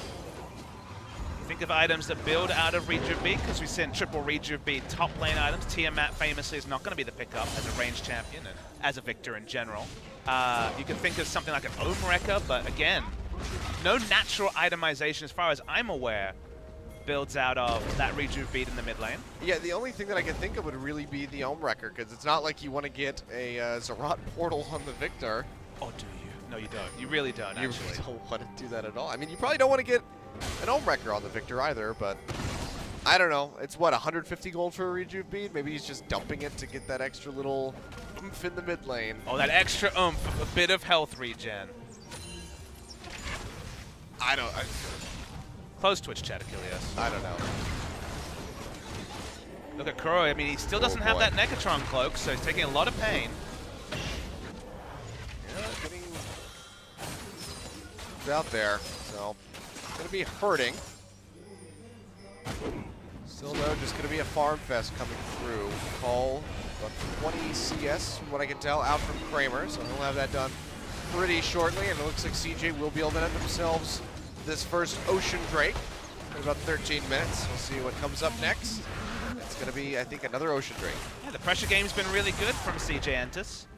Games like this, where Peanut falls behind early, in this case gave up the first blood, Rox Tigers look like a different team. When they can aggressively rotate with Peanut, I think they look like the best team in the world, but certainly in finals we've seen them forced to slow down. You know, some really good pathing from Blank in the spring final really shut down Peanut, and although Peanut's certainly not been shut down in this game, Gragas isn't Nidalee, and the early first blood has really stunted some of Rox's trademark early aggression.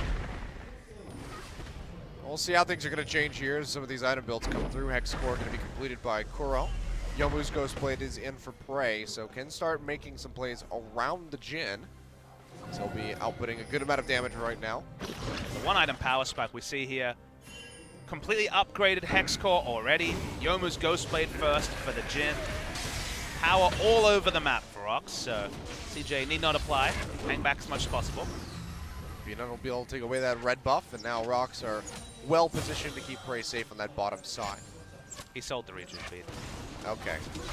So it was just maybe an accidental buy, but Peanut coming in, uses the body slam into the mid lane. flash out of BDD, the flash out of Haru as well. Crit call comes through. BDD's going to get caught by 2 of these. Haru will body block the remainder. And they'll stay safe, but now Rocks are able to push up a little bit into mid. Maybe start establishing some dominance here, get some answering damage onto that tier 1. Definitely would be answering damage because CJ got close to actually taking out the outer mid lane turret much earlier in the game. He doesn't have the explosive cast, so the threat of that is gone. They're going to seismic shove him in. He takes a bit of damage. Mad Life, being locked up, will also get chunked out pretty low. But Rocks are going to go ahead and have to peel back to get a little bit in onto the turret, but overall it's not going to be much. You have the fully upgraded Hex Core so early. You have surprising burst damage. You're going to get those extra ticks because of the speed of the ultimate from Kuro. Only boots 1 completed for most of the members of CJ. That means that you're definitely going to be chased down by that Chaos Storm. Definitely not going to be fast enough, but Morello Navacon here for BDD now will be working into the Abyssal Scepter. Meanwhile, Tara did opt in for the Frozen Mallet. Hasn't been, scrapping against Smeb a whole lot, but does have a nice little CS lead there. 100 to his 83. And CJ, they're going to keep being proactive. They move over to this Rift Herald. They should be able to take this. You just think about how this game is played out. Tara's had pressure on Smeb. Small amount of time they've been in each other's lane because of the itemization and the cleanse. Kuro's had to hang back and just wave clear against BDD, who's been clearing and roaming. Nice roam on to Peanut, got them first blood. So they've had lane pressure in almost every lane, and CJ have the lane pressure in bot just because of the threat of the Ashe initiation into some globals. So the end result, taking the first Drake, now they've taken the Rift Herald. They're parlaying their early advantages into the objectives that honestly are theirs to take. It's nicely done from them. Need to keep that up and try to net themselves some turrets if they want to really run away with this game. Getting that mid-tier 1 can really open up the map, allow them to put in that deep vision, and just keep tabs on the Rocks Tigers and their rotations around. See if they're able to do that soon. For now, everybody going to be hitting level 6 outside of Mad Life, who's just a little bit further behind as he's roaming by himself. Hasn't been spotted out yet, but is quite predictable in his pathing. Prey coming around the bend still. Has not really seen him. It's going to be the Scuttle Crab going over to CJ. And Rocks just not really able to find much. They're just coming in saying like, oh look, they've already taken that. Weaver's Wall coming through for BDD. Prey going to get hit up by that Stand United. Actually gets popped over it by the Seismic Shove, but Mad Life goes forward. Gets the stun in, but he takes a hell of a lot of damage on the exit. And he is going to go down. A double kill going over for Smeb on the Shen. Chaos Storm now going to expire. Untara, the rest of CJ trying to turn things around with Prey. Gets a snipe out onto BDD, and Untara has to jump back. Does not have that Gnar bar. And Rocks, they pinch in. They take him down. That's going to be a 4-for-0 in their favor. Yeah, the first round of damage was really impressive, getting Kuro low, but after that they really overextended. Mad Life in particular flashing in for the dazzle. Oh, boy. 5 men collapse from Rocks. Now they're Kramer looking in for the that brush. 5th kill. Yep, gonna get found by Peanut. Kramer has no hope in the world. Has flash and heal. He's gonna kite up the lane, but Smeb is still very tanky. Shen, they'll be able to get the taunt. Actually, Kramer jukes out of that one. I don't know if that's really well advised, but starting to turn things around. Wow, I'm really surprised here. No mana from Peanut, so he can't actually look for the body slam, and Smeb is, one item Shen, so... I thought for sure he was going to die off that, but we'll take a look at this fight. BDD opening up with a Weaver's Wall. I mean, look, he almost kills Prey through the ultimate. And look, he bounces him over the wall. It's not ideal, but damage trade is acceptable. You're looking good, back away. Instead, Mad Life Rambo's in. There's no one else Ramboing in with any damage. BDD can't go into 4 people. The Rek'Sai and the Taric certainly aren't going to do damage, and then BDD kind of pays for the sins of his support in this game, and everyone's overextended because they just got too bloodthirsty after getting the big chunk out of Prey. Oh, well, Ward comes over the wall. Mad Life looking for Peanut. He body slams back in. Gets the Gromp, and now Mad Life in a bad spot. Going to get rooted by the W. Why? And he's going to go down. He wanted the Gromp, man. And now that's going to be a kill going over to Prey. TP here for Smeb coming in below Kramer. Doesn't know it. He'll get taunted this time into the root. And he will go down. He avenges that earlier evasion by Kramer and hits him with the barrel. I'm sad, Achilles. Why did Mad Life do that? He didn't have flash. He used it suiciding in the mid lane. Mad Life's done a lot of confusing things this split, Papa Smithy. It's true. I don't have answers for you, unfortunately. Well, that's 2 more kills, so now this game's gone to silly territory. It's only 3,000 gold lead, even though there's 7 kill advantage and a turret advantage for Tigers. Yep, they're in a pretty decent spot. They're getting ready to spawn. Our second Ocean Drake has since spawned, but not much vision control on that bottom side of the river. A couple of moments ago, CJ had the map pressure in multiple lanes. They had the initiation. They were getting competitive in everything. gold. Kura had gone this disrespectful builds. They could have looked for picks around mid lane, but one failed pick onto Prey. And now suddenly, it's a risk to roam around the mid lane as Mad Life, specifically until your flash is up. It's a risk to make a pick because the items have really started to stack up for the Tigers. Yep, they're going to go ahead and add an Ocean Drake on top of that as Peanut denies yet another red buff away from Haru and Kramer. So they'll be able to finish this one out. And Rocks will be ahead, or at least even, in pretty much every objective standing on the board. Look at that, we have triple Ocean Drake. It's the old triple cloud Drake. It's all right, at least the sustain is really good. Especially early in the game, it's very relevant. So this is the time when you want the triple Ocean Drake to come through.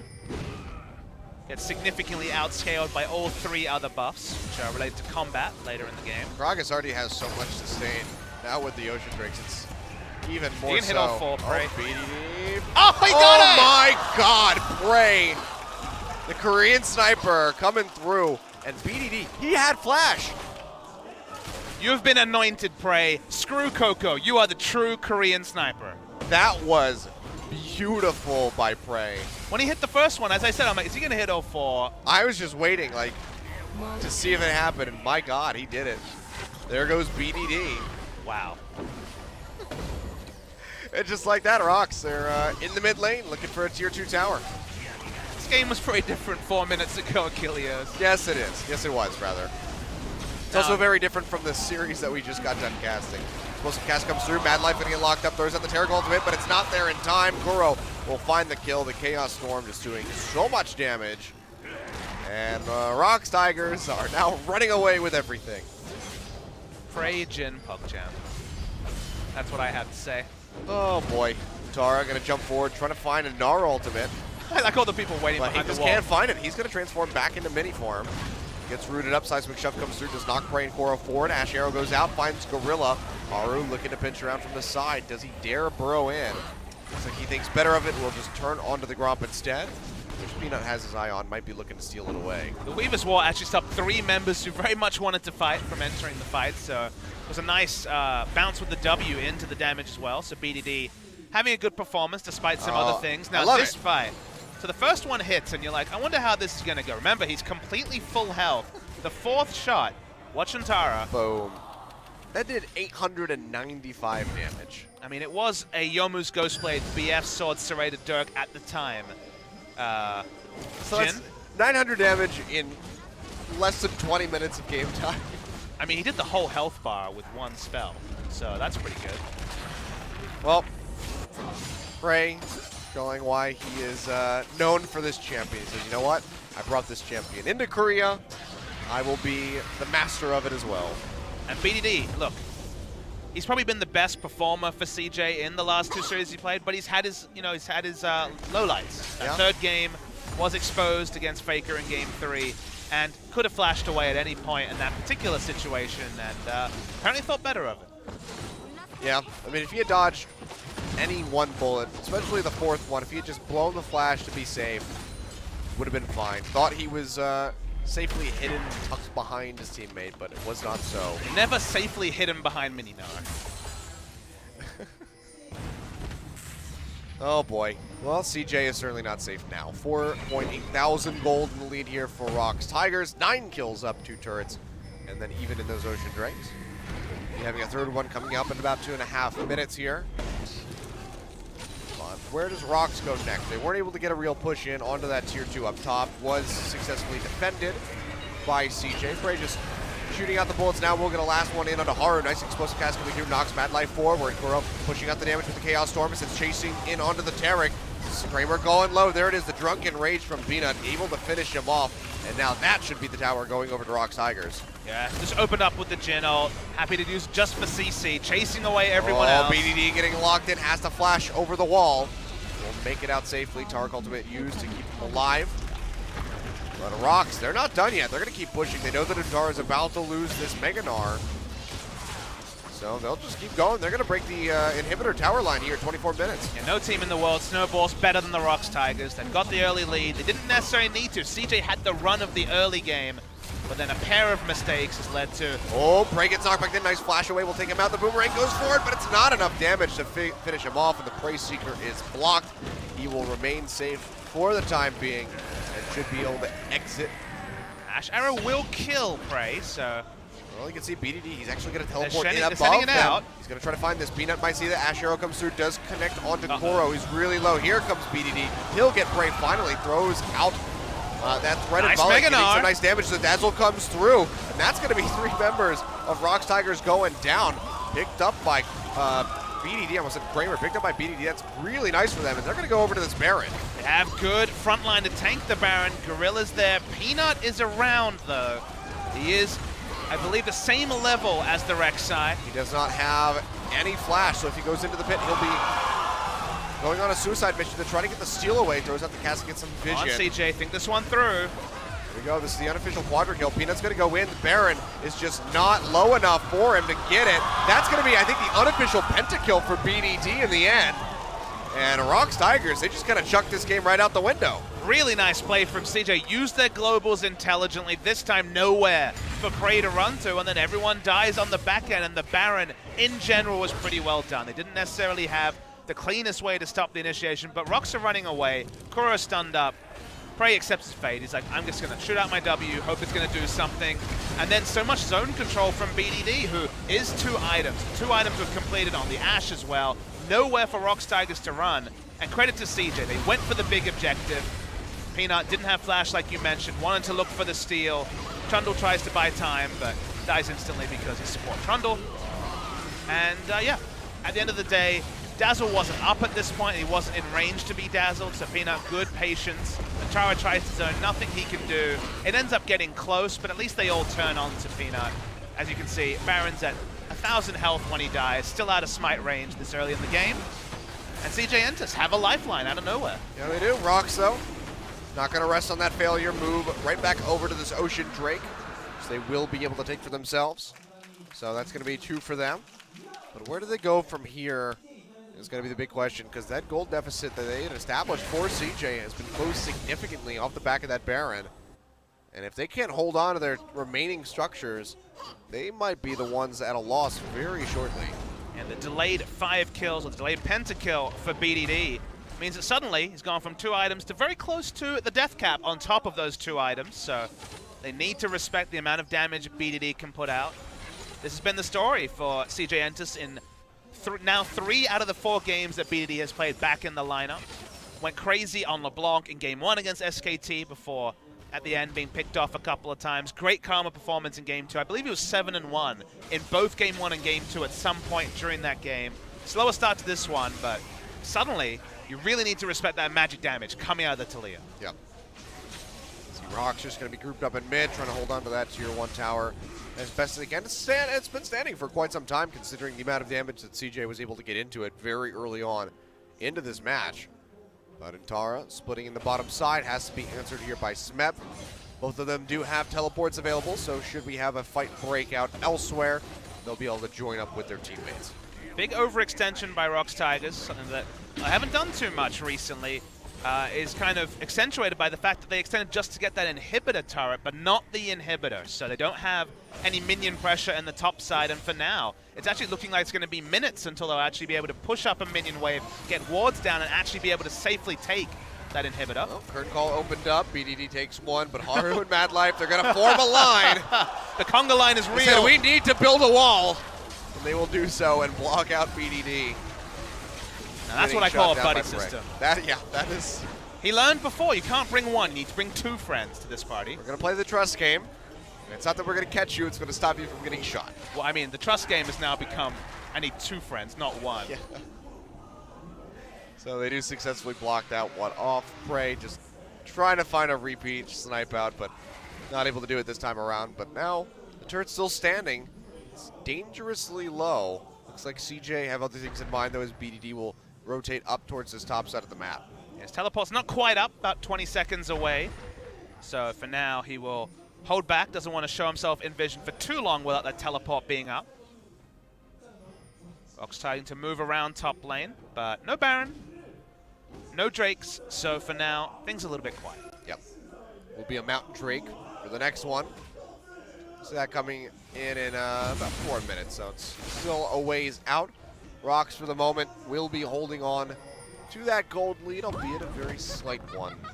It's now gone down to 2.1 thousand. It's one of those things where they're 2,000 gold behind and almost all their gold is on Taliyah. So finally finished the death cap. Taliyah's very powerful. Peanut did rush the Locket second, so they do have some AoE magic resist, but power of boy. Taliyah is real as Peanut. Peanut goes over the wall, throws out the explosive cast a little bit too late there as Untara had already used the flash. There we go.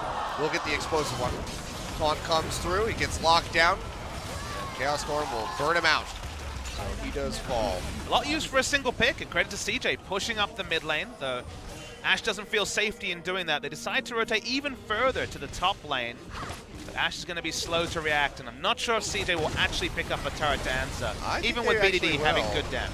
They have a good amount now with 4 members here. They're actually going to get this tower, and Rocks just can't respond. Smeb is splitting down bot. Gorilla pinching in from below them. He's going to get spotted out by that Tremor Sense, however, so won't be able to do a whole lot. Rocks are just going to lose a tier 2. Yeah, it's not like Shen is going to be able to push this turret in the bot lane fast, doesn't have Trinity Force or anything else on the Shen. We've seen Titanic Hydra Shen, we've seen one game of Trinity Force Shen, but it'll just do a bit of chip damage. Always nice to see CJ play smart. They noticed that basically 5 members were committed to the bot side.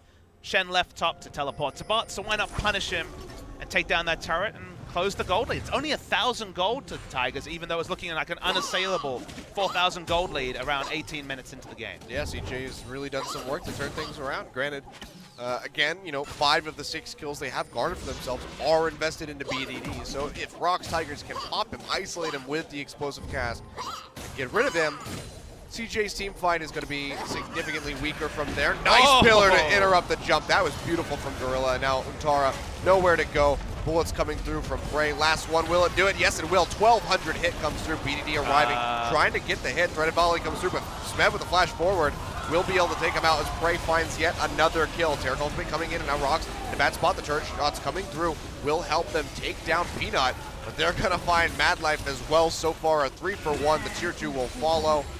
And Rocks right back on the horse. They are going to start tearing this game apart. BDD giveth, BDD taketh away is what we learned from that one. Went for the suicide engage on the Weaver's wall. Should have just jumped off that instantly.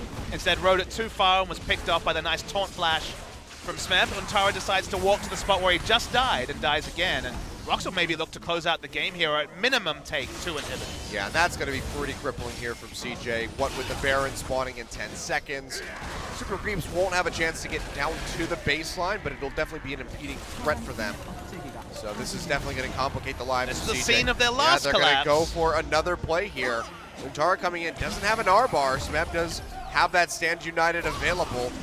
Peanut on the roam, trying to get up there as fast as he coming can. in as well. Yeah, here comes BDD. Gorilla goes forward, throws down the pillar. They jump onto BDD and they absolutely melt him. Kuro coming up with a kill. Gorilla in a bad spot. Bray as well getting locked up. He will fall. It's going to be Haru finding that one, but the rest of Rock should be able to exit safely.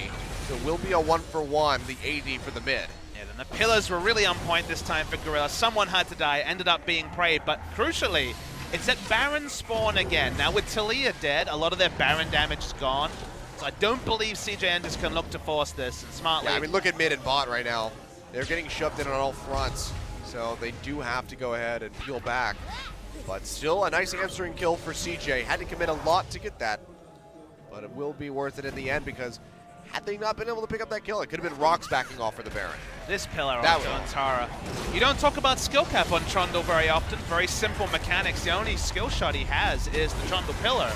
But that pillar bouncing back Untara was great. BDD, I don't know what you're doing exactly in this situation. Taunt Flash is very nice from Smeb though. And even though they're fighting under turret against a team that has the Taric ultimate running, they do have Trundle and Gragas to tank it up for the majority. Did BDD get knocked off the Weaver's wall by another pillar? Possibly. I think that's Possibly, exactly what yes. happened. So yeah, Gorilla is a monster on the troll. Also, why was he riding the wall that close to. I don't know. Yeah. I don't have answers for BDD.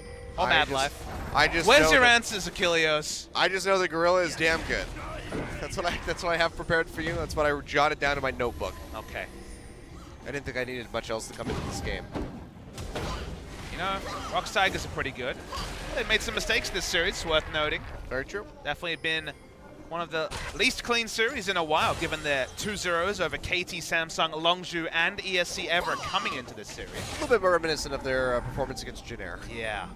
They were pretty putrid against Jin Air, even though they won 2-1. That was really bad. You can see they're not in vision of that ward, but CJ will know that they have not entered into the Baron Pit. Haru not going to get caught up in the gravity field. Be able to exit. CJ's going to try to apply some pressure in mid, but Shem is pushing in bot. Yeah, he's pushing with a super minion wave, you have to remember. Yeah, so, I mean, Rox really could just try to delay the back, but he's already down there. He's going to try to deal with this Shen as best as he I can. mean, Rox have so many advantages. They have Teleport and Stand United up, and CJ have no globals, barring the semi-global of the Weaver's Wall. Well, they're going to have to cast that. BDD roaming up towards the mid side, going to try to get in range to get onto Haru. Little tunnel in underneath of the pillar. Explosive cast is still available here for Peanut, but getting slowed up by Antara. He's going to have to peel back. Meanwhile, Smeb's still going to keep applying that pressure. Big wave crashing in from top as well. BDD has to answer that. Smeb might be able to break the base here. Yeah, it's the only option they have. They need BD to clear minions. They cannot have two waves of super minions and a Shen pushing in. So currently, we see Baron start at 6,000 health. It's not being rushed down yet by Rox Tigers. They want to peel. They're going to peel off. They're on the pillar. They're right back onto it. Haru over the wall. Stand United going to be used. Arrow comes out, finds Prey straight into the got dazzle. it! He's going to steal it away. Haru taking the Baron. This could be the big turnaround for CJ that they've been looking for. Kramer getting locked up into that gravity field though with the Chaos Storm ticking.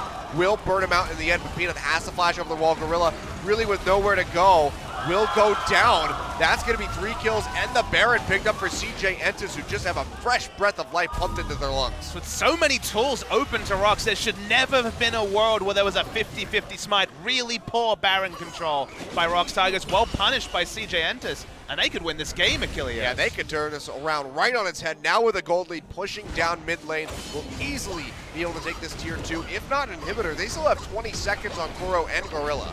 They entered this season in vacation mode, took a while to warm up, and then they had 9 days off between best of series, and I'm not going to call it a vacation just yet. Maybe it was more of a staycation, but this is not the same Rox Tigers that took to the Rift against ESC Ever 9 days ago.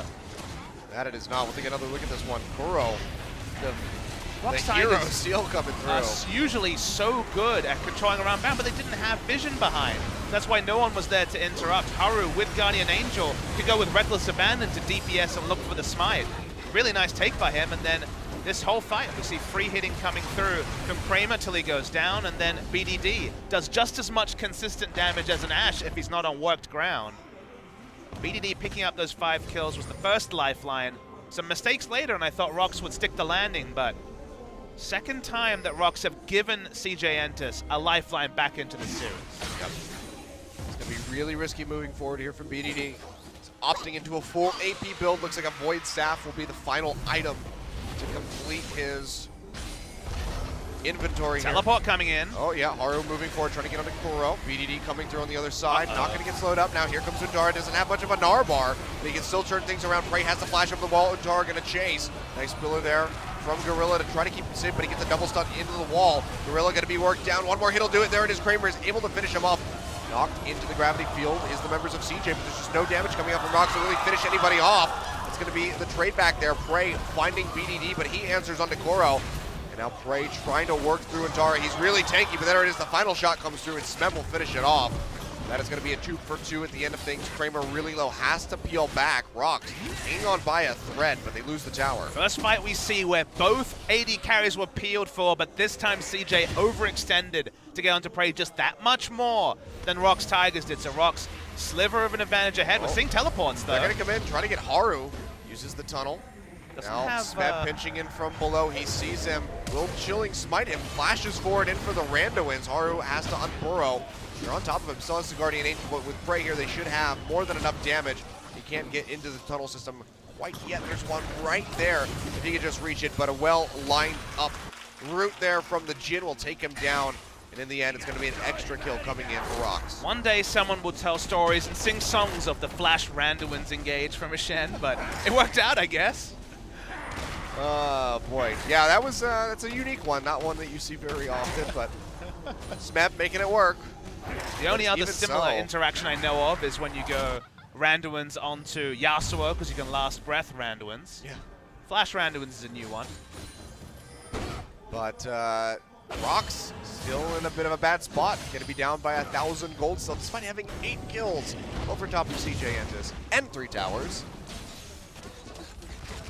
It's an interesting one, because team fights really aren't clear. CJ do have strong initiation. The Weaver's Wall into Gnar Ultimate's not even something we've got to see cleanly, and that has some certain wombo potential. And the backline threat is really only Peanut with the explosive cast, which so far have been mostly disengage and not engage, even though it's an Ashe. I mean, if you body slam towards an Ashe, she needs to respond. She needs to flash away. All right, Elder Drake's low. Really bold, 4,000 health on the Elder Drake. Hawk shot comes out. They have Weaver's vision of Wall. this one. Haru's trying to go in, but he can't get it this time. He gets locked up. The Taric ultimate coming through, trying to keep him alive. Prey gonna miss one shot, gets hit up by that Ashe ultimate in the backside. Stand United used to try to keep him alive, but Kuro is just getting melted in the pit. Gets a nice shield from the Siphon Power in the end. He's trying to stay alive, trying to kite back as best as he can, but he is cornered. Actually comes out. They take down Haru. Kuro is still fighting, and he will live through the end of it. My God, what kiting coming through from the Victor while trapped inside of the pit.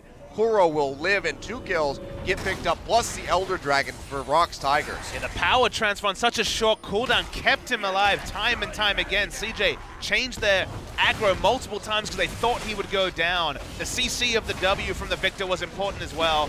Rox are burning. They want to take down this inhibitor. Still a lot of wave clear up from CJ, even with 2 deads. They probably can't quite end the game, but they might try. They're going to be getting this, but they can at least take 3 inhibitors here because they're all exposed to the side of CJ. It's still 18 seconds on Haru with Tara coming up in 20. They knock out BDD. They blow him up. Prey with the last shot will take him down straight into the curtain call. On to Kramer. One more will do it. There it is. Takes him out, but Kramer is able to get a double kill crucially onto Gorilla and Peanut. Is that enough to stave off Rox? It doesn't look like it. They're going to be pushing in. They want the end.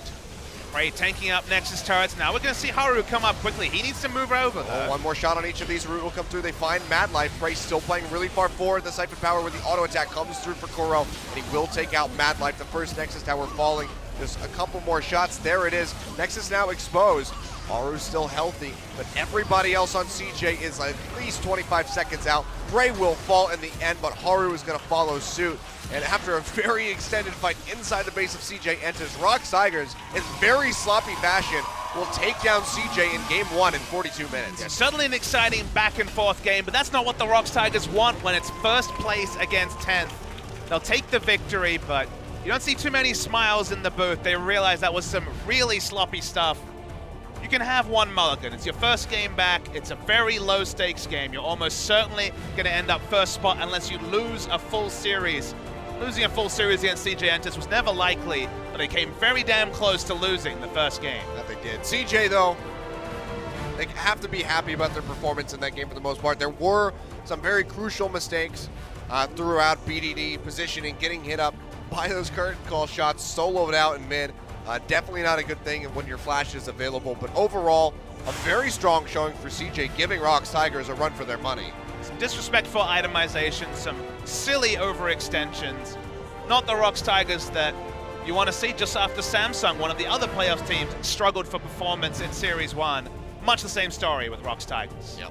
We'll see how things are going to change. Take a look at the damage to champions. Prey still coming out wildly on top, but Talia not that far behind in the end of things compared to Kuro in that mid lane. It's going to be about 8,000 or 9,000, but he was doing some work.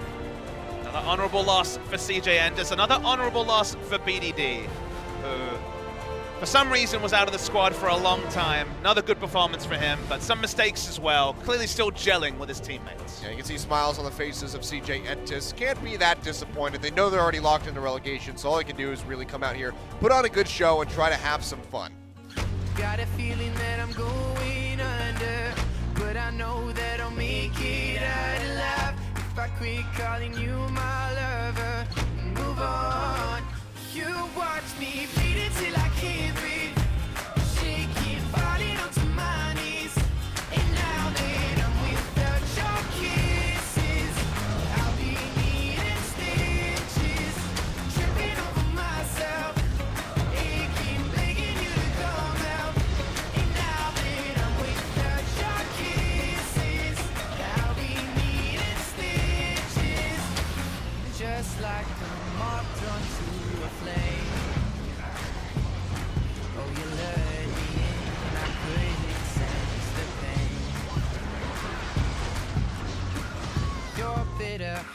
go to.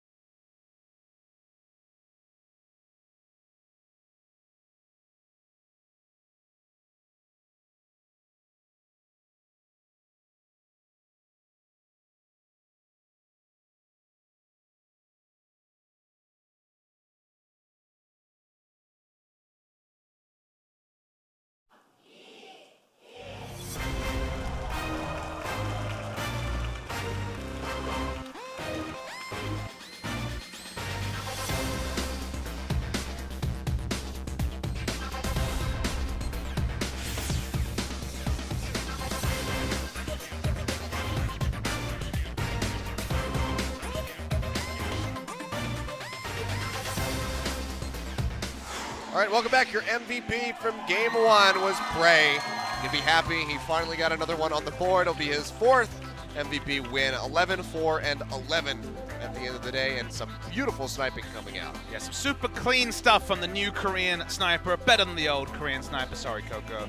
The kill onto BDD from full health was a sight to be seen in mid lane. That was probably more about BDD refusing to flash than anything else, but regardless, good clean stuff, and we talked about it. No AD carry bans, the Ashe priority coming through from his opposite number and Kramer, and this is the result you get. That's 3 shots. Remember, there's a health potion actually running here. And Untara thought he was body blocking. He was not. And Jin continued to rain hell on the hopes of CJ Entus. Now, Rox, it's worth noting, not the cleanest performance from them. Still a lot to correct. Yeah, but not by a long shot.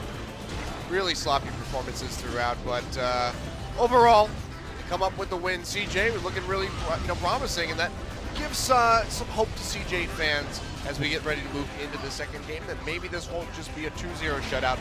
Maybe they'll be able to actually take a game off of Rox Tigers.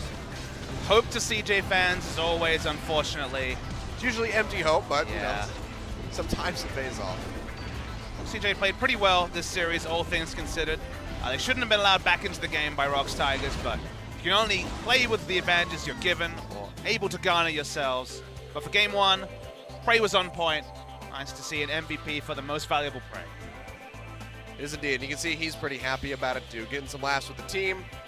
CJ Entus, however, gonna have some thinking to do as they get ready to move into this second pick and ban phase. Guys, I mean, giving over something like Jin and Victor to the side of Rox Tigers, not necessarily a good decision because they're so very comfortable on those champions. The reason why this team is strong is there's so many other picks that you can speak about in the same kind of utterance. Nidalee, true. Tahm Kench, which was actually ignored by Rox Tigers, notably in that particular game. We won't be seeing any roster changes, no sign of Cry in the recent run, as Rox seem to have firmed with Kuro once again as their starting mid lane. Let's see if that maintains through playoffs when they might have to face off against SK Telecom again. I suppose it's a bit of an inevitability at this point. But here we go. It's going to be Hecarim and Varus spanned away by Rox Tigers now on the blue side. Varus, interesting one, take away from BDD. And still going to be Malzahar GP from CJ Entus, so keeping it consistent so far in. The Nidalee does shape up as a first pick. It's not banned in this last rotation. Let's see what Rox want to reach for, because we've seen them first pick Tahm Kench, we've seen them first pick Gangplank, that's banned in this particular game. So many different options leveled open to Rox, and no guarantee that we're going to see a team comp that in any way resembles what we saw in game 1. You can only expect that Nidalee will be banned out final from the side of CJ. It was their third and final ban in game 1, but garnering some respect there, the Taliyah ban will be coming through from Rox.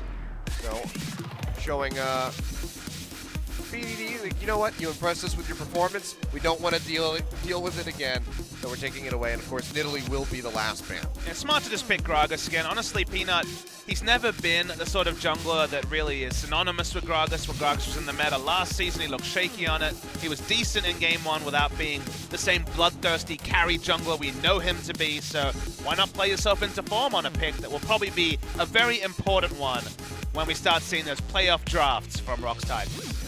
Going to keep it nice and clean so far, not show their hand as to what they want as they move further down the line. Right now, CJ will lock in that Rek'Sai yet again from Haru, and it's going to be Karma. Was banned out in that first game, so we can kind of expect that this is going to be for BDD in the mid lane, but there's an outside chance that it goes over to Mad Life at bottom. As you say, it was a good performance in game 2 from BDD on the Karma. Very shaky one in game 3. Rox decide, well, more Victor, why not? I mean, Kuro on Victor, it's that's pretty synonymous. So they just opt into a very safe pick for him, and it will be Trundle yet again. So we'll see if that one's going to end up in the hands of Smeb this time, or if Gorilla will keep piloting it. It had some really wonderful pillars throughout the game. So a bit surprising that he couldn't have netted himself the MVP off of that, but it's all right. Could definitely be a support Trundle or a top lane Trundle. A lot of flexibility for Rox with the Trundle pick, but CJ have flexibility as well. Now that Rox have shown mid lane, they can just keep Untara's pick for last and not allow Smeb into a counter matchup. Oh boy. Long hover over the Syndra. We've only seen one so far. Didn't go so well. Wow, it's locked in though. They're gonna lock this, which means that it will be a support Karma from Mad Life. So BDD going for the high burst mage in the mid lane. BDD is a very well-known Syndra player, so especially in solo queue. So we've seen Frozen try it this season. He was definitely struggling on that pick, so we'll see if BDD can do better. Does have a lot of kill pressure against the Victor in mid lane. Why not just go for the Jhin when it's available? But Kog'Maw's always been a favorite of Prey. The Juggermaw comp was innovated by the Rox Tigers in 2015. Ashe also available for some initiation. My first thought was Ashe, but I guess when you see a Syndra, you kind of have to reevaluate some of your options. Yeah, definitely got to be risky. Kog'Maw would let them sit in the back line a bit more, but they will go for the Ashe, so maybe just want that pick potential onto Syndra, lock her up, and burn her out quickly before she can really cast any of her spells. And Tahm Kench will come through, so we don't know if that's going to be a support or top lane, and likely will depend on the pick here for Untara. This makes so much sense to take the Ashe in this particular comp. Gives you some true engage. They struggled in game 1 with only having Gragas as engage, so Ashe and Gragas is more tools available to the Rox Tigers. Peanut's never really been an initiation jungler. He played around with off-meta picks like the Nocturne, but he's more known for the dueling junglers, the damage junglers, the Nidalees of the world. So gives him that initiation from the AD carry role, and now action is on CJN, just looking for a top laner. Shen would certainly relieve some pressure. We just saw Smeb play a really nice Shen game in game 1. Gonna probably opting into lane matchup against the Tahm Kench, but it could be the Trundle as well. So Rox Tigers, nicely crafted draft. This is what Tahm Kench being in the meta allows them, is that now they can freely put Trundle top if they so choose. Wait for 20 seconds to decide whether we will see the Trundle or the Tahm Kench piloted by Smeb. So far this season, it's been mostly Tahm Kench top and just a couple of games of Tahm Kench support. Well, they're taking their time so far. It's going to be the Trundle sitting up top. They could just be trying to mind game CJ. I feel like the Trundle's probably the best matchup going into that Shen. When it comes to the split push, certainly you have more turret pressure, but Tahm Kench has a little bit of kill pressure onto a Shen who doesn't want to be building magic resist, particularly this game. But Trundle, again, if you want to assault the turrets, that's the better pick. And Rox want to take as many turrets as early as possible, keep this game on a short leash. I said in game 1, the Fateful Caster Curse came through. They're the best team at snowballing in the world, and they promptly threw away a Baron. But regardless, Yeah. that is on form what they're able to put forward, and that is what Trundle can really provide in the mid game. This season so far, they are undefeated with Trundle top. It's been a very good pick, 6-0 for Smeb. Well, let's see if they can add to that, make it 7, or if CJ will be able to upset the standings. Overall, though, really high risk, high reward pick with the Syndra in the mid lane. Gonna have to keep our eyes on that, see how Peanut is gonna be able to put some pressure down, because didn't do a whole lot early on in game 1, so game 2, gonna be looking to change things up and get the lanes rolling as quickly as possible. And Prey back on the Ashe, gonna be pretty comfortable. But let's go ahead, get right into game 2. CJ versus Rox Tigers.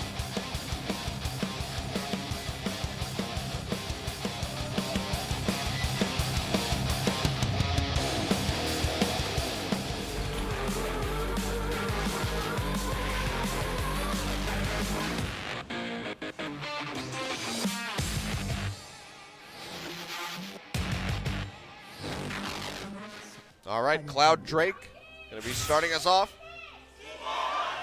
CJ fans still cheering him on. But the Rox fans are plentiful. We do have a fairly packed stadium here tonight. Both of these teams, of course, some of the biggest fan bases in Korea, CJ especially. Their long-standing history here at LCK, as you can see by the signs. And Syndra's definitely one of those champions that's been kind of simmering on the outside of competitive viability, buffed multiple patches in a row. Some Smeb love coming through from the crowd. Not sure what the sign said. I got the love Smeb part. Seems like it was something rather funny. Maybe he asked him if he wants to go on back to his house and have ramen. Ramyun it would be in Korea. Ramen, yeah, you're correct. Storm Raider Surge is the Keystone Mastery for BDD. Thunderlords was the one I would have considered just for the early laning power, but what this will allow is that basically every time he hits his E, the stun, and a Q. That's going to probably be 30% of your target's health, and you're going to get in range for that next Q. It does have the very short cooldown, just 4-second cooldown on the Dark Sphere. Alright, well, Gorilla coming around the sidelines. Going to find Haru and Antara. Won't be able to harass him too much.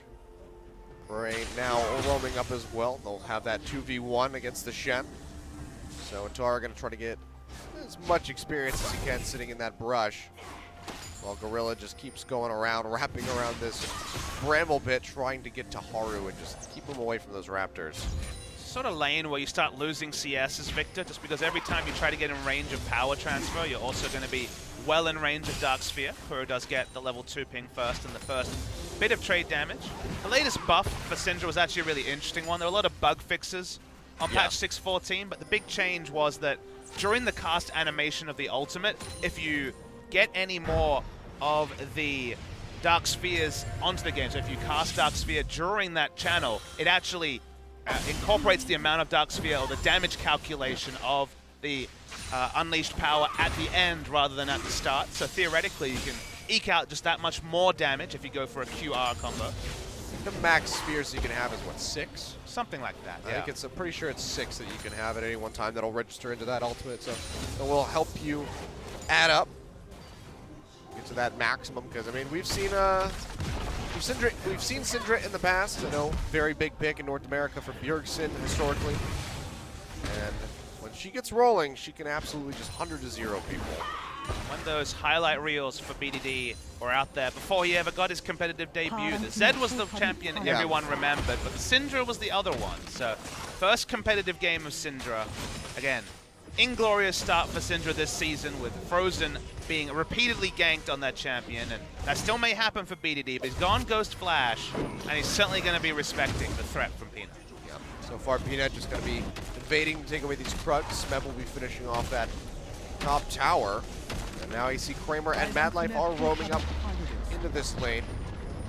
So we'll have the 2v2 still being evaded for the time being. Might just have another tier 1 tower swap coming through.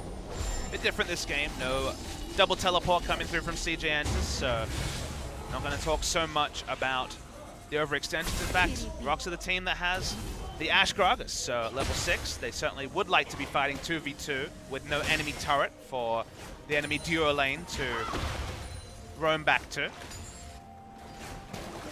We'll see the recall here from Antara as he backs out. It looks like we might just have that tower shove coming down. Yeah, Smeb going to be TPing in to join his team, and they'll get the shove going. And if Peanut can make his way down towards the bottom side, they could go ahead and pick up a Cloud Drake. Looks like he's going to stick around up top and try to disrupt this turret. It's not really near the level 6 mark. Could just go forward, throw out that barrel, and try to clear some of these out. He's picking up experience from all these minion deaths. He's trying to hold on as long as he can. He's about 60% of the way there. It's a bit more before he can hit 6. Interesting decision from Peanut. I guess there's no creeps alive in his side of the jungle, so this is bonus experience for him. Yeah, he's going to stick around. It's a bit risky, and Tara is nearby. If they come and ward Missed melee the minion. brush, yeah, it could be a little dire for him. Kramer going to walk in. Finds Peanut, gets a good amount of damage down. Spell Shield will eat that barrel. Definitely didn't expect the fat man right next to him. No, probably not. But Peanut will be happy for the free experience, and the tower, the bottom side, will fall just about the same time. Interesting decision from Gragas. This should accelerate his road to 6. Probably about half a level ahead of Haru, if I was to guess. Yep, just going to drive by with a barrel here onto BDD. Threaten forward. He's almost 6 here. So Scatter he's the looking weak for the connects. engage. BDD is level 6. Next minion, and Peanut will be 6. Now he's out of range, so just go over to the Raptors. Now Haru waiting in the wings. Kuro's really low on mana. They could try to go for a play. He shows, though, and Kuro will be able to back off successfully. Interesting stuff there. Peanut looking for the mind games into standing in front of the opponent, instantly pinging 6 and going for the ultimate. But BDD was the first to 6. So that crisis was averted. Yep. Well, now Peanut with a rough spot. Madlife will take away the small Krug, and Haru pushing forward is able to smite out for the big one. Or no, rather Peanut was able to get it. Haru So, he'll be able to walk out. following the build path of Beyond and going for the Tiamat first, now the standard. So Less remarkable for sure, but does allow for some very powerful skirmishing. Oh. Zara barely missed Prey. What is it with that triangle brush and Rocks Tigers members being in it? I don't know. Just it's a good spot. Apparently. It's a hangout spot. Well, they're going to swap Prey down. Look for maybe some dominance around the dragon for now. There's a lot of vision here in the bottom side of the jungle for CJ, as well as a couple tunnel systems in the area. So Haru can rotate up top safely and be able to join with the Void Rush down. CJ have actually been the big winners in this lane swap. If you look at the CS values, they're actually about 20 CS ahead of the Rocks Tigers. CS has just gone to turrets, probably mostly the turret the Peanut was waiting around. That weren't acquired by Rocks Tigers. Peanut waiting in the brush, will get spotted out. The pink ward that he threw down will get cleared. Move up engage. Does Peanut want to go for this? Smebs here, throws out the pillar, it'll grant him some vision. Nicely done by Peanut. He will be able to take that one away. But it is a smart invade from CJ Entus. Victor without blue buff is certainly going to be less free to just wave clear against BDD on this Syndra. Now if he has to walk up for that extra auto attack on a last hit, there is some kill pressure for the Syndra. CJ trying to get some pressure in the top tier 2, but you're going to have to zip out there. Peanut walking forward with Gorilla and Smeb in the vicinity. Means no bueno. So they will go ahead and peel back. Meanwhile, Prey shoots out the arrow. Give a Syndra. Coming up the river, not really going to hit anybody though. BDD a little bit too far back for them to make a play off that. But not expected to be in lane or needing that Ash Arrow anytime soon. So just like summoners in level 1 lane swaps, happy to just throw it out. Yep, Koro gonna try to interrupt here. He's gonna take that ultimate as the Unleashed power comes through. Chaos Storm going through. Oh man, almost gets killed by Scatter the Weak. But will be able to walk out. Nice Devour from Gorilla just in case there's any follow-up to keep him safe. But no summoner spells blown on either side. So just staring down the barrel of a gun as both of these mid laners. Yeah. BDD was able to get another Dark Sphere out. Would have had enough to take him down. So ran out of mana at the end regardless. Looks like he'll get his shop in slightly more advantageously than Kuro will have access to. Yeah, Kuro going to be behind by about 11. Has gotten a couple of those Relic Shield charges coming through from Gorilla. So a little bit more CS than is illustrated there on the board. But will be able to come back in with a Negatron Cloak. Which is so important against Syndra.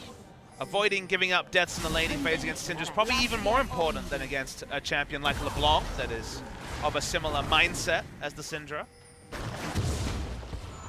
You know, if Syndras get rolling, they start deleting frontliners, and that's when you know the game has gone awry. But for now, going to be held in terms of getting any kills in the mid lane. Which is good news here for Rocks Tigers. CJ's bot lane really safe to push forward. You can see the vision control on the bottom side of the jungle is still really strong from that team. So they'll move up towards that tier 2, and now that's going to be the dragon started up here by CJ.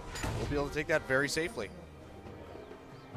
Games like this that make me wonder about Peanut. On the Gragas, it's just not the same story as some of the other higher pressure junglers. Yeah.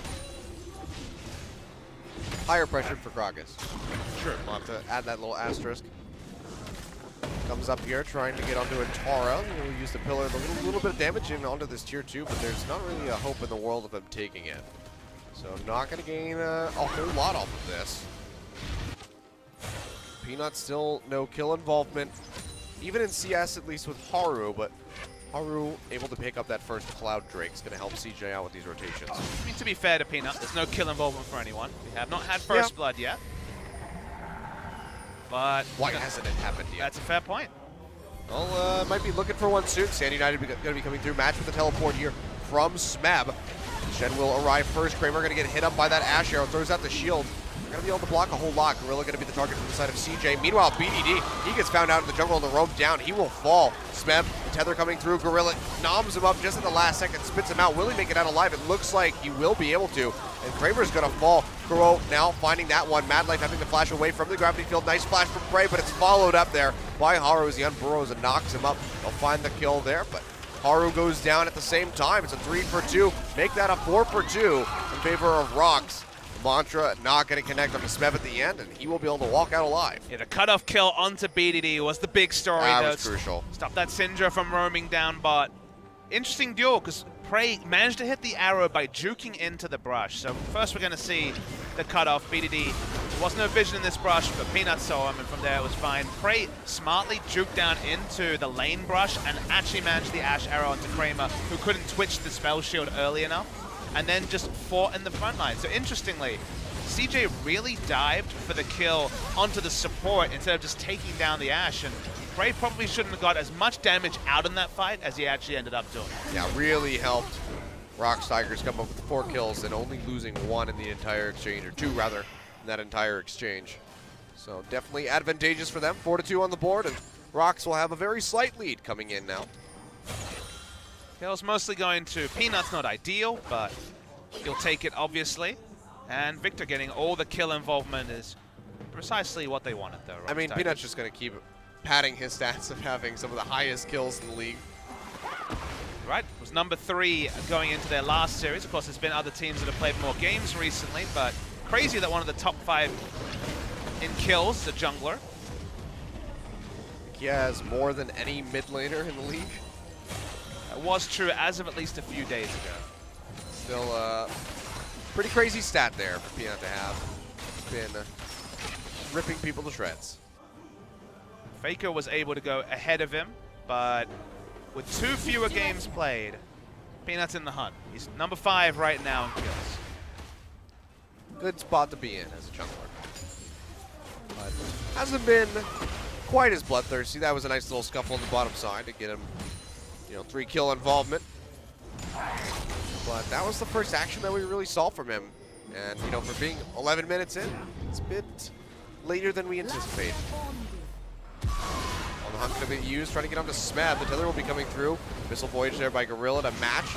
Now Goro finding BDD, chunks him down a half very quickly. Not going to be able to get the Chaos Storm to stick onto the Syndra, but that is going to dissuade BDD from pushing any further into that bottom lane. The Rocks outnumber CJ in the bot side, but they do have their Ash in top lane, so won't have a way to rotate 5 members over. As you can see, not going to be too important though. Probably going to be happy to soak up that CS, gets him a bit of a lead over top of Kramer, as he's still working towards that Essence Reaver. Did opt into the call, as did Kramer, so they both were fairly safely able to farm up the majority of that item. Rocks trying to take a red buff, did get the smite from Peanut, so even though they had their Ash on the top side of the map. Oh. Wow, the actual Runic Echo bounce damage onto the Sivir, stopped her recall. That's cute. Nice double interrupt there from Peanut. Maybe not very intentional, but still nice. The other fun Runic Echo interaction is if you have a Rylai's, it actually slows the opponent. Yeah. Broken. Broken. Literally unplayable. Well, speaking of Rylai's, I'm sure we're going to be seeing that one from Kuro pretty soon. Opting to finish off the Hex cores, but whether he's going to go straight for the Abyssal Scepter completion or if he wants to kind of divert off that path and go for the Rylai's, we'll have to see. So far, BDD hasn't really started construction on his next piece. He's just got the Sorcerer's Shoes with the Morellonomicon completed. So decent amount of damage there from the Syndra, but definitely not in the spot where you can 100-0 somebody. I'm intrigued to see where he goes with the build as Prey looks for an Ash arrow. That's going to send it out. Will find BDD. They knock him back with a cast straight into the volley, and Koro with the Chaos Storm will find 2 kills as he does finish off Mad Life, and Haru going to get zoned out of here. That should be the tier 1 mid going down in favor of Rocks. Nicely done. Yet again, just perfectly chaining their abilities together. And when it's chained so efficiently, it looks like volleyball, Achilles. The spike was real from the Gragas, and Mad Life just died in the AoE, I guess. Very one-sided volleyball. It's like an Olympic volleyball team playing against a bunch of middle schoolers. That's right. Sorry, CJ. But you're just a bunch of middle schoolers. Hey, they look good in game 1. They did. But BDD is pretty young. It's true. Just 17. The substitute 80 carry Ghost also turned 17 in March this year. Yeah, I mean, 17, that's like middle school age, right? No. I failed a lot. We'll take a look at this arrow. Another generous hitbox, you'd have to say. Yeah. Not as generous as one of the ones Monty Doa cast. That one was just silly. There have been some pretty ridiculous ones, but hey, man, don't hate the player, just hate the game. It's not Prey's fault that that Ash arrow has a little bit of hidden girth on it. You know, what they say about the hidden girth. No, I don't. Inform me, please. It's the deadliest. Oh, dear Lord. All right. I'm just imagining Zed saying it now. The hidden girth is the deadliest. Maybe there's a skin coming from Riot Games with that Yeah, line. the hidden girth skin. I don't know if they want to make that one. It'd make a lot of money, I'll tell you that. That would, not that it's really possible, but that skin would sell out. We've run out of skins, boys. Yeah. Quick, we need an idea. Well, you know, I was watching LCK that one day, and Papa Smithy said something. It was pretty clever, so. All right, make it, go. Pretty sure that's how all their meetings go. Probably. Papa Smithy said something clever. Probably don't get to say that too often. No, I know, it's fair. Well, just to recap, Rockstiger is able to pick up a Cloud Drake to match that of CJ's plus the Rift Herald. So just moving forward pretty steadily here. 4.3 thousand gold in their favor. Nothing too crazy though. CJ, they certainly do have, you know, a couple windows of opportunity here to bounce back and get themselves into this game. It's really going to be off the back of BDD and that burst damage that he's going to want to put out on this Syndra. Just hasn't had an opportunity yet. I'm not convinced by the Syndra pick. Frozen, I guess, had a worse start than BDD, so BDD's got that going for him, but I just feel like if you pick Syndra, you want to set up around mid and gank. We didn't see that from Haru, who was playing in other lanes. They didn't really double pink mid lane and try and get some pressure for the Syndra to roam, and the one time Syndra did try to roam was caught by Peanut and Kuro, so the value of this pick so far has kind of been a bit questionable. The build will really interest me. Luden's Echo and previously DFG were the items you wanted for those one burst rotations, but Luden's has been very infrequently built this season. Ah, yeah. I missed that item. It's always really fun. And then they, like, that's like one of the names of the song from the Pentacle album is Deathfire Grasp. So basically what they need to do is delete that entire track off the album. We have Deathfire Touch as a summoner, which is obviously trying to reminisce much the same way. Well, they're going to go into the Abyssal Voyage, try to cut off Kramer, uses on the hunt. Peanut here, just going to find Haru, interrupts him tunneling over the wall, but they're not going to be able to collapse in and find a kill. Yeah, interrupted him actually with the explosive cask, so not much value out of that usage of the ability. Yeah, stopping him over the wall. But he'd already cleared it, so can't find the kill there. So Rock's going to have to look elsewhere to find advantages. Meanwhile, Smeb has just had Untara shoved up underneath that tier 2 tower for the majority of this game. And he's net himself almost a 50 CS lead. I mean, such as Trundle versus Shen, to be clear. Yeah. No surprises in that particular matchup. Always love to see when they can go for the Ravenous Hydra instead of the Titanic. One little thing I want to discuss is that this game, Prey went for the Hurricane first on Ashe. Usually we see Essence Reaver into Hurricane. Sometimes we see Hurricane Rush when the Ashe is going to go mid lane, but this is Kuro on Victor with Ghost Flash, so he was never going to be a side lane champion. The reason they did this is that they have Trundle free pushing in top lane. Hurricane Ashe can probably push more freely than a Sivir, which sounds crazy, but she has no mana constrictions because she's doing it with just auto attacks. So either going to match pressure or outpush a Sivir early in the game. So this has just been about putting map pressure on and forcing some mistakes out of CJ Antis. Yep. Oh boy, Antara in a bad spot. Will be able to taunt away. Ashero still connects. Not close enough there for Peanut to follow up with the explosive cast. Only just got it back up. All the same, yeah, the tier 2 tower will go down. So that'll be happy times for Rox Tigers, who are just going to keep extending this lead. Now almost to 6,000 gold. Yep, this is basically where game 1 was before some crazy Taliyah delayed pentakills changed the game. Well, I'm ready for the Syndra pentakill to come out. BDD, make it happen. Well, Bjergsen got one, so why not BDD? What was his? That was a while ago. Yeah, Bjergsen announced his, just really opened up his career. I believe it was his second or third game for Ninjas in Pajamas after he debuted on that lineup. Sorry, Copenhagen Wolves, when he debuted on that lineup with that really big pentakill on Syndra. That is years and years ago, man. Copenhagen Wolves. First season of the LCS. Rest in peace, Copenhagen Wolves. Tis gone now. It was such a good breeding ground for good players. And casters. Yeah. Good old Deficio. Yeah, it's Deficio, you know. The Danes coming out. A recent roster move involved a Copenhagen Wolves player as Forgiven's back for H2K. A lot of top talent came through that organization. We'll see how it works out for H2K because they've definitely been hurting as of late.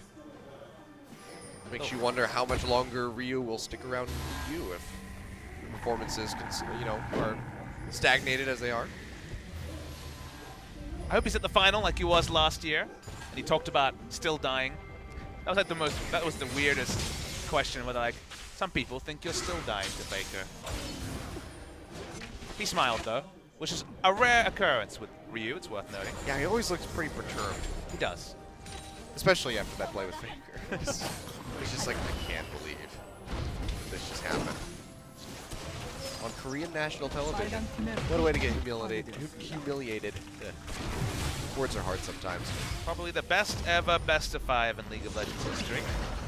It's pretty iconic. You don't get that these days. Haru going to get engaged on. Ash Arrow comes through. Gorilla going to cut off onto Kramer. Will rejoin. Haru flashes over the wall. Bray now going low. Has to get devoured by that Tom Kench to keep himself safe. Haru pinning back over. Tara pinching in from below. Going to be looking for a taunt. Rocks. They're in a bad spot. This is reminiscent of game 1. Trundle's not teleporting so far. It's a 5v4. Yeah, Smeb's still holding on to it. Still trying to finish off that tier 2 tower.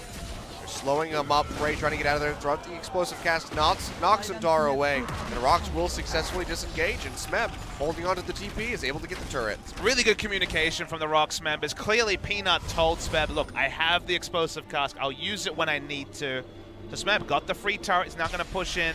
Not going to get much more than that, but they understood that a teleport Trundle with a 4.5 second channel time isn't going to actually create any kills. It's not going to get any advantages. It's only going to be there for loss minimization. They already had the explosive cast. They didn't need him. So good shot calling. Gets Rocks an extra objective that I think other teams would have missed out on. Yeah, for sure. And they're going to translate this straight into another dragon as they go ahead and whittle that one away on the bottom side of the map. So 6-2 not going to be quite as bloody as we see in game 1, but still very well fought here by Rocks Tigers, who now have an 8,000 gold lead. It's going to be an Ocean Drake over the side of Rocks. Yeah, an Infernal to follow. So no Mountain's going to be happening in this one. But Rocks now with this significant of a lead, you have to assume that they will still be in a pretty advantageous position after these next 6 minutes to pick up that Infernal. And there's less tools for CJ Entus than there was in game 1. Talia is the sort of champion that can force fights. Talia Nar is a far cry from Syndra Shen. So I just don't see that same swing fight coming unless Rocks really misplays around Baron. That's the one amphitheater battle where they can really start to throw this league. Yep. Looks like BDD going to be going for the Rabbidan's Death Cap as his second item. So will be outputting a good amount of damage, but members on the side of Rocks are getting tankier. Double Spirit Visage coming through for Smeb and Peanut. We talked about Syndra snowballing and being able to one-shot a front line. Well, this front line certainly will not be one-shot with the Spirit Visage complete, and BDD is working on his second item when there is already 3 on the side of Kuro. And another struggle for the Syndra players in the LCK. Yep, just haven't been able to find success. Peanut really far forward. It's going to get hit up by that Scatter of the Weak. Ash Arrow comes through. They find BDD. Sand United coming through immediately. And suddenly this could be a little bit risky here for Rocks. Missile Voyage coming in on the backside as Gorilla tries to join the team. Smeb over top of them has that pillar just slowing them up. Will take the red buff out. Now onto Haru. He's going to fall. Smeb finds the kill. And they might just go straight for Baron off of this. Haru's dead for the next 38 seconds. It's a long window as we get a pause. Okay. Pause coming through. Not sure what the issue is going to be. Looks like it might be on the side of Rocks Tigers. As CJ aren't saying much. Looks like Issue with Kuro. yeah, they are going to have a little bit of an issue here with Kuro's computer. Awkward. So we'll take a look at it. It's all right. At least the fight disengaged. And it's not like Kuro died because of this problem. So it looks like Kuro is just having an issue with his keyboard. So might just need to swap those out. Did he use his ultimate? No, he didn't. So perhaps was unable to use spells. Not that it mattered in that particular fight. Yeah, no one was really, I mean, granted, the Chaos Storm does do a lot of damage, but it's not like no one's low enough right now that if he had cast the Chaos Storm, it would have guaranteed a kill. Well, I saw him walking up to the Bramble Pit to put out an E, and even the E and the ultimate would have both slowed. So True. the fact that he didn't cast anything was surprising. But Yeah, could have turned things around. Either way, for Kuro to have the issue and the Rocks Tigers to still come out on top with their he's still their, smiling. their Harry Potter cheerful that they have in front of the monitor. I'll have to take a closer look at that after the game, so that's pretty nice. But looks like we might have the issues taken care of. Back into game on Armandus. Yep, there we go. So everything is fine. Could have just been a USB connectivity issue, perhaps. Gorilla going to take a lot of damage here from Mad Life. Going to zone them out. Baron down to half HP. Haru's still 20 seconds out. Rocks are going to commit to this one. CJ not able to find their way in. And it will be confirmed there by Peanut. Now Gorilla going to go in for the chase, trying to find somebody with a tongue lash, slow them up. They can find the kill. It's not going to connect. Chaos Storm not going to do so either. Kuro going really aggressive. Will get exhausted out. Slow coming through from the barrel. BDD, he's going to go down. Gorilla threads the needle around Mad Life with a tongue lash, takes him out, and Mad Life will follow suit. 2 kills now picked up here for Rocks Tigers.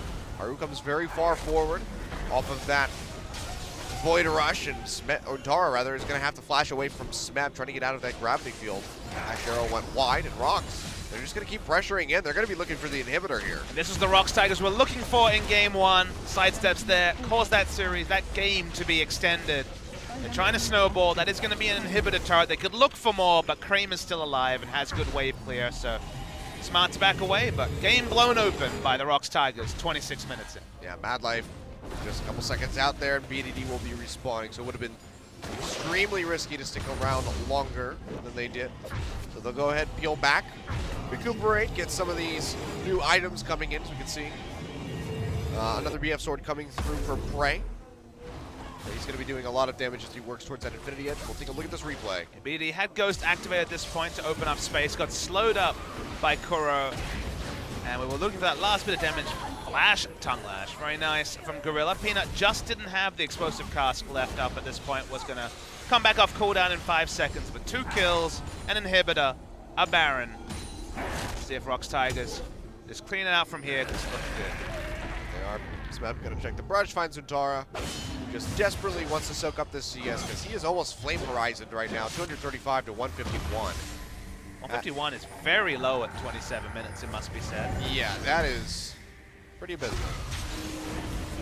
Stand United going to be used on Haru. They jump in onto Koro. Might have the damage to pop him up. They do finalize the kill. Kramer coming up with the last hit. Now Smeb, still a very tanky Trundle, goes back in, throws out the subjugate. Arrow will land onto Untara, and it looks like they might be able to blow up the Rek'Sai. They do. Smeb finding the last hit. Now Prey going really far forward, just firing off of the Lunance, hurricaning. Gets the double kill. Smeb chasing in, trying to find the triple, but just like that, 1 for 4. Turn around for Rocks Tigers. They're going to make it the ace. They might be able to finish the game right off this. They're charging up mid lane with the super creeps. Kramer is going to go down. I think Rocks has it.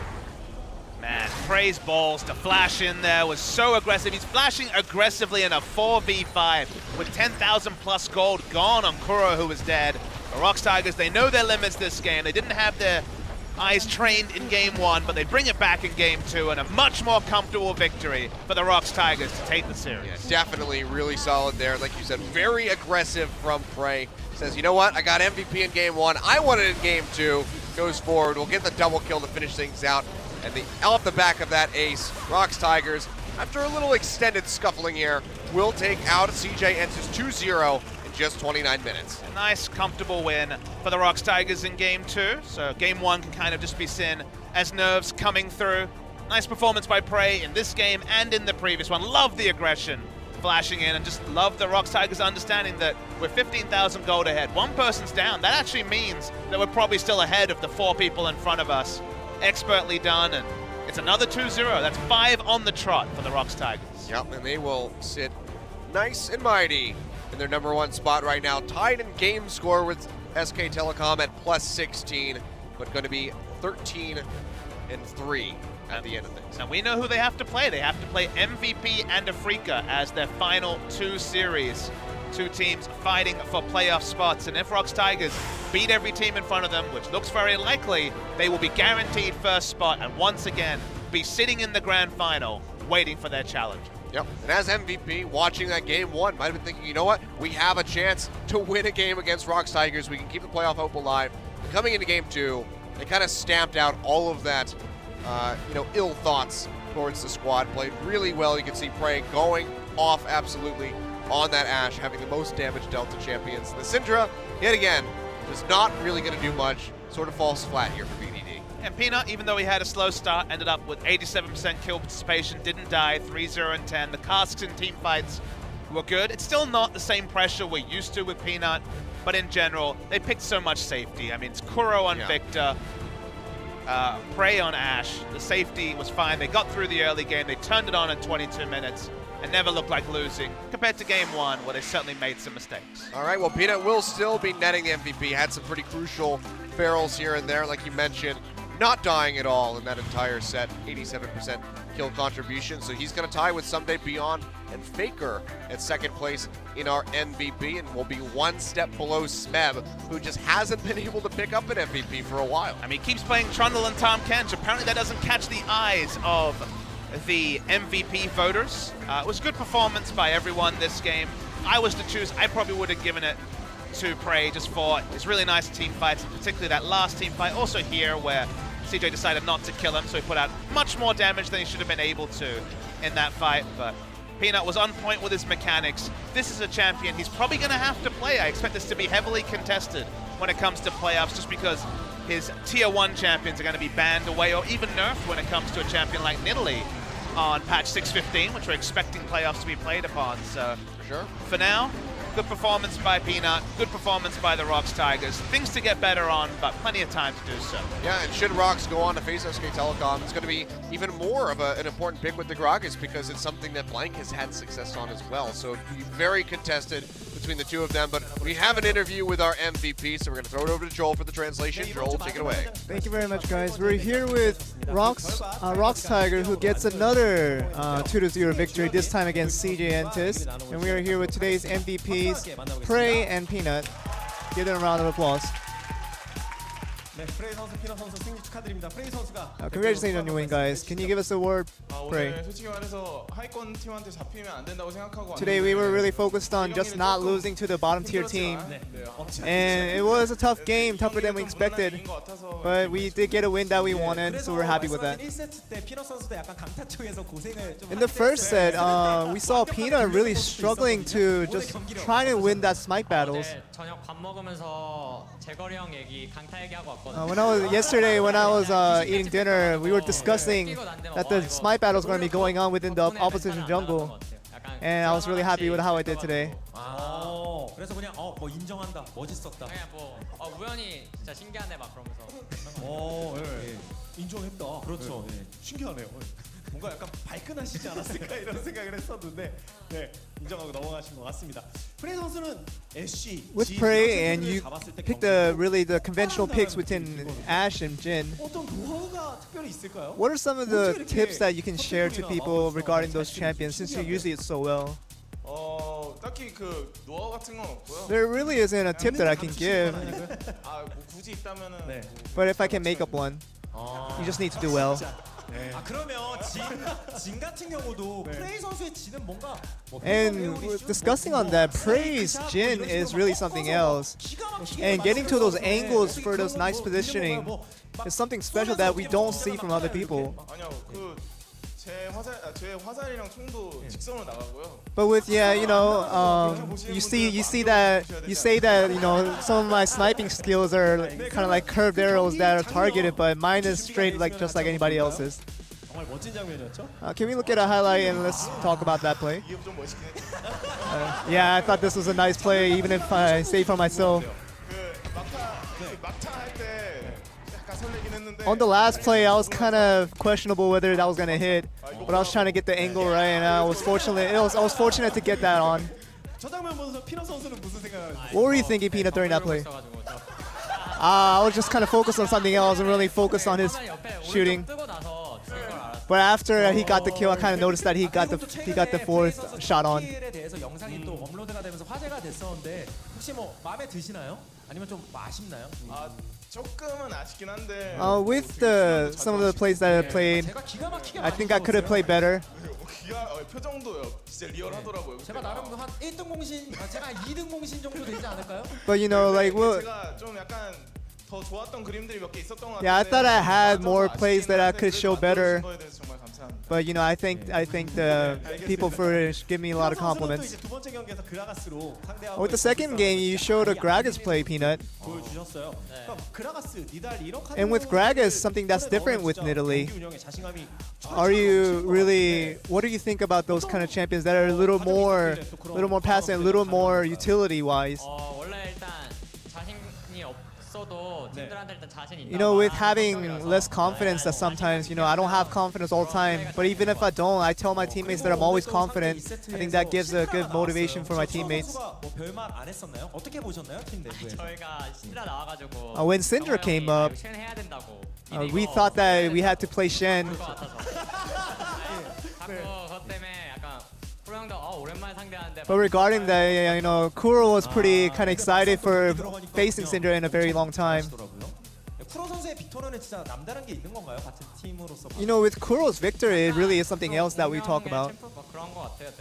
You know, but I think it's a Victor is something that really suits Kuro well as a characteristic wise. 운명의 챔프는 뭐라고 생각하시나요? What is your champion? You know, with Nidalee and some of those options available. 앨리스 니달리 딱 두 챔프가 제. I think Elise and Nidalee would be my top two champions that I would prefer the most. 그러면 이렇게 해서 13승을 달성했고. You guys are at 13 wins now through the season, and you have a few games remaining. Can you tell us the word getting into those games? 저희가 지금 1위이긴 한데요. We are first place right now. SKT를 잡은 And 아프릭스가 아직 남아 있기도 하고. We have Africa left and we have SKT left too, and those aren't easy games at all. So, you know, we're trying to just do what we can to stay in this position. And we're just gonna be, you know, holding on to this while we can, and just trying to play our best and try to hold on to this position as much as we can. 다음 선택 좋다고. Pino was saying that, you know, Prey said some very nice things. 그렇죠. 집중력도 올라가고 봤죠. 네, 그런 것 같습니다. 네, 이렇게. And I think that's the end of the interview. Back over to you guys. Thank you very much, Joel, for the translation as always. So yeah, just, you know, just some more Korean advice coming in. Just, you know, just be good, just do well. Very straightforward from Prey. Peanut as well had that, and Faker has followed up. But Rocks Tigers will take down CJ Entis 2-0. Not that much of a surprise of a result, given that it's a first place versus 10th, but CJ did put up one hell of a fight in game one. And that's the thing, predictable result if you open up the post-match study. Of course it was 2-0, but the nuance of the fact that CJ had a real chance in game one of picking up at least a game win would be lost on those people. Rocks Tigers moved to 13-3. Game score's not as flashy as SKT, who have dropped an extra match, but actually have the same game score. But it's very clear, if Rocks Tigers win their next two matches, they will be first and they will sit in the grand finals. Yep. SK Telecom as well just has a couple more to go, and they have some decent opportunities to pick those up. You can see next week, though, kicking us off for us on Monday will be Samsung versus Africa Freaks. Very important game for that final playoff spot. Africa need to be looking for a win if they want to gate out MVP. And then on Tuesday, we'll have ESC Ever versus CJ Entis. So our two teams that are currently resting in the relegation spot will be squaring off with one another. Then on Wednesday, SK Telecom T1 versus Jin Green Wings, the first of their final two matches. We'll see what happens, because Jin beat them the first time around. Could happen yet again. And then speaking of which, it's MVP versus Rocks. Need to find a win in that game if they want to make playoffs. And Samsung versus Africa. If Africa win that game one, then it isn't even going to matter in that case, Achilles. Yep. On Thursday, we'll have one match, KT Rollstup versus CJ Entis. Small chance that will be important. The last game of the season will be that KT versus Samsung match, and potentially might decide third and fourth spot. Yeah, that's really going to be the big thing right now. And then Africa Freaks versus Rocks Tigers, another one that they'll be looking to find a victory in, at least a game win over Rocks. And then SK Telecom, their final game versus Longju Gaming. So if Rocks loses either of those and SK Telecom can pick up these wins, they could swing right back into first place. So it could be a really consequential thing at the top of the table. Final day of the season, Jin versus ESC Ever may actually impact who actually goes down to the relegation spot. And KT Rolster versus Samsung, most assuredly, will be an interesting one, because it could be a preview of a playoff match, and it could also decide who finishes third and who finishes fourth. Yeah, it'd be a really great way to close out the regular split. And then, of course, shortly thereafter, we will have the Gauntlet run. We'll start figuring out what teams are going to be going to Worlds 2016. big question mark on that one because really anybody in the top 4 is looking pretty promising to represent Korea. And that's the fun thing. The regular season might end next week, but we'll still have a gauntlet, the grand final, the relegations, and also the World Qualifiers. So it's going to be a lot of best of fives, a lot of League of Legends action here on LCK. Still over a month left to go. That's going to close it out for us this week. We'll see you back with our final week of LCK on Monday. Thank you guys for watching. We'll see you then. If Glenn Casterjun's done. There we go. We'll see you then.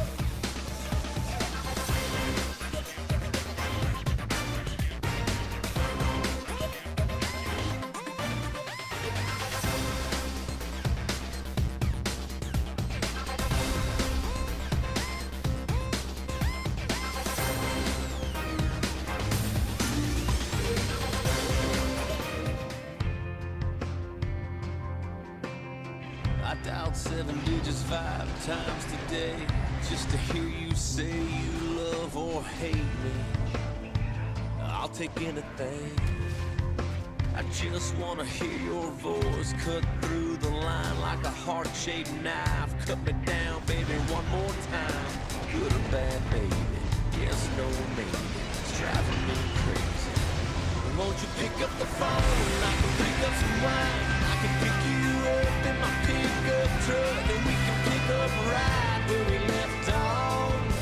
Hey, there, where we blow the wall. Pick up the pieces, girl, it ain't that broke. Pick up the past and just let it go. Put down and over me, never wanna see me again. Goodbye kind of stuff, and pick up.